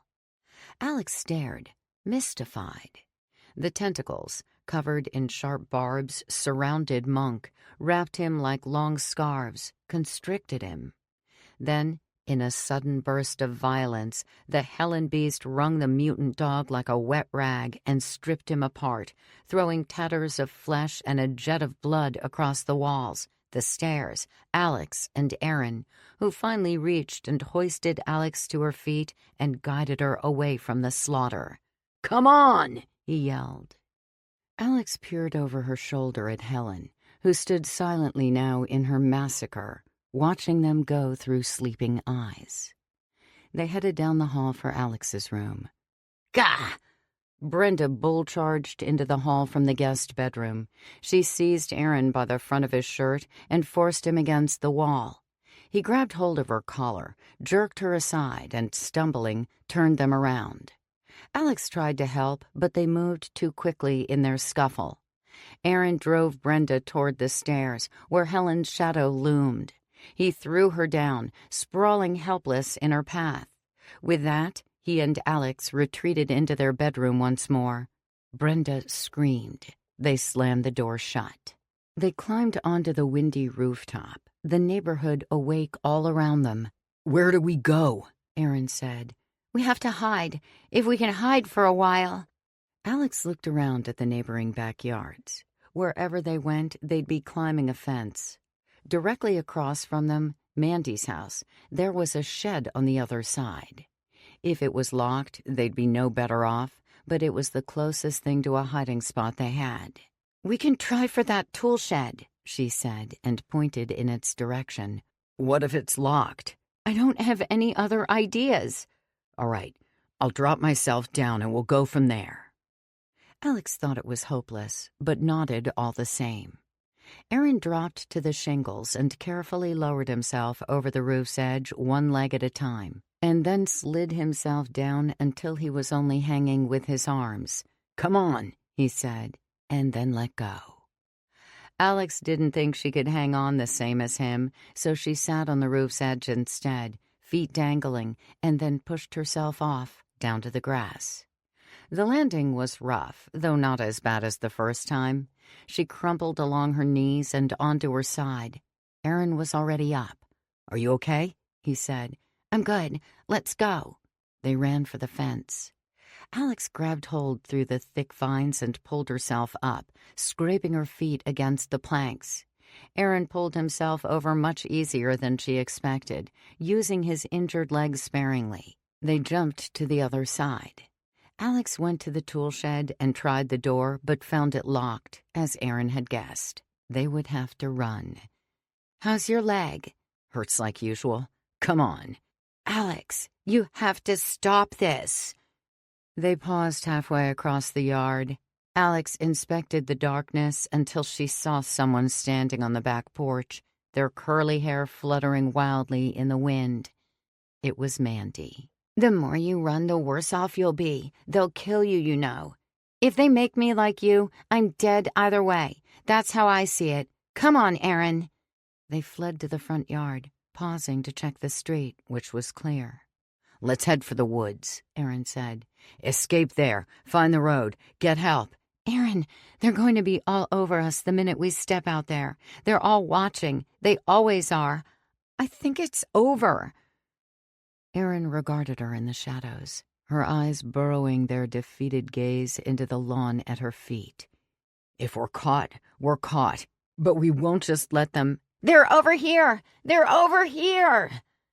Mandy stood behind them, facing the fence they'd just scaled, calling with her hands cupped around her mouth. Over the fence, up on the roof through Alex's bedroom window, 3 or more faces peered out in search of them. "They're over here," Mandy repeated. "They're getting away." "We have to go, Alex." Aaron took her hand and pulled her into a sprint toward the street. They raced down the asphalt, shoes clapping, their lungs gasped. The wind pulled an endless cover of clouds over them in whistling fury. Through the panic and adrenaline, Alex wondered vaguely where she'd go if they actually made it out alive. Rubber screeched. Engines growled. Any second now she expected to hear gunshots, maybe even feel one. Ahead of them, at the end of the street, headlights spilled around the corner. They were caught at both ends. They slowed to a stop, Aaron's grip tight enough to crush her hand. "It's okay," he said. "Something will happen. We'll get another chance." Alex waited for the gunshots, but they never came. The cars, 5 in all, 3 behind them and 2 in front, came to a stop. Every car door opened. She recognized some of the faces that stepped out, not all. Who they were didn't matter, she thought. They were all the same inside, weren't they? "We're done running, yes?" one of them said. "Good." 3 men and a woman approached and took hold of them. "Where are you taking us?" Alex asked. "Get in the car, please." She didn't have a choice. As they escorted her to the open back seat, she looked over her shoulder for Aaron and spotted him being placed into one of the other cars. Why had he said what he did? Did he know something she didn't, or was he only guessing? Either way, she found it hard to be as hopeful. Brenda fell to the floor. The blood and slime-dripping beast loomed over her in the darkness, its bubbling hisses a death dialect. She screamed and hauled herself to her knees. The bedroom door at the end of the hall slammed shut, but there was another. She ran for it. She was almost to the open door when something whipped at her back, and she felt a portion of her shirt tear away, along with some flesh. She gasped, tripped into the bedroom, spun drunkenly on her heel, and slammed the door shut. Just then, a loud crash came from somewhere downstairs. A window. She heard voices outside. The town had come. She went to the window and peered out. The front yard was filled with them. She'd lost both her guns, the first's ammunition spent, the other taken by the demon dog. She had to hide. People were coming upstairs, a lot of them from the sound of it. "Oh, Helen," she heard someone say. "Where did they go, Helen?" The door across the hall sounded as though it was thrown off its hinges. "The window's open. They're gone." Brenda went to the closet, pulled it open. "It's Mandy. She's signaling for us," someone shouted from the next room. "Go tell them outside. They're on the next street over." Then someone came to her room. "Is someone in there?" It was too late. Brenda turned and dashed for the window. She pulled the curtains away and flipped the window's latch and started sliding it open when the door crashed open. A man cried out behind her, and she crawled halfway through the open window when their hands grabbed her legs and hips and dragged her violently back inside onto the ground with a thud. "It's her." 2 people crouched on the ground beside her, pinning her arms. A shorter man stood beside them, and Brenda saw the pistol aimed at her face. "Don't pull that trigger," the woman said. "We take her alive. The true first will want her turned, I'm sure. We've lost so many as it is." "Helen's in no condition to speak with." "One of us will have to try. We'll figure it out later." They picked her up from the floor and walked her to the hallway. "Keep that thing away from me," Brenda hissed. The creature hissed and clicked as she passed. She closed her eyes, never wanting to see it again if she could help it. They descended the stairs, crossed the foyer, and walked her through the front door, outside, where a car waited at the curb. She found herself not struggling at all, too tired. Someone told her to get inside and to watch her legs as they slammed the door closed. She wasn't sure where they were going, but she had a feeling, wherever it was, Aaron would be there. He wasn't getting away. Maybe from her, but not from them. If she died here, she thought she might get at least an ounce of satisfaction out of that.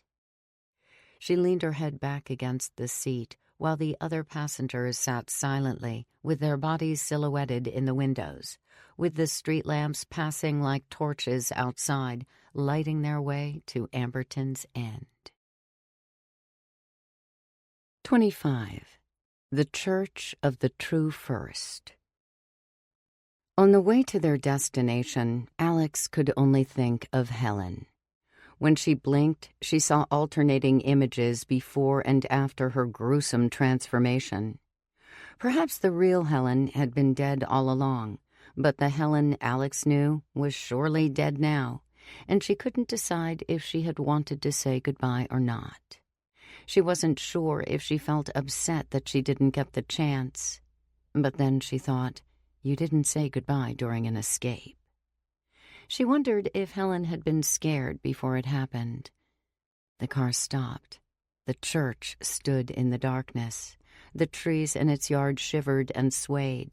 The passenger in front got out and opened the door for Alex. Her arm was immediately seized.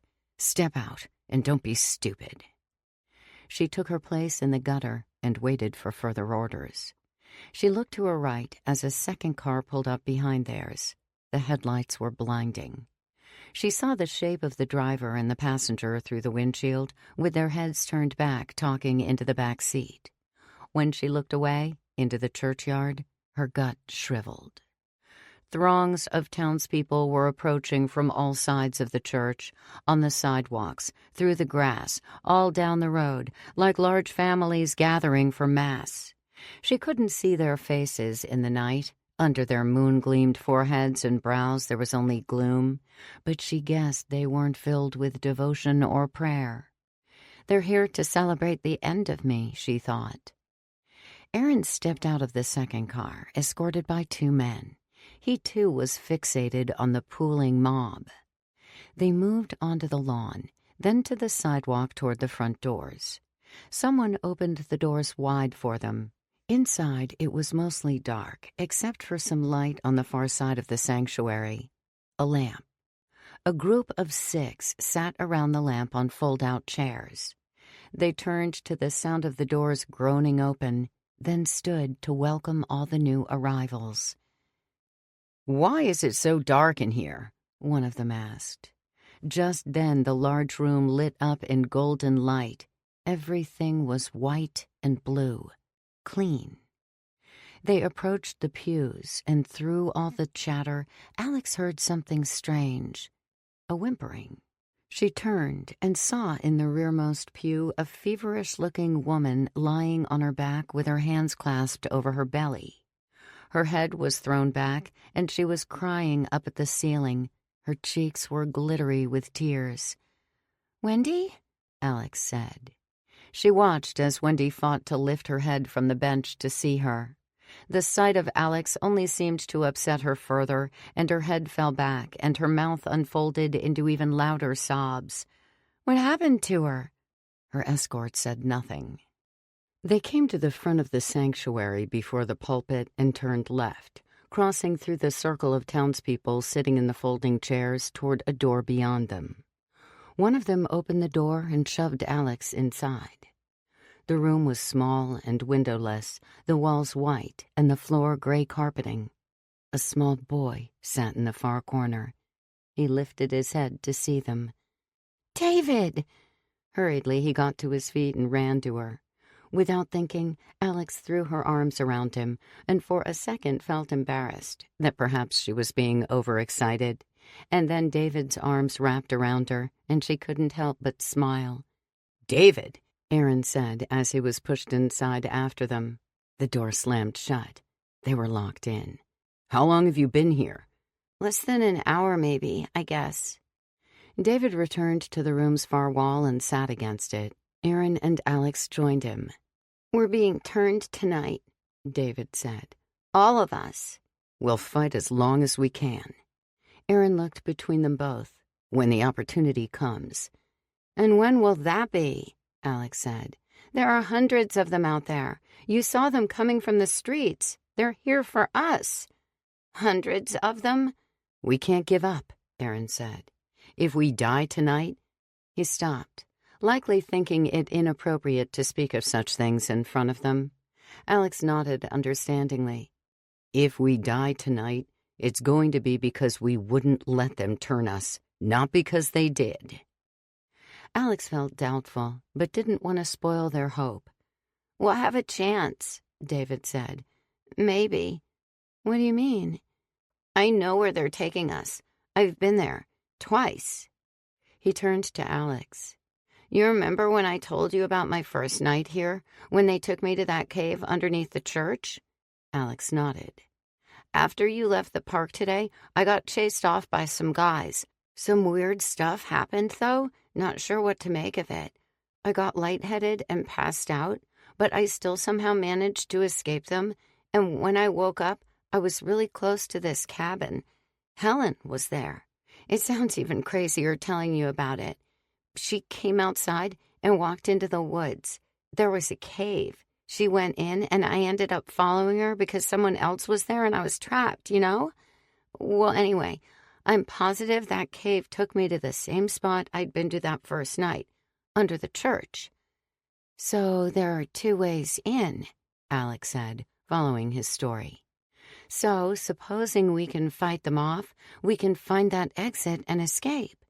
When I followed Helen into that cave, he continued, she was talking to someone. Remember I told you about those weird sounds I heard when I was in there the first time? She was talking to whatever it was, like she was getting advice or something. I didn't catch everything they said because someone else showed up. The other person was probably Brenda, Aaron said to Alex. He turned to David. Alex and I were at Helen's home waiting for her to ambush her, and she came back with my wife's murderer. I don't think I ever told you, David, but that's how I ended up here. It's complicated. Anyway, Helen's dead now, by Brenda's hand. I think Brenda might be dead as well. I think I know what it is, Alex said. The thing in the cave? Helen told me earlier about their creator, the thing that brought them here. They call it the true first. From the sound of it, I think that's what you heard. Distracted, a little distant, Aaron said, At the park before we split up, David, you told me not to open my eyes, remember? I learned what you meant, but failed anyway. Anyway, later on, I ended up in some other place. It was dark, and there was this glowing blue thing. I don't know what to call it. It was alive. I saw other people like me inside of it. Like other souls, I guess. I don't know. It could have been a giant hallucination. I'm not sure. I never saw anything like that, David said. I wonder why I did. Just then there was a commotion outside their door. The three of them listened nervously. Just kill her, someone yelled. Get it over with. What is she doing here? Oh my God, Alex said. Wendy. She stood and went to the door to better hear the exchange outside. Nobody's killing anybody, someone said. She's killed enough of us. Footsteps approached the door. Alex stood back as the door pushed open. Two men had a woman in their arms. It was Brenda. No, you can't put her in here with us, Alex said. Go ahead and put her in here, Aaron said. I'll kill her myself. The two men looked at one another and turned around to the crowd of angry townspeople behind them. What do you want us to do? They asked someone. A familiar face came into view over their shoulders, peering in at them. Mr. Shelding. When once Alex was used to seeing him smile, now he appeared just old and stern. We'll have to keep her out here, I suppose. Just put her in the corner behind the pulpit and we'll watch her closely until it's time. They pulled her away from the door and sealed them in again. That's all of us, I think, Alex said. The town's loose ends, all under one roof. I wonder how long it'll be until they take us down there. All we can do is wait, Aaron answered. He sighed and leaned his head back against the wall and closed his eyes. Hope and wait. After some discussion and volunteering, Mr. Shelding and a group of 7 made their way down into the tunnels to the locked door. Mr. Shelding removed Helen's keys from his pocket, and they stood for a couple minutes in silence, with the flashlights directed at his hands until he found the one that fit. Inside the chamber, they found a hole in the ground, which they gathered around, keeping close to one another. Mr. Shelding spoke into the hole, hoping there would be an answer, and for a long while there wasn't. Then, for an even longer while, there wasn't. "I'm not going down without a fight," Brenda thought. She looked around the sanctuary at the many faces looking back, chattering and whispering to each other, some of them simply sitting in the pews with their arms folded and their hard eyes dreaming murderously in her direction.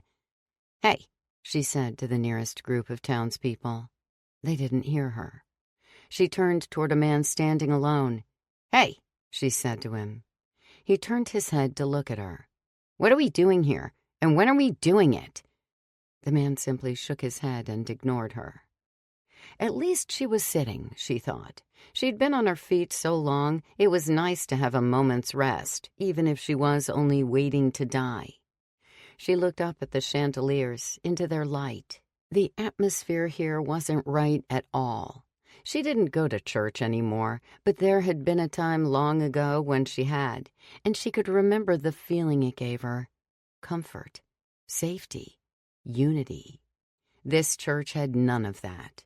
It was a meeting place, but she sensed their meetings had nothing to do with God. She couldn't say she believed in God anymore anyway. After all, if God was real, hell was real, right? And if hell was real, what was Willard still doing hanging around like a vicious cobweb? In her current predicament, she almost considered praying, but didn't. She thought part of her must still believe in God because she was too ashamed to pray, like a child who is afraid to face their parents' scorn after doing something horribly rotten. The things she'd done, the person she'd become. The chatter among the crowded pews was slowly dying down. The group she'd watched leave through the other door hadn't returned yet, and by the looks on the faces of the waiting townspeople, they were expecting them back any minute now, or hoping. She also hoped it wouldn't be too much longer. Having time to think only made her doubt herself more. Maybe if she'd taken more time to think in the beginning, none of this would have happened. Waiting for death, she discovered, brought a certain clarity to one's mind. The houses were lit but empty, quiet.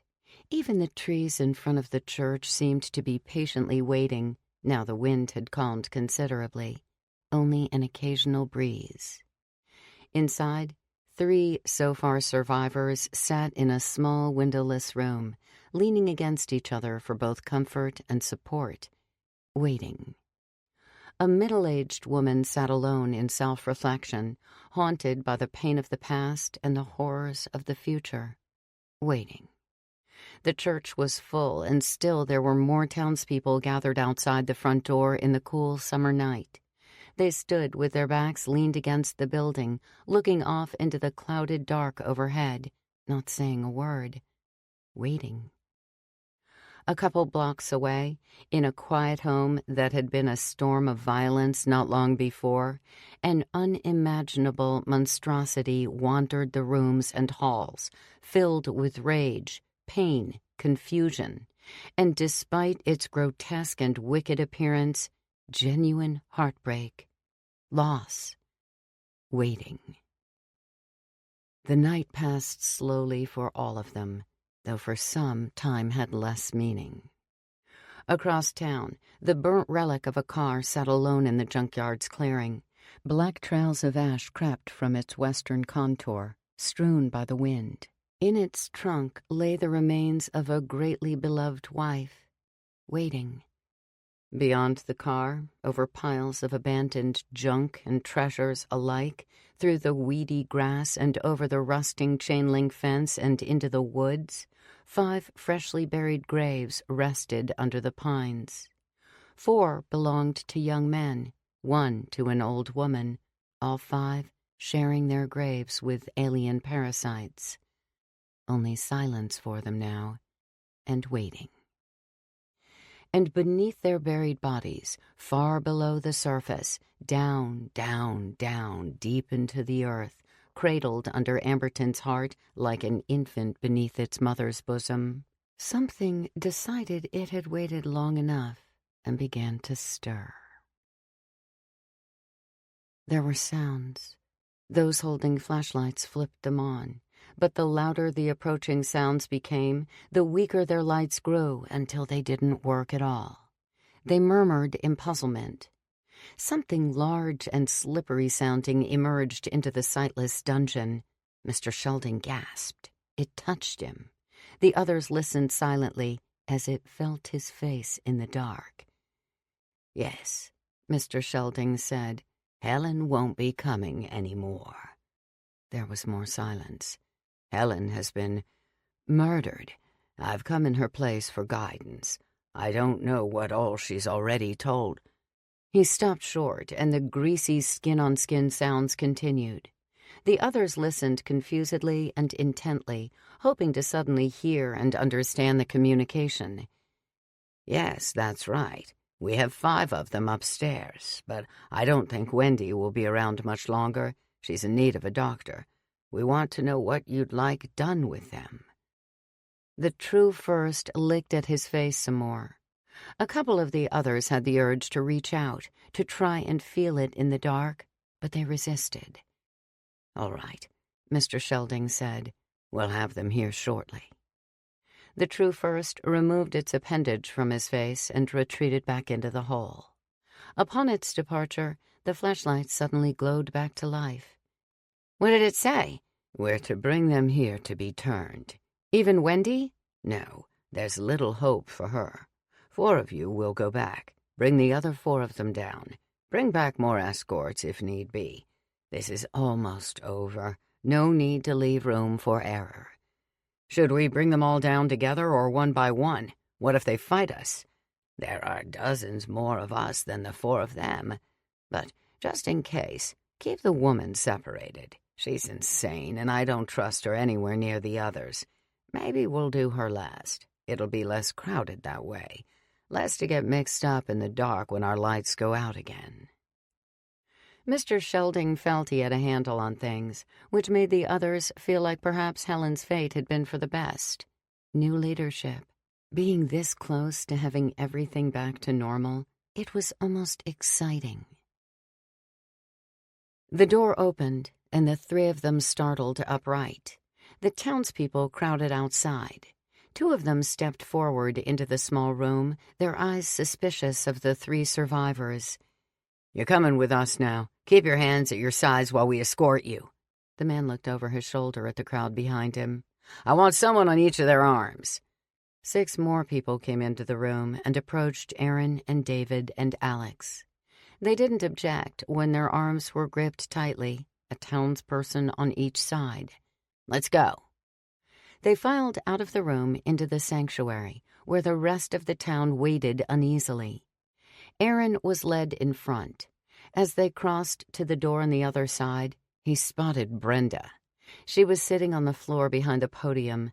Her eyes briefly met his before she dropped her gaze into her lap. Alex peered in the other direction toward the farthest pews, searching for Wendy. She couldn't see her, but she could see an empty length in the rearmost pew where no one stood, and knew that was where Wendy lay. Then someone else caught her attention. Standing in the aisle was Mandy. She folded her arms, shaking her head in what looked like disappointment. Alex soaked in the rest of the room, scanning each of their faces. There was no grief to be seen on any of them. People she'd known for over half a decade, and they looked at her as though she was a weight being lifted from their shoulders, relieved. Soon, she'd be one of them.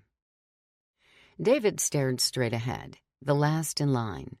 The hands grabbing him pinched his armpits. These people frightened him. People. He knew better. The idea that this was the end of everything danced distractedly in the back of his mind. At the trapdoor they stopped.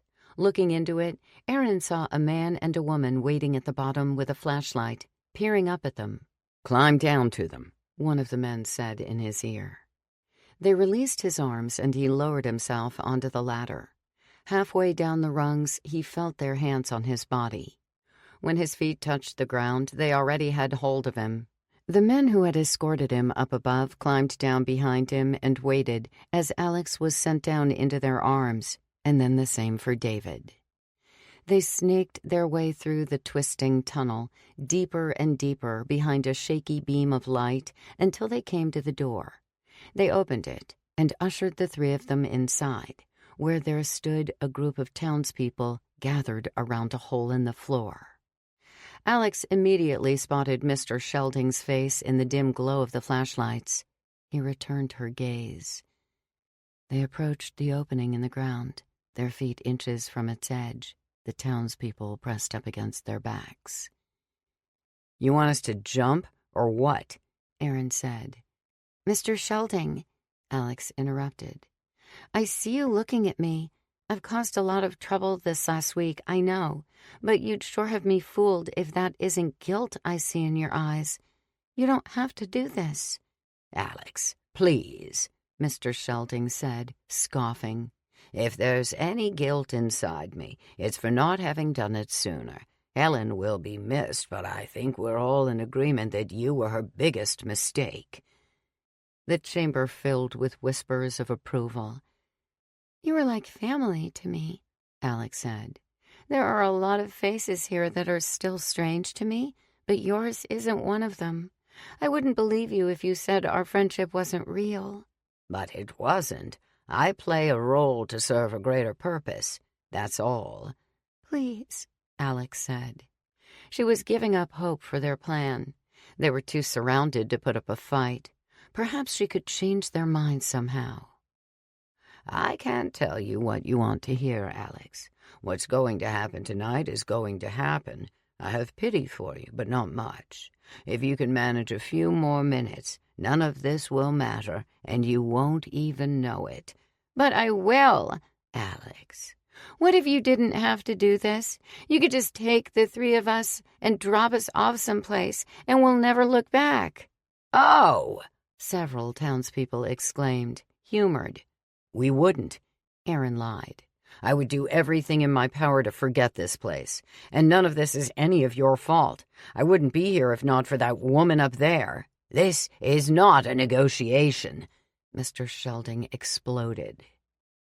Suddenly, the flashlights all began to dim and blink. There were gasps. The chamber fell into quiet darkness. This was it, Alex thought. Her final moments were laid out before her, getting shorter. Wet, squelching sounds rose into the air. Even blind, they could sense its hulking presence. Its enormity crept into their flesh like a poison. The three of them felt it observing the chamber, felt its vibrations through their bodies. It was annoyed with them, sickened by them.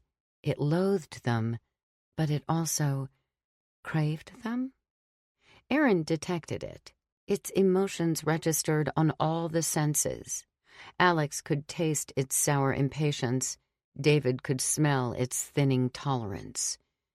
"We have them here," Mr. Shelding said. "They're ready to be." There was a whip crack, and Mr. Shelding cried out. The townspeople gasped in surprise. Suddenly, the three of them couldn't feel the townspeople pressed quite so closely against their backs. Aaron flinched and then shuddered. Alex's unsteady hand found his in the dark. It took him a minute to respond, but he grabbed hold of hers tightly, squeezing it, nearly crushing it. "Aaron, what's wrong?" He couldn't speak. Something massive and slug-like was pressed against his face. At first, it felt like the head of a giant worm, but as it squished against his nose and mouth, a hole widened, enough for his nose to fit inside, and then it opened up and swallowed his entire face, a toothless mouth.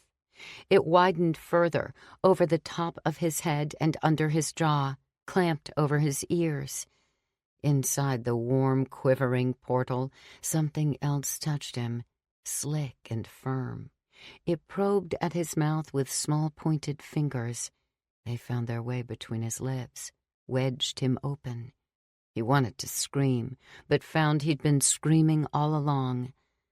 The townspeople pinned his arms behind his back to prevent him from fighting. He panicked Uselessly terrified, he kicked himself backward. No matter how hard he fought, however, he couldn't shake them. It was too exhausting fighting for his hands, his head, and his breath all at once. Alex, trying to defend him, was easily restrained. David, meanwhile, stood forgotten. The surrounding townspeople seemed to no longer recognize his small presence. At first petrified by the familiar vibrations of the cave entity, he was soon pulled back down to earth by the commotion. Alex was screaming, shouting for Aaron. He was in trouble. David slipped by unnoticed, skirting the edge of the hole in the ground until he found him, his muffled hollering a loud enough beacon in the sightless dungeon. He felt Aaron's body, looking for the problem. He found Aaron's arms, held behind his back. Following those, he quickly happened upon the hands restraining him. Without another thought, David opened wide and took a bite. The chamber filled with howling. Fingers wrapped themselves into David's hair and pulled him onto his toes, and he screamed. Aaron's right arm was free. He drove his fist into the monster's side, but it didn't react. Inside the hood of its mouth, his own mouth was still pulled open, the small fingers locked in place, and the sound of wailing drifted closer and closer through the sticky esophagus-like tube. With his free hand, he slipped his fingers under the large rubbery fold of flesh around his neck and into the monster's mouth with the rest of his head. The infant-like crying was getting louder. He fumbled his hand against his face, around his mouth, and was only barely able to guard it as the small creature arrived, pressing against his hand in an attempt to enter. The noodle-like tentacles kissed at his cheeks. He reached for it, grabbed hold. His fingertips broke through its jelly flesh until he could feel his fingernails against his palm. The screeching was extraordinary. The prying skeletal prongs recoiled from his mouth, and before he could make sense of what was happening, the giant tube mouth slipped over his shoulders and swallowed him down to his waist. It lifted him off the ground, his feet kicked the ceiling of the chamber, and with a low moan, the giant tentacle wriggled back down into its hole, sucking him into the earth with it. His legs and feet skittered along the rocky tunnel until eventually it turned into something softer and smoother, and Aaron couldn't help but feel like he was being pulled through a giant's bowels. Next stop, the Earth's asshole. Soon he was yanked from the tunnel out onto what seemed to be a much larger flat area. The tube around him loosened and gently dumped him to the floor. He gulped the warm air. His hands and arms made tacky sounds on the slimy ground. It reminded him of a children's bounce house, only this seemed to be made of syrup-coated animal fat rather than nylon. And instead of being filled with laughing, playing children, he was surrounded by disembodied, inhuman sounds in the pitch black. He took a moment to catch his breath, got shakily to his feet. His gunshot leg ached underneath him. He had no sense of direction, as dark down here as it had been up above. Not as quiet. There were others moving and watching in the dark. He had a strange intuition they weren't anything like him. They were closing in. He drunkenly stepped backward. He hoped to bump into a wall eventually and find the tunnel from there. But before he got that far, he kicked something waiting at his heels. His foot sunk into it like a gel pillow. It hissed. Something fast and ropey circled around his calf like a python. He shouted, lunged away. Another hiss. Something lashed at his back and tore through his shirt. He stumbled forward, only to meet yet another hissing creature armed with more whipping claws. He spun round and round in the dark. He limped every which way he could, through a maze whose walls were alive and in pursuit. A slippery hose twisted around his bicep, and he grabbed hold of it and tore it in two. Claws scraped feebly at his pants, while others tried to pierce through. He stomped and kicked. One pierced through his shirt into his side. He growled angrily. No end to them, he thought. They came right up out of the floor. Eventually, he found empty ground, an opening with room to breathe.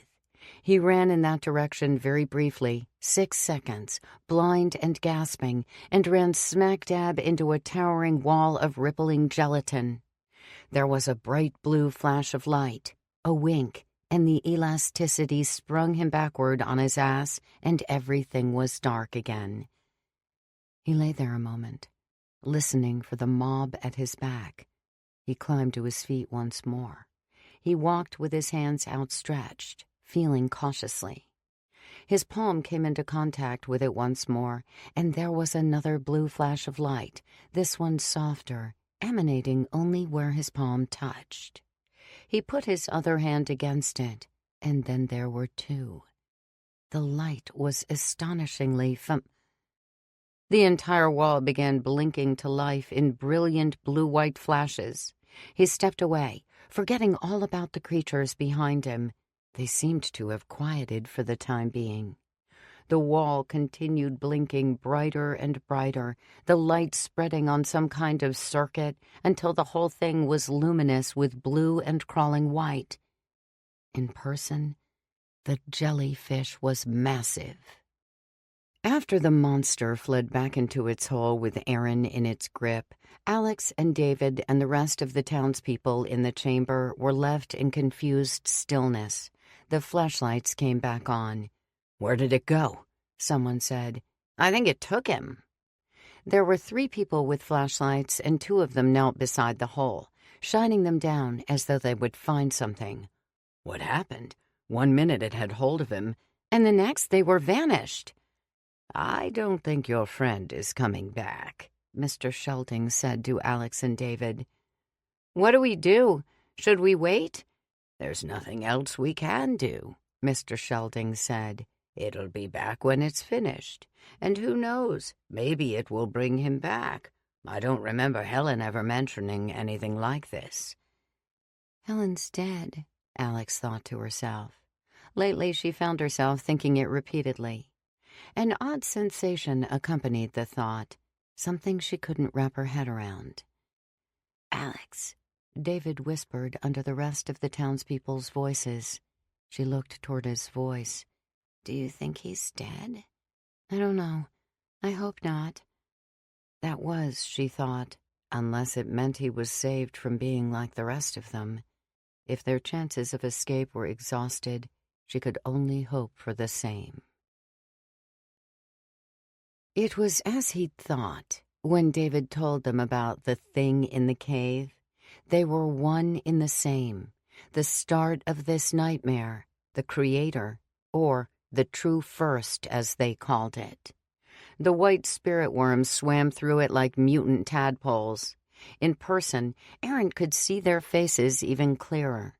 There were more of them, more than he remembered. Could Lucy really be there too? Remembering there were others behind him, he checked and saw them frozen in place, their white gummy flesh bathed in blue light, mesmerized by their master in its incandescent splendor. The soft ground rumbled as the creator shifted, turning its body slowly, and then Aaron saw a huge dark tentacle rise over the top of its mass. It bent in the air, descending towards him. There was a slit along its tip, which widened into a hole, the same as the one that swallowed him before. It dipped in his direction, circling like a serpent around its prey. It drew level with his face, its mouth dilating larger and larger still. It seemed to study him, watching him cautiously, coming closer and closer. In a quick, hard swipe, Aaron smacked it away. It reared back in surprise. The smaller creatures rattled and spit protectively. He could try to end this now, he thought. Go down fighting at least, like he'd said. If Lucy was really in there, she was trapped with the rest of them. He was here. He doubted anyone else ever had this pleasure. He could do something. He took a deep breath, loosened his clenched fists, and wiped his sweaty hands on the seat of his pants. The tentacle continued observing him, at a safer distance now. He rushed the jellyfish, taking large bounding strides across the rubbery floor, and punched through its surface up to his elbow. The jelly broke easily. Globules dripped around his feet like spilled dessert, and the runny fluid inside started to pour. He plunged his other arm inside the hole, readied to pull the opening apart, and before he could, the tentacle swooped and plucked him off the ground and into the air, upside down, his foot held inside its warm mouth. It carried him higher, dangling over its swelling body, where he could see the smaller creatures gathered around like eager worshippers in its pale blue light. Another huge tentacle lifted from somewhere in the darkness. It puckered its mouth as it came closer. Hoping for a miracle, realizing there wasn't going to be one, Aaron jerked and swung himself like a pinched maggot, straining to wiggle himself free. In his convulsive effort, his foot began to slip out from inside his shoe. Please, he thought, it can't end here. He kicked violently, punched toward the floor. The other tentacle glided this way and that, observing him almost amusedly. Then the shoe came off. His foot, toes pointed in their sock, slipped effortlessly even from the incredible suction of the tentacle's mouth, and he fell 7 feet through the air, his stomach lurching before the other tentacle dove and caught him again, wrapped around his leg. Damn. Thinking quickly, he unfastened the belt around his waist. He kicked his other foot, moved it against his opposite leg to slip his remaining shoe off. It tumbled down below. Then he curled upward, blood pounding madly in his temples, and pulled his jeans down his thighs. Again he flailed in the air, thrusting his arms toward the ground, hoping he'd fall out of his pants, but it didn't seem to be working. The tentacle was too tightly wound. Instead, he removed his belt entirely in one hard yank. He brandished it, like a whip, against the tentacle's greasy, vulnerable meat. It split open, the monster snarling with every slash. Once or twice he accidentally whipped himself and cursed, "Drop me!" The other tentacle moved in to disarm him, and he redirected his blows. It flinched back, changed position, then tried again, only to receive a smarting glance across its tip. It repositioned itself underneath him, failed again, and then to the other side, unable to avoid his frenzied slashes from any direction. Growing tired, he hoped it didn't have any other hidden appendages. "Whoa!" The monster shook him from side to side, up and down, like an abused toy. He dizzied. The blood rushing to his head built to such a pressure he thought his eyes might bleed. As it shook him, the second tentacle swooped in, sucked the belt from his hand, and flung it into the darkness. He watched it vanish hopelessly. Shit. Despite having already stripped him of his weapon, it shook him back and forth some more as if angry with him, punishing him for being so difficult, and in its thrashing, it managed to also strip him of his jeans entirely. He fell for the second time, his naked legs kicking comically above him. He looked down at the imminent blue, arms stacked before his face, bracing for the impact, and shut his eyes. Perhaps he'd only bounce from it like a trampoline, he thought, back into the air where the tentacles would catch him like a rubber ball. But he didn't bounce. He broke through, plunged into its warm, liquid depths, tumbling and floundering. He expected the tentacles to come in after him, but they didn't. Something nudged his arm, fluttered against his leg, again by his foot, against his arm again, his neck.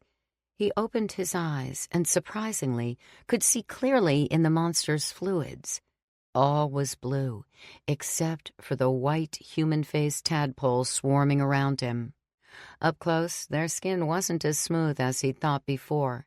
It was pitted and textured and white like frost. Only the faces protruding from their stubby heads were smooth, glassy.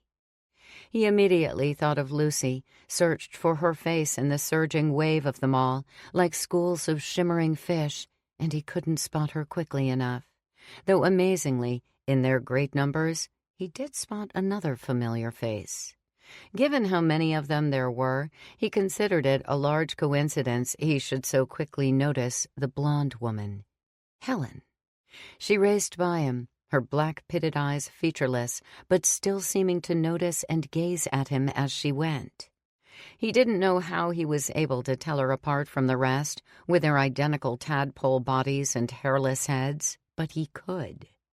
There was something about them, each so similar, yet so different. They made no sound, save the sounds of their swimming, and yet he thought he could hear them calling to him, to each other, voiceless but crying out, some louder than others, vibrations. If he had to guess, he thought they were all there with him, all the townspeople, their essences caught inside this jelly prison like fish in a tank, a collection. Despite his fascination, he could no longer ignore his need for air. He swam for the outside, pushing and sweeping the spirit worms aside as he went, knocking them around like pool sinkers. He swam until his hand pawed at the stretchy barrier. He flattened his fingers into a salute and jabbed through, ripping into the humid air of the cave. He reached through with his other hand, parted the jelly-like curtains, and let the fluid rush out in thick, coursing blankets until it carried him with it and he spilled forth. But not without grabbing hold of the opening's flap and tearing the hole wider on his way out. He splashed and rolled across the cave floor, carried on the waves until they were spread thin, and he settled safely on the ground. The ground littered around him with glowing white worms. They flopped pitifully. He lay on his stomach, feeling little by little the last of the monster's liquid gush around him. He lifted his head. The other monsters had retreated farther into the darkness, barely lit by the dimming blue light. Aaron pushed himself up on his hands. He looked around and saw all the flailing worms, scattered like white candles, their mouths opening and closing like fish. Their voices, their gasping and choking, sounded eerily human. He climbed to his feet, trembling all over. He turned to face what was left of the jellyfish. Its body was deflated like a used parachute, still glowing blue. He took that as an indication it was still alive. The colossal, impossibly long tentacles growing from its sides were no longer in pursuit, and instead were barely curling and flexing on the ground next to its baggy form. Weak, but not dead. Aaron walked toward it, stepping over the terrified, illuminated faces wriggling about his feet. Then he heard a voice that made his arms and legs shiver into gooseflesh. "Aaron!" He paused. He looked to his right. There were dozens of them, hundreds of them. "Aaron!"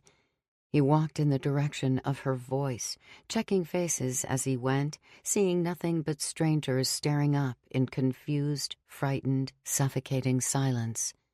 Lost. "Aaron!" Getting closer. He accidentally stepped on one of the tadpoles, tripped over it, and it moaned in pain. He flinched at the sound, apologized. There were just so many. "Here!" It lay on its side. He could see the lips of its profile move at the sound of its voice. He crouched and turned it over. It was dry and wet at the same time in his hands, like a squeegee. His wife peered at him, her face fearful, hopeful, urgent. "Aaron!" "Lucy?" He picked her up in his arms, held like a swaddled newborn, as freakish as it was, her eyes swirling black pits. "Lucy," he said, "is that really you?" "Aaron, crush it." "What happened to you? How did you get here?" "Destroy it." He turned back to the monster, the creator, the true first. It moved only slightly, fidgeting in its collapsed state. "Kill it!" With his wife scooped in his arms, he made his way toward the creator's torn body. Its followers chirped and gurgled nervously around him. He stopped short at its popped form, surveyed. He could see now the last source of the blue light, glowing the strongest from its center. He stepped onto its flattened body. It wobbled and squished like a spilled waterbed. He glanced repeatedly at his wife's new form as he went, frightened for her, for himself, still not fully believing this wasn't all an elaborate nightmare. He trudged carefully onward. "Crush it!" Through the clear outer membrane, he saw its shape. Round, bumpy, organic, the size of a large pumpkin. The brain, he thought. It shined brightly, the blue so deep and pure it was almost calming, hypnotizing. He bent and gently set Lucy aside.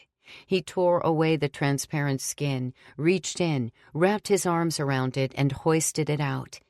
It was heavy, a texture like wet canvas. He moved his hands along its underside, balancing it in his arms, and felt something odd. He turned it over and found a face after all. Jesus. Empty eye sockets glowered up at him, enraged beneath a bulging brow. A bull's nose, nostrils wide and flaring, its thin-lipped mouth grimaced painfully. The expression it wore was of both hatred and frustration. Hatred for the man who peered upon it with disgust, and frustration for being defenseless against him. "Kill it," Lucy repeated. Aaron was half tempted to speak to it. It breathed hotly into his face. He could feel the black holes of its eyes wishing him dead, mutilated, obliterated. "What are you?" he asked. The words slipped from his tongue involuntarily, the question an entity of its own demanding release. But the Creator didn't answer. It only stared stubbornly, bore into him with its bottomless, hate-filled eyes, portals to secret memories, indescribable histories. He dropped it onto its exploded body. It wobbled from side to side, puffed its cheeks, breathing quickly and forcefully from its clenched lips. It knew what came next. There was nothing to be done about it. Aaron raised his foot high, teetered on the slippery surface underneath him, almost reeling backward, and then, with a fatigued grunt, burrowed the heel of his foot into its nose. It caved, just like the pumpkin its size resembled, crumbling and spouting out its stringy insides. The cave erupted in blinding blue trembling. 26. The Writhing. The flashlights died once again. Someone gasped. Alex stood rigid, and David, huddled at her side, pressed himself closer. Someone started to speak when the ground broke into a shaking frenzy, and a hot wave of putrid air blew out from the hole in the ground. Then everyone started to scream. Alex pulled David to her belly with her hands clasped tightly around his head. He squeezed her back fearfully. Under the sounds of rumbling rock and grinding stone, other things began to break. Rip, pop, tear. The cries of agony grew louder until they were drowned out with the sounds of stitches and cloth unraveling and bones splintering through moist flesh. A cacophony of mutilation in the dark. "David!" Alex shouted through the chaos. "They're changing! We have to get out!" His hand gripped hers and pulled her away from the hole. At once, they ran head-on into a wailing mess of hot, dripping meat. David fought past it, led them through the darkness until he found the cave wall. Alex screamed, "It's got my leg!" Its teeth were small and pointed, gnashing against her jeans. She kicked, but it remained latched. She released David's hand, crouched, and felt her hands around its misshapen head. She found an eyeball, its eyelid fluttering against her fingers. She jammed her thumb inside, popped it like a gooey grape. The jaws fell away, and she flapped her quivering hands in the dark for David, found him, and took his hand again. The sounds of the transformation seemed to follow them across the cave. They traced the wall for a while until suddenly David changed course, and Alex brushed her shoulders against the narrow tunnel walls he'd told them about earlier. "Don't hit your head." David pulled Alex down. She got on her hands and knees and crawled behind him, touching his rough, dirtied feet as they went. The horrible sounds followed. "Faster!" Alex screamed. They scrambled as fast as their bruised knees would take them. She didn't know how long the tunnel would go. She didn't care how much farther. She only hoped that when they reached its end, they'd find their freedom. The light of the chandeliers vanished, along with the rest of the church, and everything began to groan and rattle. The floor jumped beneath them. "Really?" Brenda thought. "An earthquake on top of it all?" She got to her feet and was disappointed by how unprepared her body was to stand. Her knees popped, her back ached. She took a step away from the wall, then another, and bumped into the pulpit. The townspeople were panicking. She listened while they murmured and searched the darkness. She rounded the pulpit and bumped into someone. Whoever it was, they let loose howling and nearly gave Brenda a heart attack. After a second, she realized they were all howling. There was a loud, gristly explosion, and suddenly her face and neck were covered in a sheet of sticky warmth. Shuddering, she stumbled back against the pulpit, steadied herself against it. She wiped at her eyes. Then another flesh bomb went off beside her, a bucket of human yolk against the side of her head, down her arm. She screamed. She stepped clumsily around in the dark until she tangled herself in a circle of folding chairs. She fell into them, collapsed onto the floor. Something followed after her. Hot, labored breathing. Its limp arm crept over her backside. She slapped it away, got to her feet, and ran until she found a wall and hugged it. Eyeing the darkness in every direction, she listened as the sounds of slaughter spread from one corner to the other, the entire church filled with snapping and peeling and retching. She followed the wall, brushed along until she found the indentation of a doorway. It was open. She stepped inside and slammed the door shut behind her. It was quiet inside. Thank heavens! She slumped to the floor against the wall and listened to the continuing havoc outside. Whatever was going on, she thought, it was unlikely Aaron would get out of it down below. So long as she could escape when it was over, everything might be solved for her. From the darkness within the otherwise empty room, there came a voice. "Long time no see," it said. "Miss me?" The creatures surrounding him screeched and bawled. They were retreating farther and farther back to the giant cave's perimeter, now visible from all sides in the intensified blue light.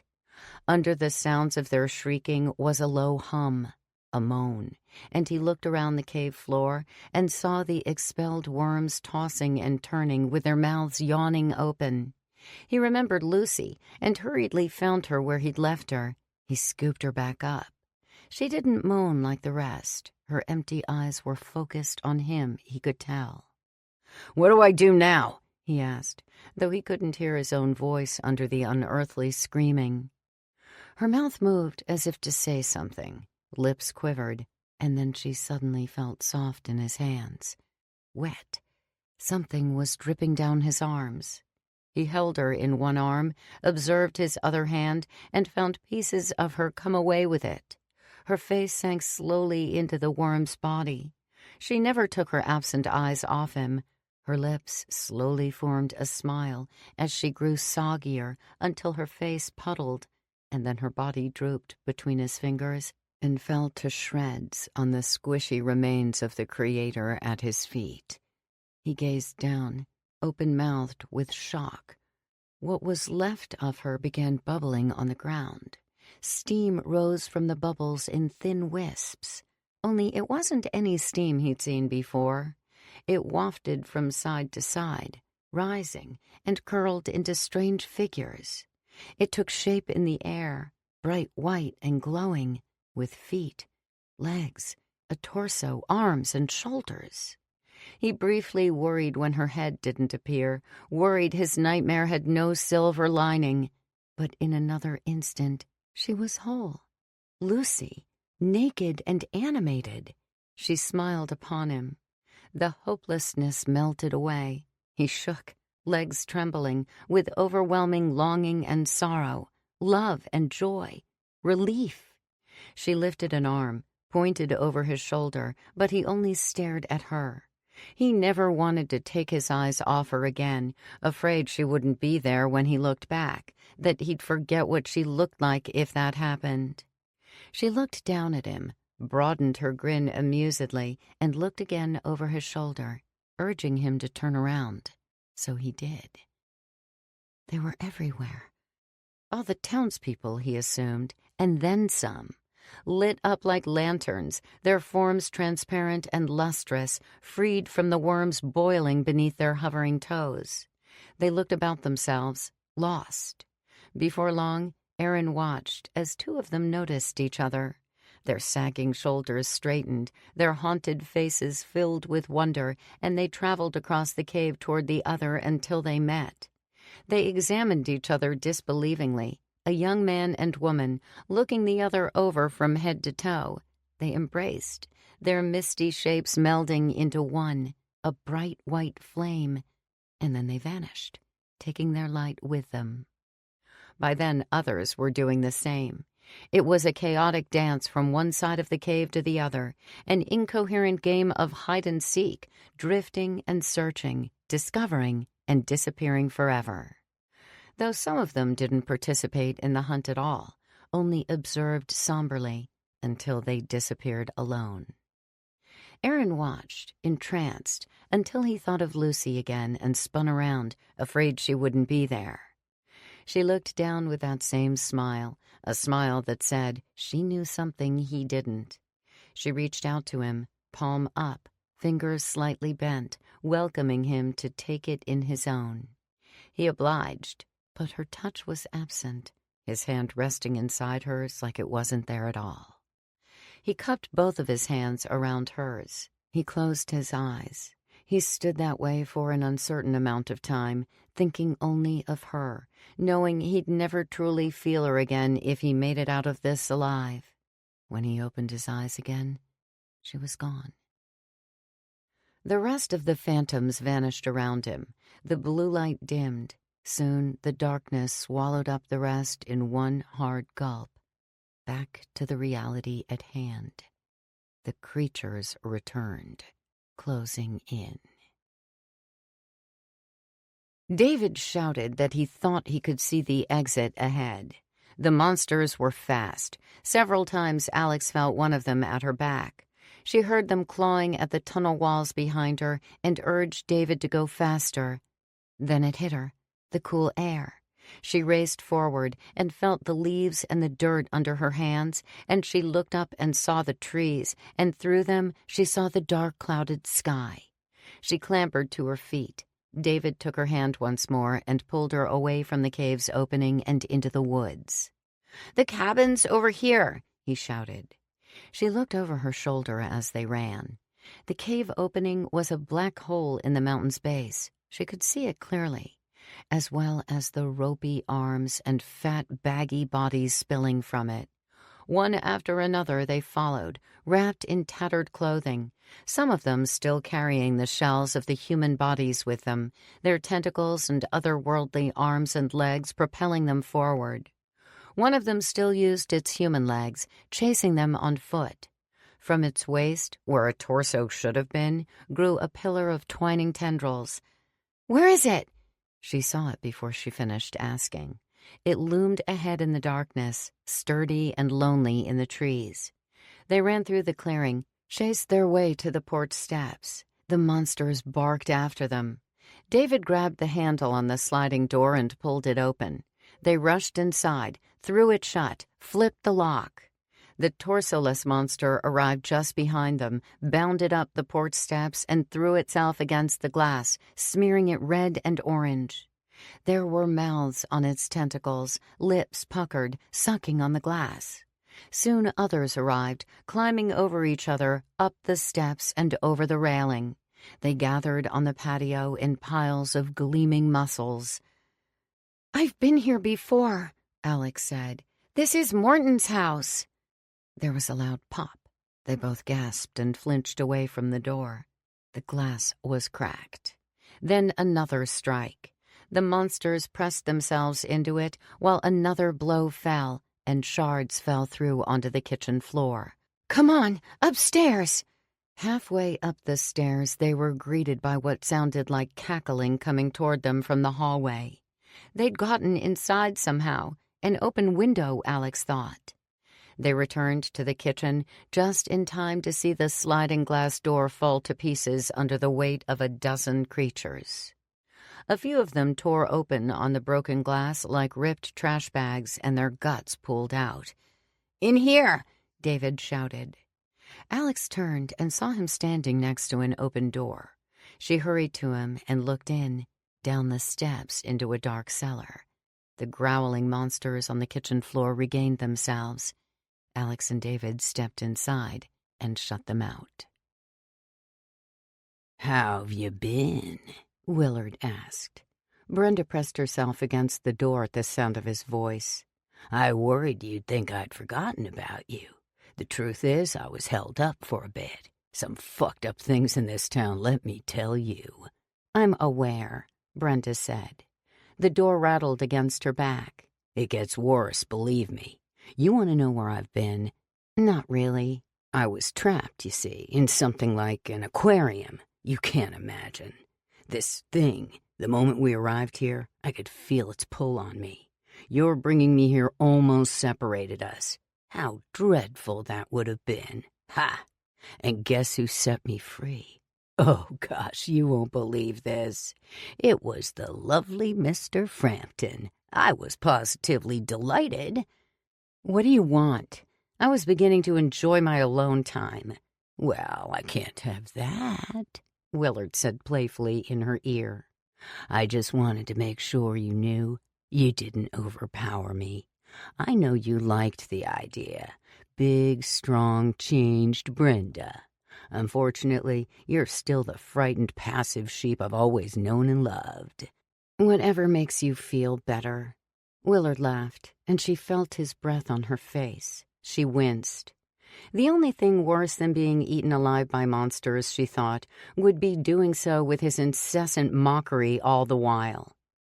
It was horrible timing, but Brenda had been wondering in the background all this time and didn't know when she might get another chance to ask, so she spoke freely.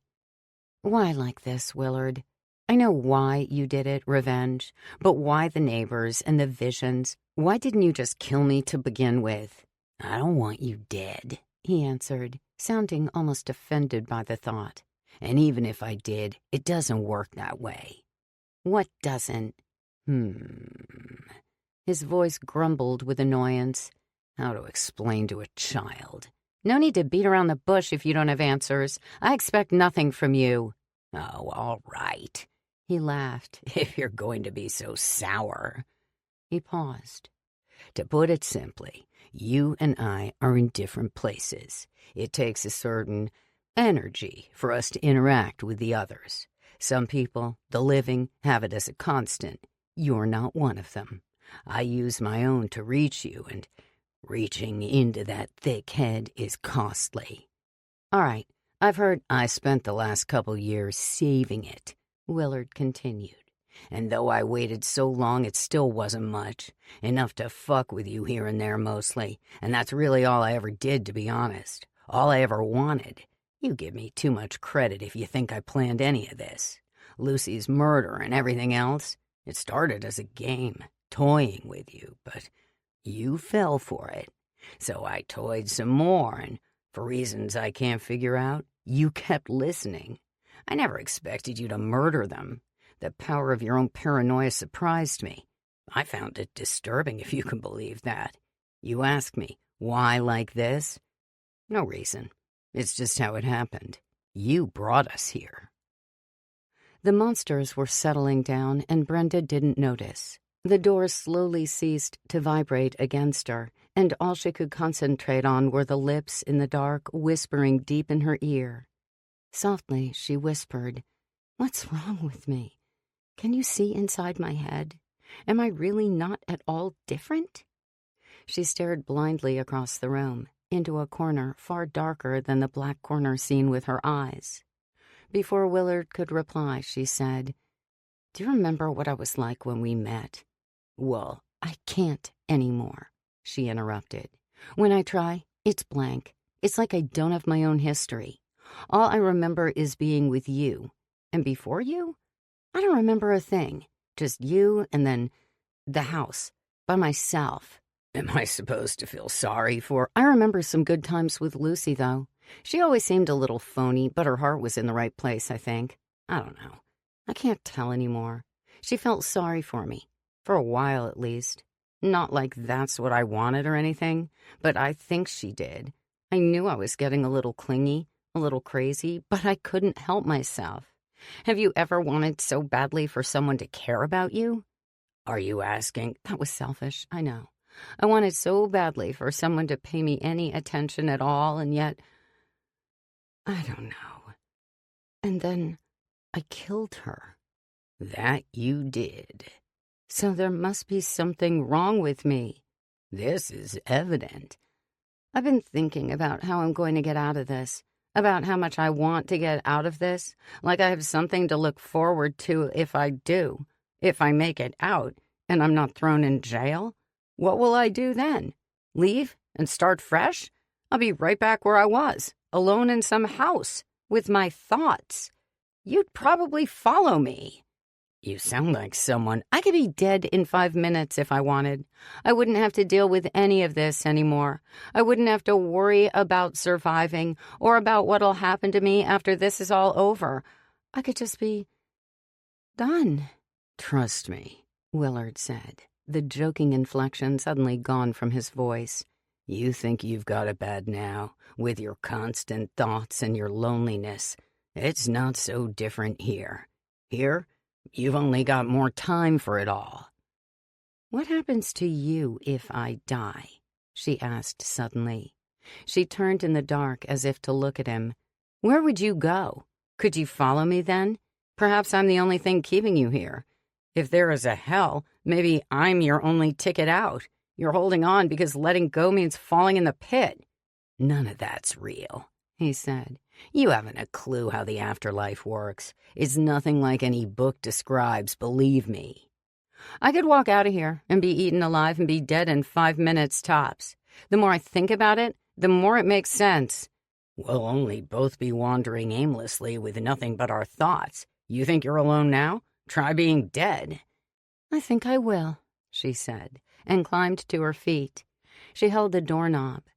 Even if what you say is true, and I'm only throwing myself into an eternity of loneliness, at least I'll have one less thing to be afraid of.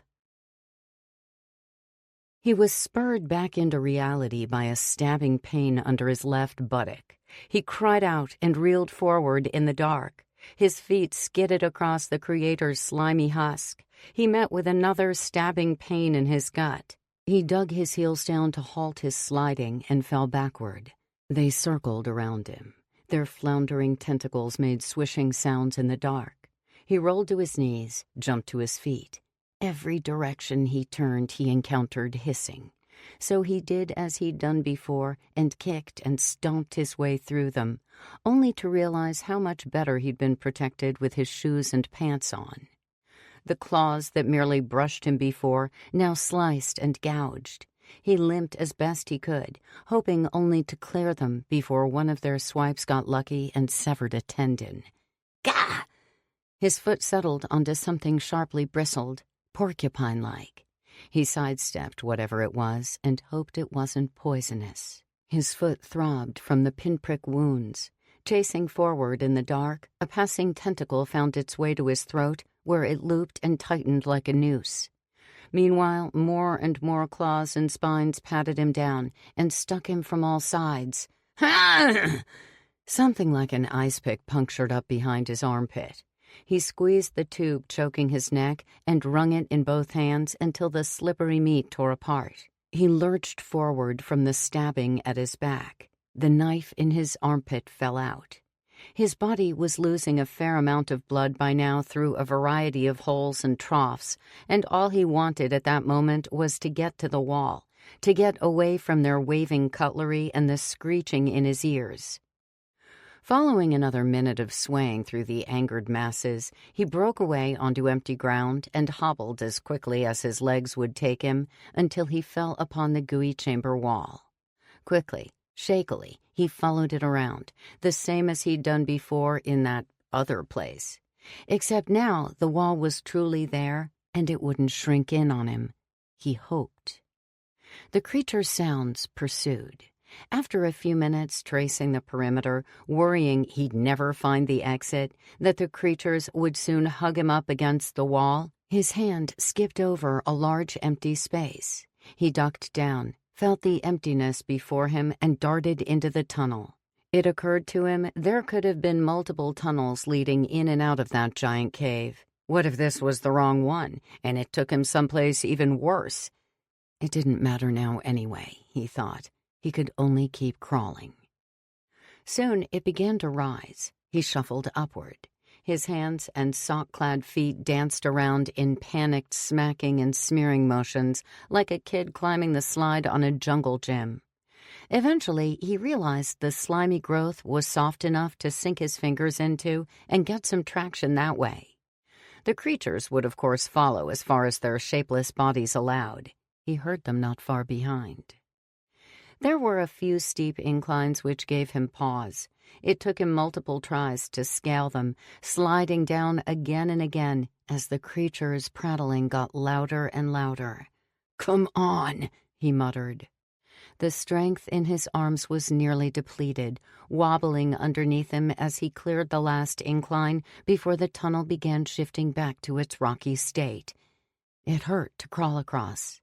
While the organic, fleshy tunnels had been slippery and suffocating, at least they'd been padded. Now his naked body ached with new pains.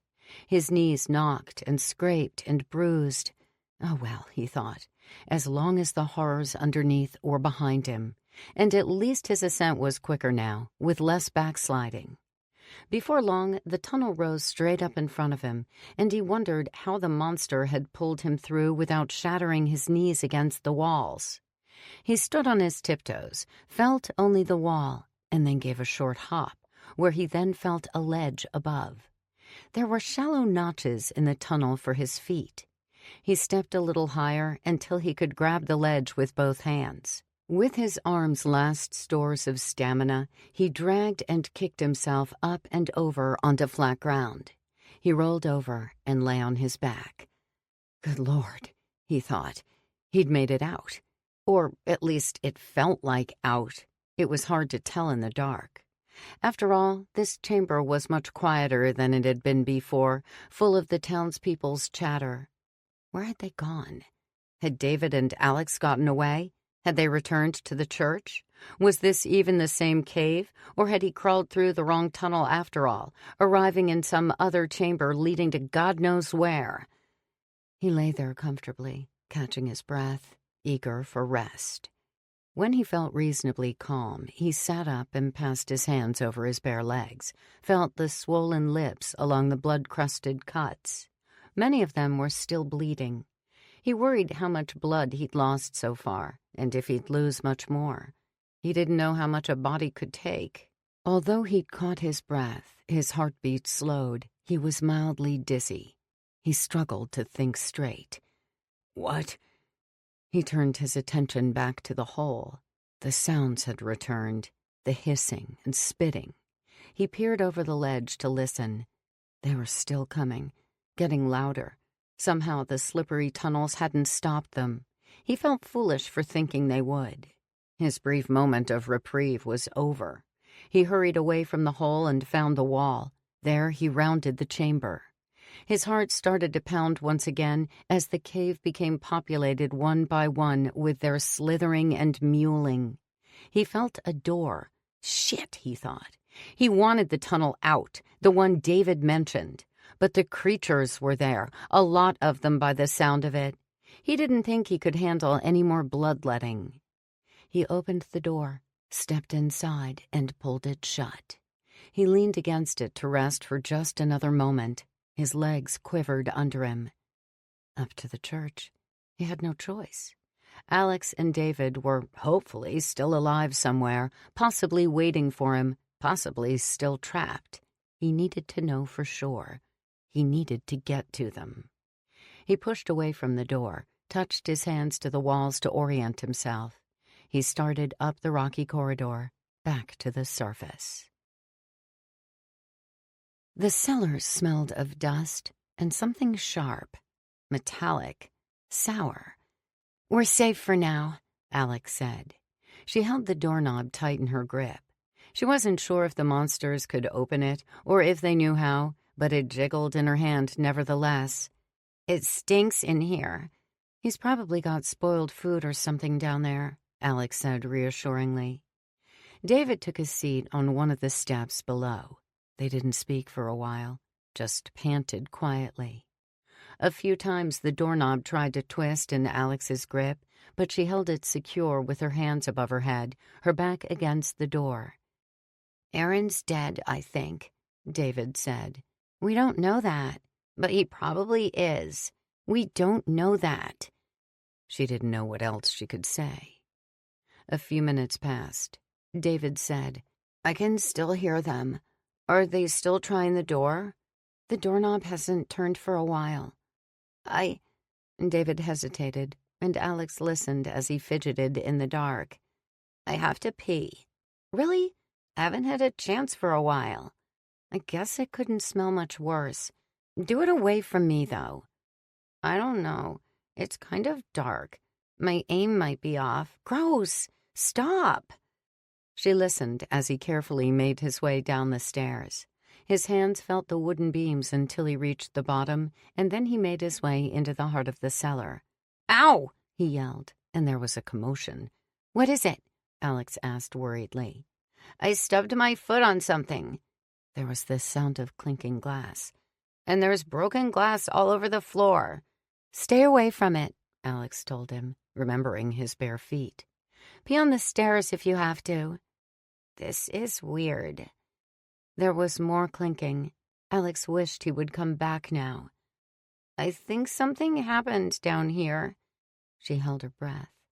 "Why do you say that?" "I don't know. The ground is wet. I think from the broken jars." Her heart raced faster. Something felt wrong. David's suspicion or her intuition, she didn't know, but they were both telling her something. "Hurry up and pee," she said. She didn't want to worry him if it was nothing. They had enough to worry about on the other side of the cellar door. "David, what are you doing?" There came a deep, breathy hiss down below. David gasped. Alex's whole body broke out in goosebumps. "David, get back here, now! One of them's down here!" Wood squealed across the concrete floor as something dragged itself over the broken glass and spilled cans. David screamed, and Alex listened as he bumped into an upright shelf, sending cans falling and rolling on the ground. The thing in the dark hissed again. "Get up here!" David grabbed cans from the shelf behind him and threw them into the dark, hearing them clank and thud until he heard one connect with something a little softer than concrete or wood. The creature barked. "Help me, Alex!" he yelled. She abandoned the door and shuffled down the steps. One of her feet glanced the edge of a step and skipped down several below, putting her on her butt. She got up fast enough and hurried to David, feeling in front of her until she felt his arm. He flinched away and then realized it was her. The monster moaned again. Alex felt something moist slide over her arm. She screamed and jumped away, releasing David in her fright.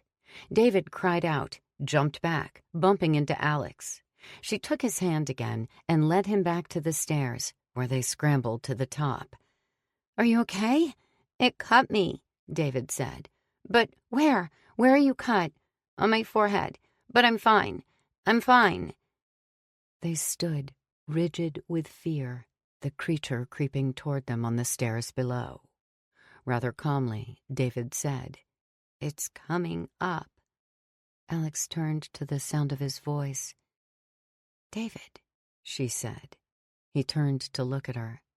"I can see you." She looked down at her feet, at the steps, and saw them too.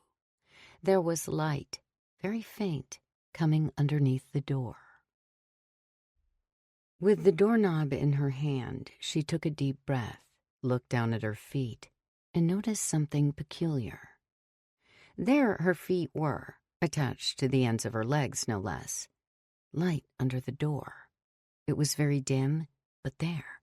Had the power returned?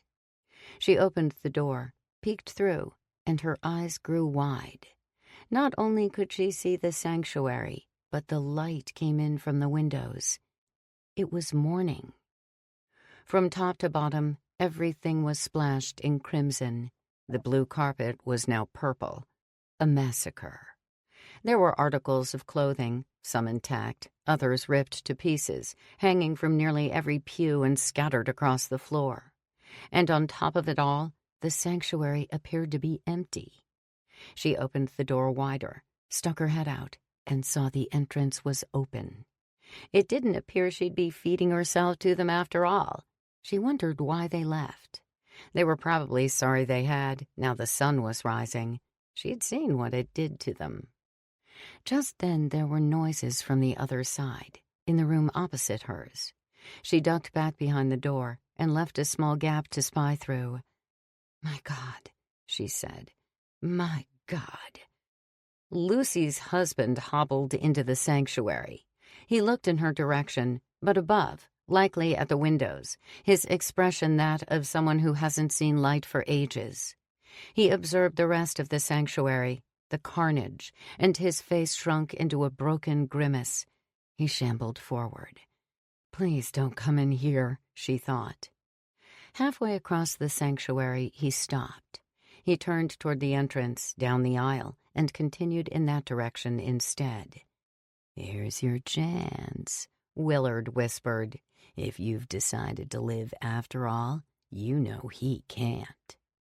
"What makes you think I'd listen to you now?" she whispered.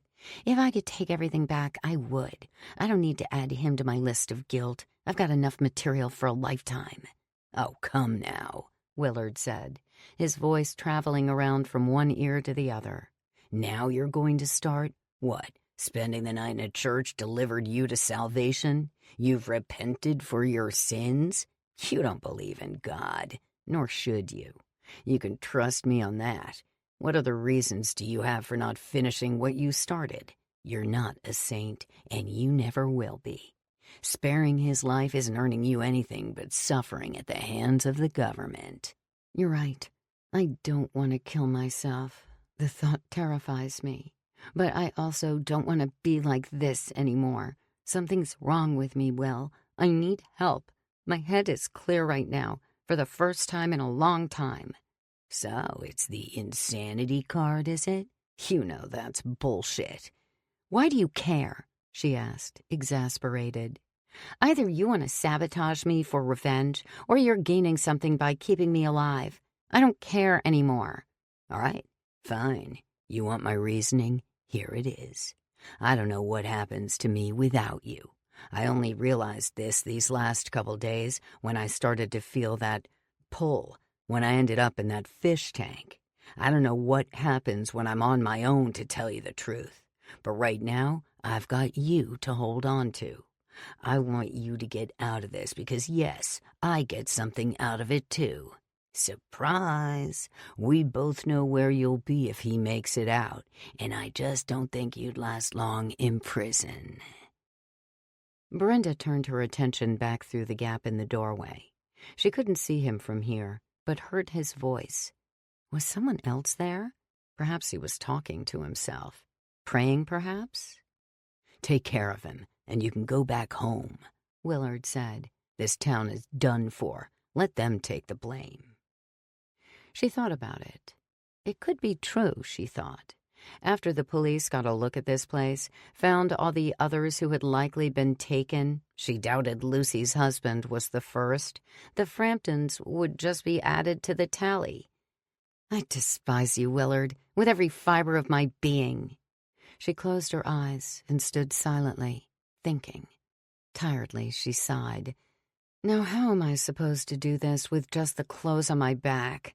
Ah, he said, sounding pleased. I've got just the thing. She felt something against her arm. Cold, smooth. It pressed itself into her hand, and she tightened her grip around it. It felt all too familiar. How a mystery of life, he interjected. Or death. Leave it at that. Something I've been saving for a special occasion. Now isn't the time for details. He's going to leave soon if you wait any longer. Freedom awaits us. After being hit and left in the road, Wendy faded in and out of consciousness, especially when the townspeople moved her from the road to the church. The pain in her side and hip was unbelievable. She spent most of the night staring at the ceiling, feeling the warm tears down her temples, thinking about all she could have done and didn't do. How much sooner this all could have ended. How many lives she could have saved, instead of simply going along with everything, pretending all this time. 12 years. Those 2 words could make her bawl for an hour straight. 12 years. Gone. Never coming back. The town busied themselves with jumbled chatter all through the night without remembering she was even there. She dozed off a few times. She dozed off just before the power went out, in fact. It was the screaming and blood spatter that woke her. Chaos. She saw none of it, but could hear all of it. The crunching and bursting, warm mist on her face. Then things finally started to quiet. They traveled away someplace distant, as if they were leaving outside. Then very quickly things started to become visible, and she saw light through the windows behind her. The sun was coming up. Now what, she wondered. Something major must have happened to cause the change. She kept asking herself, is it over? Were they all dead? Was she one of the last living people in town? Where were Alex and the others? It was a cruel joke, really. Finally, when there was no one to stop her, she couldn't leave. The exit was wide open, and she hadn't the strength to walk. All she had, in what might be her final hours, were regrets. She had to make a focused effort to shake them. Then she heard someone. She held her breath. Footsteps entered the sanctuary. A pause. The footsteps started down the aisle toward her, and then paused again. She thought she heard sniffling. She was too weak to lift her head. After a few moments of sobbing, the footsteps came closer, and then he passed by, heading to the front door. "Aaron!" she croaked. She hadn't made a sound for so long that her voice at first was weak. She waited a moment, and there was nothing. "Aaron!" she called. Please hear me, she thought. Oh God, don't leave me here. Everything was painted in what looked to be blood. The carpet was soaked with it. The pews were dripping with it. The walls were sprayed with it. The ceiling appeared to be the only thing untouched by whatever butchery had taken place. He thought of Alex and David, about the possibility of them being brought into this, and wondered if it could be their blood he saw, mixed with all the rest. He unraveled at the thought. What the hell happened? Were they all dead? Did the death of their creator unleash destruction on the rest of them? Where were their bodies? He turned and saw the entrance standing open. He went halfway down the aisle toward the front door and suddenly found himself overcome with grief. If he'd gone through all of this and they were dead, the last thing he wanted to feel at that moment was alone. He started for the door again. He could see the sidewalk outside, also drawn upon with red. Perhaps Alex and David had gotten away. Aaron! He spun in the doorway. Quick, panicked breaths somewhere inside. He looked to his left as he returned down the aisle and spotted a woman lying on the rearmost pew. "It's you," he said, and went to her. "I'm not like them," she blurted out. She turned her head just slightly to look at him. "I'm not one of them." "I know." He paused, thinking of Alex again and seeing the blood everywhere. It was even on the woman's face. "Can you move?" "No." She squirmed and winced. "I think my hip is broken. I'm not sure. Thank God you're here." "Where is Alex and David?" "I don't know." "You didn't see them? What happened up here?" "The power went out at some point. I woke up and it was dark and everyone was screaming and transforming all around me. They all left through the front door for some reason. I don't know what caused it all." "Their creator is dead," Aaron said. "I think that might be why. So you haven't seen either of them?" "I've been unconscious off and on. I'm sorry. I hope they're safe too, believe me." "Listen, I'm going to find a car, hopefully, and then I'll come back for you." She nodded, listening, and suddenly her eyes grew wide and she pointed past him and yelled, "Behind you!" He turned just as the golf club swung. It scuffed the side of his head and glanced painfully across his ear. He fell onto the pew, onto Wendy, who cried out in agony. He picked himself up as quickly as he could, and the golf club came down again. It missed him, bashed the pew's edge. He turned and stumbled backward away from the attacker. It was Brenda, naturally. "You fucking bitch," he thought. The side of his head ached to the point of numbness. His face curled into a scowl, and she must have seen it because her face turned white, fearful, and she began swinging the club wildly. It swooshed from side to side, barely grazed his shirt. He jumped away from every swing. They reached the end of the row, and Aaron stepped back against the wall. Brenda charged at him then, the club raised above her head, screaming a wild animal's fury. And just before she could bring it down, he stepped into her, under the arc of her swing, and landed an uppercut against the underside of her jaw. The club dropped to the floor. She staggered away, holding her face, red dribbling over her fingers down her chin. She turned, ran for the front door, and fled outside. Aaron saw the club lying on the floor, polished and slender. He bent and picked it up. An iron. He squeezed its shaft. His heart raced faster than he thought it ever had these last few miserable days. His surging lava blood could almost melt through his veins. Wendy was yelling his name, but all he could hear was his heart pounding in his skull. He raced for the front door. Wendy screamed again, but it was distant. He didn't have time, not if he wanted to put an end to all of this, to end it where it began. "For you, Lucy," he thought, as he ran from the church's entry into the quiet morning. She'd nearly bitten her tongue clean off. She could feel it hanging by just a thin wedge of muscle, slapping and jostling behind her teeth with every step, spilling what tasted like an endless gush of hot blood. The front of her shirt was drenched with it. She was destined to die from the beginning, she thought. Survival of the fittest, and she'd only been very lucky to make it this far. Even if Willard had only been screwing with her yet again, she thought she stood a chance against him. All she needed was to catch him off guard with one good blow, as she'd done with Willard that day years ago. But of course it couldn't play out that way. Coincidence could only keep her alive for so long. Freedom awaited them indeed, but not the kind she thought. She heard his footfalls gaining as she sprinted across the lawn toward the street. She knew it was coming. She could see him in her mind's eye, lifting the club, ready to cleave her skull open from the back. She turned and screamed shrilly at him with her hands in front of her face. The club came in from the side and smashed her cheekbone. She crumpled to the grass. Twinkling starbursts and waves of black pulsed in her peripherals. She rolled onto her back and put her hands up again to shield herself. The club swept her arms aside, cracking against her wrists, and then came down on her collarbone, which crunched under the steel head. "Willard!" she cried, though her chewed tongue garbled her words. "Please, Willard! Willard!" But Willard was not there. Wendy strained to see behind her as they fought, but saw nothing.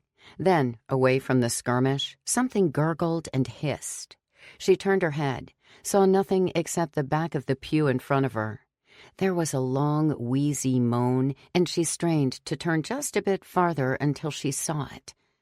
A lumpy white blob dragged itself out from underneath the next pew.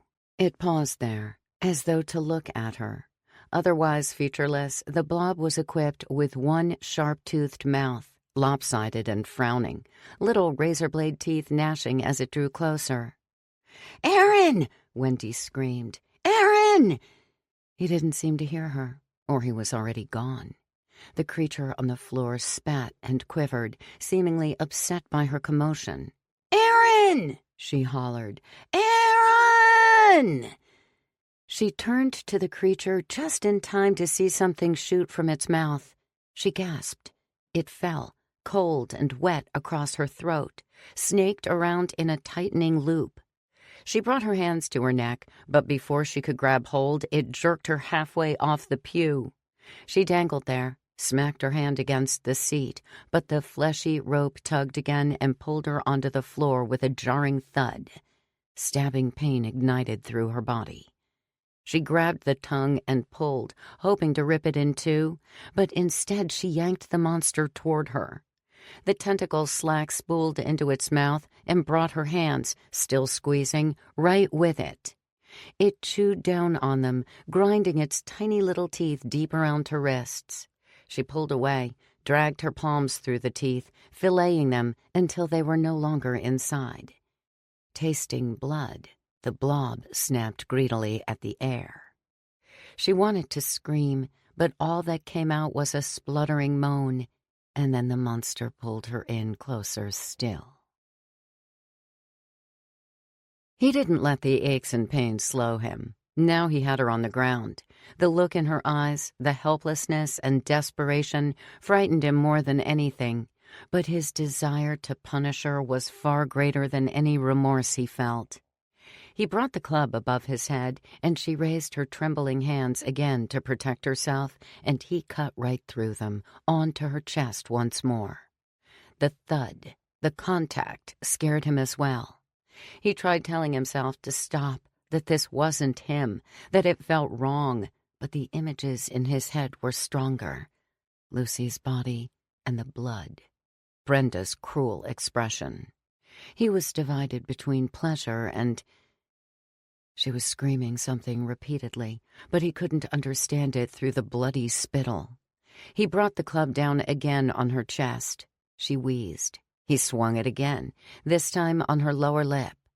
Through the flowing blood, he glimpsed what appeared to be a mess of shattered teeth underneath. She wept uncontrollably. Her arms were at her sides, her fists clenched and pulled at the grass. Her face instantly relaxed as he hacked the club upon her forehead, and she blinked her eyes dazedly up at nothing. Her hands groped the lawn, but gently now, as though searching for something between the thick blades. He brought the club down once more. It struck the same spot, and her skull caved. He held the club there, breathing deeply, and blood pooled around its buried head. She stopped blinking. Her hands stopped massaging the lawn. The blood pumped down through her greasy hair, into her dead eyes. The urge to continue was there, but to continue would be madness, so he dropped the club and turned away. He stared ahead with dread, shaking, stomach churning. For Lucy, he thought. It was over. Finally. He was glad. Really. It didn't matter. It was done. It was good. Lucy would be... proud? His wandering eyes focused on the church, and he remembered the librarian. He left Brenda and didn't look back. He hurried through the front door. "I'm here." He took a step toward the rear pew, and without knowing why, uneasiness washed over him. He approached the bench, and his eyes, spotting the empty seat, fell to the floor underneath, where he saw her and what looked to be blood on the floor around her. "Wendy?" He hurried into the aisle and gasped. Wendy, the librarian, was on the floor. She was on her back, a pool of blood around her shoulders, issuing from her throat where her head was no longer to be seen. A blob of a creature was plopped beside her, featureless, save for a plump-lipped mouth that chewed cow-like on what Aaron could only assume was her flesh. It swallowed. It regarded him warily, though it didn't have eyes. It opened its mouth, and a thin tongue slipped out. It licked at the ragged bone protruding from the stump of her neck. Aaron grabbed hold of the pew behind him and retched on the floor. He wiped his mouth. Then, before the creature could hunger for him, he left outside. He closed the doors behind him, took a deep breath, exhaled. He wobbled in place for a moment, suddenly lightheaded. He saw Brenda's form on the lawn where he'd left her. Birds chirped somewhere. He rested with his back against the door, closed his eyes. Instantly, the image of her body flashed behind them. Their bodies. He opened his eyes instead, but it didn't seem to matter. They were there when he blinked. They alternated against the darkness of his eyelids. Lucy propped on their coffee table. Wendy on the floor between the pews. His cries shook him against the door. He struggled to breathe. He pushed away from the door and started across the lawn. Got to get out of here. Find a car. Leave this place. He passed Brenda's body and picked up the golf club as he went, in case there were more of those monsters somewhere. He figured he'd go from house to house and check for cars, and then check for keys. Eventually, he guessed, he'd find something he could drive. Get out of here for good. Find a car and leave this place. The light glistened on the monster's rising body, its twisting arms. It snarled ravenously. "I'm going to open this," Alex said, "and we're going to make a run for the front door, okay? You've got to stay with me." "Okay." They both stood, and Alex pressed herself against the door with the knob in her hand, listening with her ear against its surface. She felt David's fingers pinch the back of her shirt. She reached back with her free hand, grabbed his, and squeezed it. "Come on." She turned the knob and pushed. It swung open a bit and then stopped, something blocking it on the other side. She threw her body against it and forced it open, sliding whatever it was across the floor. The cabin filled with squeals and gasps. They were everywhere, hugging every corner, even waiting on the furniture. Alex led them swiftly across the front room. David shouted, "Watch out!" and she jumped back from a striking limb. They skipped over the formless bodies until they arrived at the door, where Alex twisted the deadlock, unlocked the knob, and yanked the door open, the creatures cackling at their heels. They rushed out onto the front porch, down the steps onto the gravel path. Alex's feet skidded out from under her, and she pulled David down with her. "You okay?" They got to their feet. The creatures slithered and crawled from the cabin, down the porch steps as Alex and David bolted down the driveway. They sprayed gravel from their kicking heels, hands sweaty in one another's grasp. Their footfalls scared birds from the trees overhead. The monsters, just as before, were gaining on them. The road wasn't much farther. Hope swelled in Alex's heart at the sight of it for no apparent reason. Seeing its asphalt, solid and paved, knowing it only ran in two directions and that they only needed one. The sky was transitioning from gray to blue, getting brighter all the while. "Left!" Alex shouted, and they fled from the gravel onto the blacktop. David yelped. His hand ripped out from hers. Alex looked over her shoulder to see a bundle of white meat pounce on him. He fell to the ground on his back, screaming. She ran to him, punted the creature off. It rolled clumsily away on the asphalt, reoriented itself briefly before scrambling back. Alex bent to pick David up, and something pummeled into her and threw her down on her side. Two legs in jeans straddled her. But above the waist was a roiling jumble of greasy cobras, dancing and licking the sky around them. She punched randomly into the towering body on top of her, plunged her fists into its mess of tentacles and tore them away like weeds, flipping her head from side to side as they batted at her face. She punched again, buried her arm up to her elbow, and something hidden inside put its mouth over her hand and chomped. Gah! She wrenched her hand out from its biting tangles. To her horror, she saw dripping, bloody stubs where 3 of her fingers had once been. Her face paled at the sight of them. Blood streamed down her wrists. Oh, God! Though her attention was arrested by her wounds, a sharp odor stung her nostrils. Something burning. Was she on fire now as well, she wondered? Wouldn't that just be the cherry? The monster on top of her shrieked madly. She pulled her eyes away from her mutilated hand and saw its tentacles straightened toward the sky, quivering in paralyzed agony. Its skin bubbled and blistered. The air sizzled with steam. Then David was there. He shoved the monster aside, and it fell heavily beside them, mewling. He reached to help her up. She grabbed for him and slipped away. He looked at his fingers, wet with blood, and then looked down at her. What? Alex sat up, looked at her hand in her lap, and her mind went blank. She looked from left to right, as if searching for where they might have gone. Your hand, David said. You're bleeding. Bad. It bit me. David grabbed her under the armpits. Get up. Come on. You have to get up. He helped get her standing. She looked down the road toward Amberton. It was littered with their exploded bodies, cooking on the blacktop, crackling and whining. David grabbed her by the arm and turned her around. She looked down at her hand by her side, saw the blood falling in thin ropes. Before she knew what he was doing, his shirt was off, and he was pulling it apart where it had already ripped, turning it to misshapen shreds. Give me your hand. She mistakenly gave him her good hand, and he wrapped the other one. I'm going to wrap this as tightly around your fingers as I can. You have to hold it tight to apply pressure and stop the blood. My mom told me that. Thanks, she said. She squeezed her hand closed, ignoring the pain.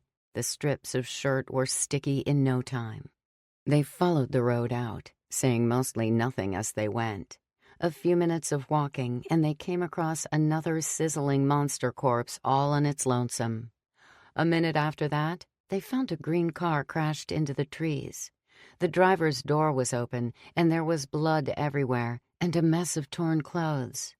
Someone who had been coming back to town when it happened. Alex vaguely wondered how many others were out there in the world. It's the sun, she said distantly. They can't stand it. While it might have killed the creatures, it felt good on their backs. David routinely asked if she felt okay, and she answered yes. He looked up at her as they walked, but she didn't notice. She could only stare ahead as far as the road was visible, hoping it was really over. They walked a while longer in silence. Where do you think you'll go? David asked. With your parents gone, I mean. Probably with my aunt and uncle, she said. She thought about that for a moment. If they've been looking for me all this time, I wonder if they'll recognize me. I don't know where I'll go, David said. I have an uncle somewhere, but I've never met him. I hope I don't have to live with him. My dad hated him. A few minutes longer they walked. They both looked at each other repeatedly and then looked away, staring down the road, only to exchange glances again. What if we never see each other after this? David asked. Alex saw he was looking away into the trees. We will, she said. Her voice was tired. I'll make sure of it. What if I have to live with my uncle and he's far away someplace? She didn't know what to say at first. Too many thoughts and emotions at once. She couldn't think through them all. That and the blood soaking into David's t-shirt probably wasn't helping her think any clearer. I'd write to you. We'd visit each other or something, but you're not going to be alone. I promise." Up ahead she saw something, or thought she saw something. "Cars," she said. Only one she'd seen, whizzing from left to right in the distance. "Cars! David, come on!" Alex ran with her hand held to her stomach, and David ran alongside her, barefoot and bare-chested, both covered in dirt and blood. Alex hoped people wouldn't drive away at the sight of them. When they were a few short steps from the highway, David started yelling. Alex joined in. The cars were few and far between. They ran down the highway's shoulder, waving their arms, Alex just the one, screaming as loudly as their sore throats would allow. A car drove past, a blue hatchback with a bicycle on the back. They watched it go by disappointingly. Then, a little ways past them, its taillights lit up and it pulled over. Alex felt lightheaded with desperation. A man stepped out of the car. She opened her mouth to shout something, but couldn't. Tears welled up in her eyes. "What happened to you?" the man called. He paused at the back of his car, possibly getting a better look at them. "Are you all right?" Alex wanted to tell him everything all at once. She approached him, legs jiggling, mouth open, and started to bawl instead. She stopped a few feet short of the man, who looked at them disbelievingly. "What happened to you?" He kept his eyes on them as he fumbled for his pocket. She looked off to the right, to the road they'd found the highway from, and saw a sign before it that read, Amberton, 2 miles. "We were kidnapped," David said. Alex pointing at the sign. "From there." The man regarded the sign as he pulled his phone from his pocket. "She needs help fast," David urged. "She's bleeding bad." The man stepped toward them, toward Alex. He saw her hand wrapped in David's shirt and the blood soaking through. "I'm calling the police. Why don't you come sit in my car where it's warm while we wait?" Alex didn't want to sit in his car, though she couldn't say why exactly. Part of her vaguely worried about dirtying his seats. She also couldn't help feeling wary of him. He seemed perfectly genuine, but the idea of getting in yet another stranger's car frightened her. They answered no. David told Alex to sit down, so they sat cross-legged on the shoulder of the highway while the man went back to his car and made the phone call. Alex's tears gradually subsided. She repeatedly looked over at the man and his car. He was on the phone, staring at them both, gesturing to them as he talked, even though the voice on the other end couldn't see them. She wondered if they should trust him at all. "Is that a bug in your hair?" She looked at David and was surprised to see him grinning. He reached toward her, and she felt his fingers remove something above her ear. "See? Look." He took his hand away, and she saw the little red bug climbing up the side of his palm. How strange, she thought. She couldn't help being reminded of the first, the one David. "Remember the other one at the park?" he asked. She did, but she'd almost forgotten. "Wouldn't it be funny if it was the same one and it hitched a ride in your hair?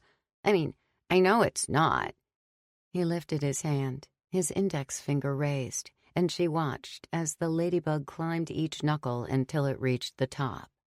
Just then, a large semi-trailer truck came around the bend, whooshing past them with a startling roar. Neither of them took their eyes away.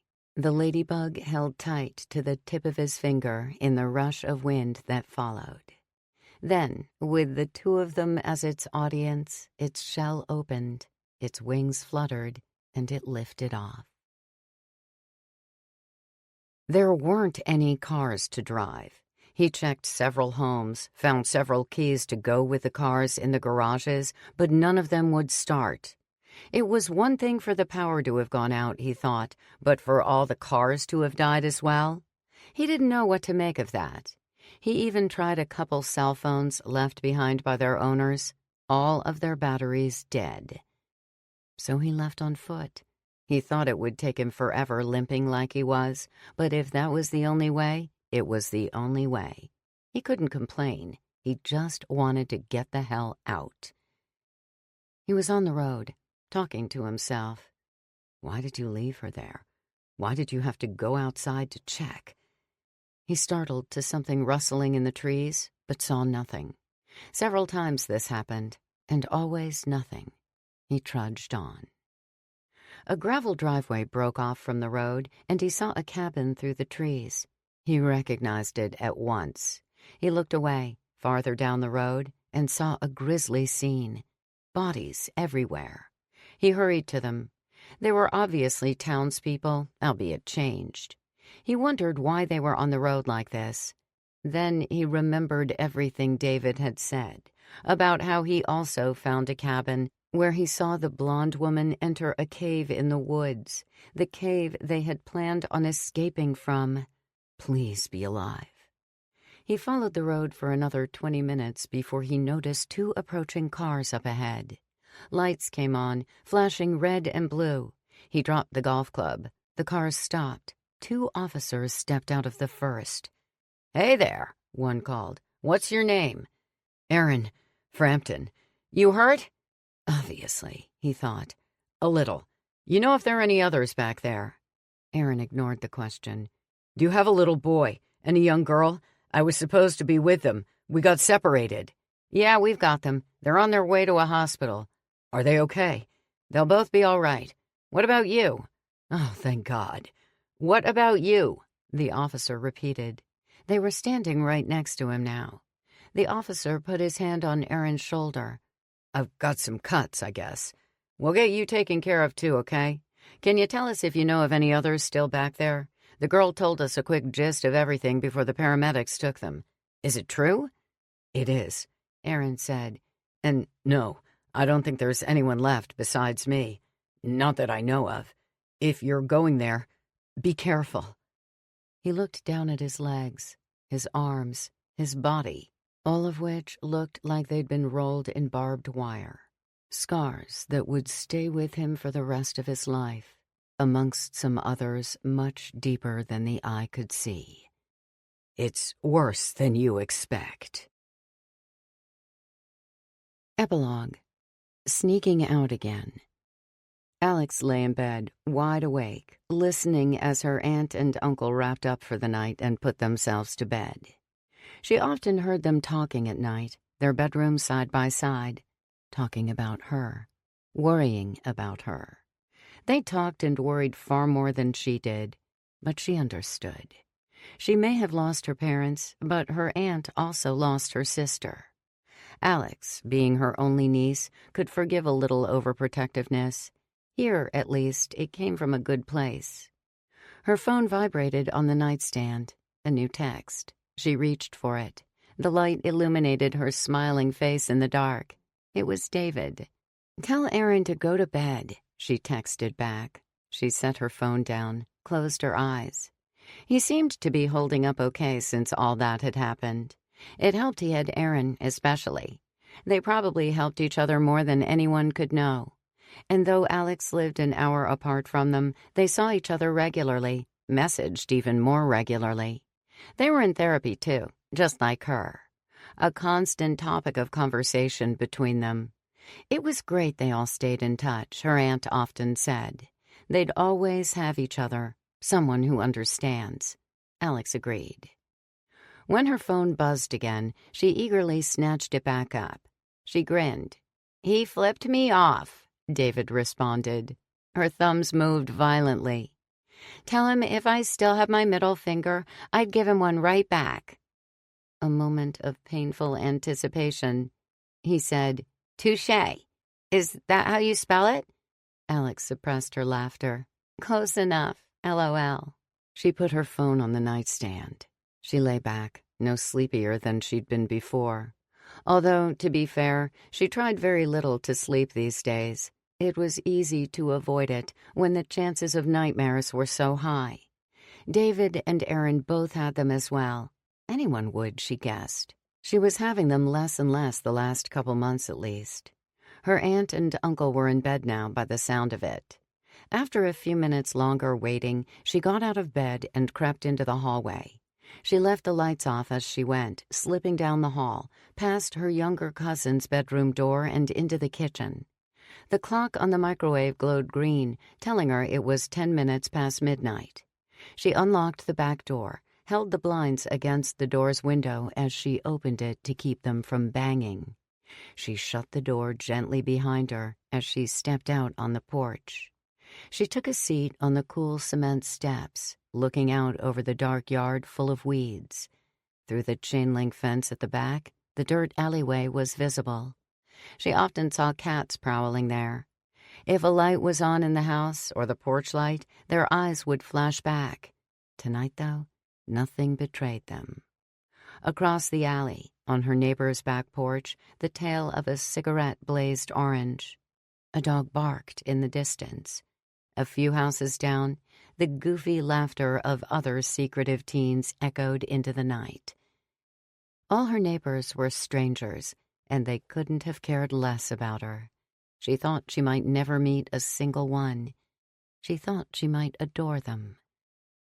She looked up at the sky, at the stars, so many of them, bright and glowing. She enjoyed nights like these, warm and quiet, but not too quiet. She could think about things, important and worthless things alike.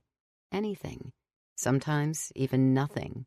Just let the idle sounds of the night fill her head like a cozy white noise. On some nights, it was better than sleep. It was life. And whenever she looked up on a clear night like this, alone, gazing up at the countless stars, like heaven's eyes which returned her longing gaze, she still remembered those magic fireflies. This concludes The Writhing by Abe Moss, narrated by Hilary Huber. Copyright 2019 by Abe Moss.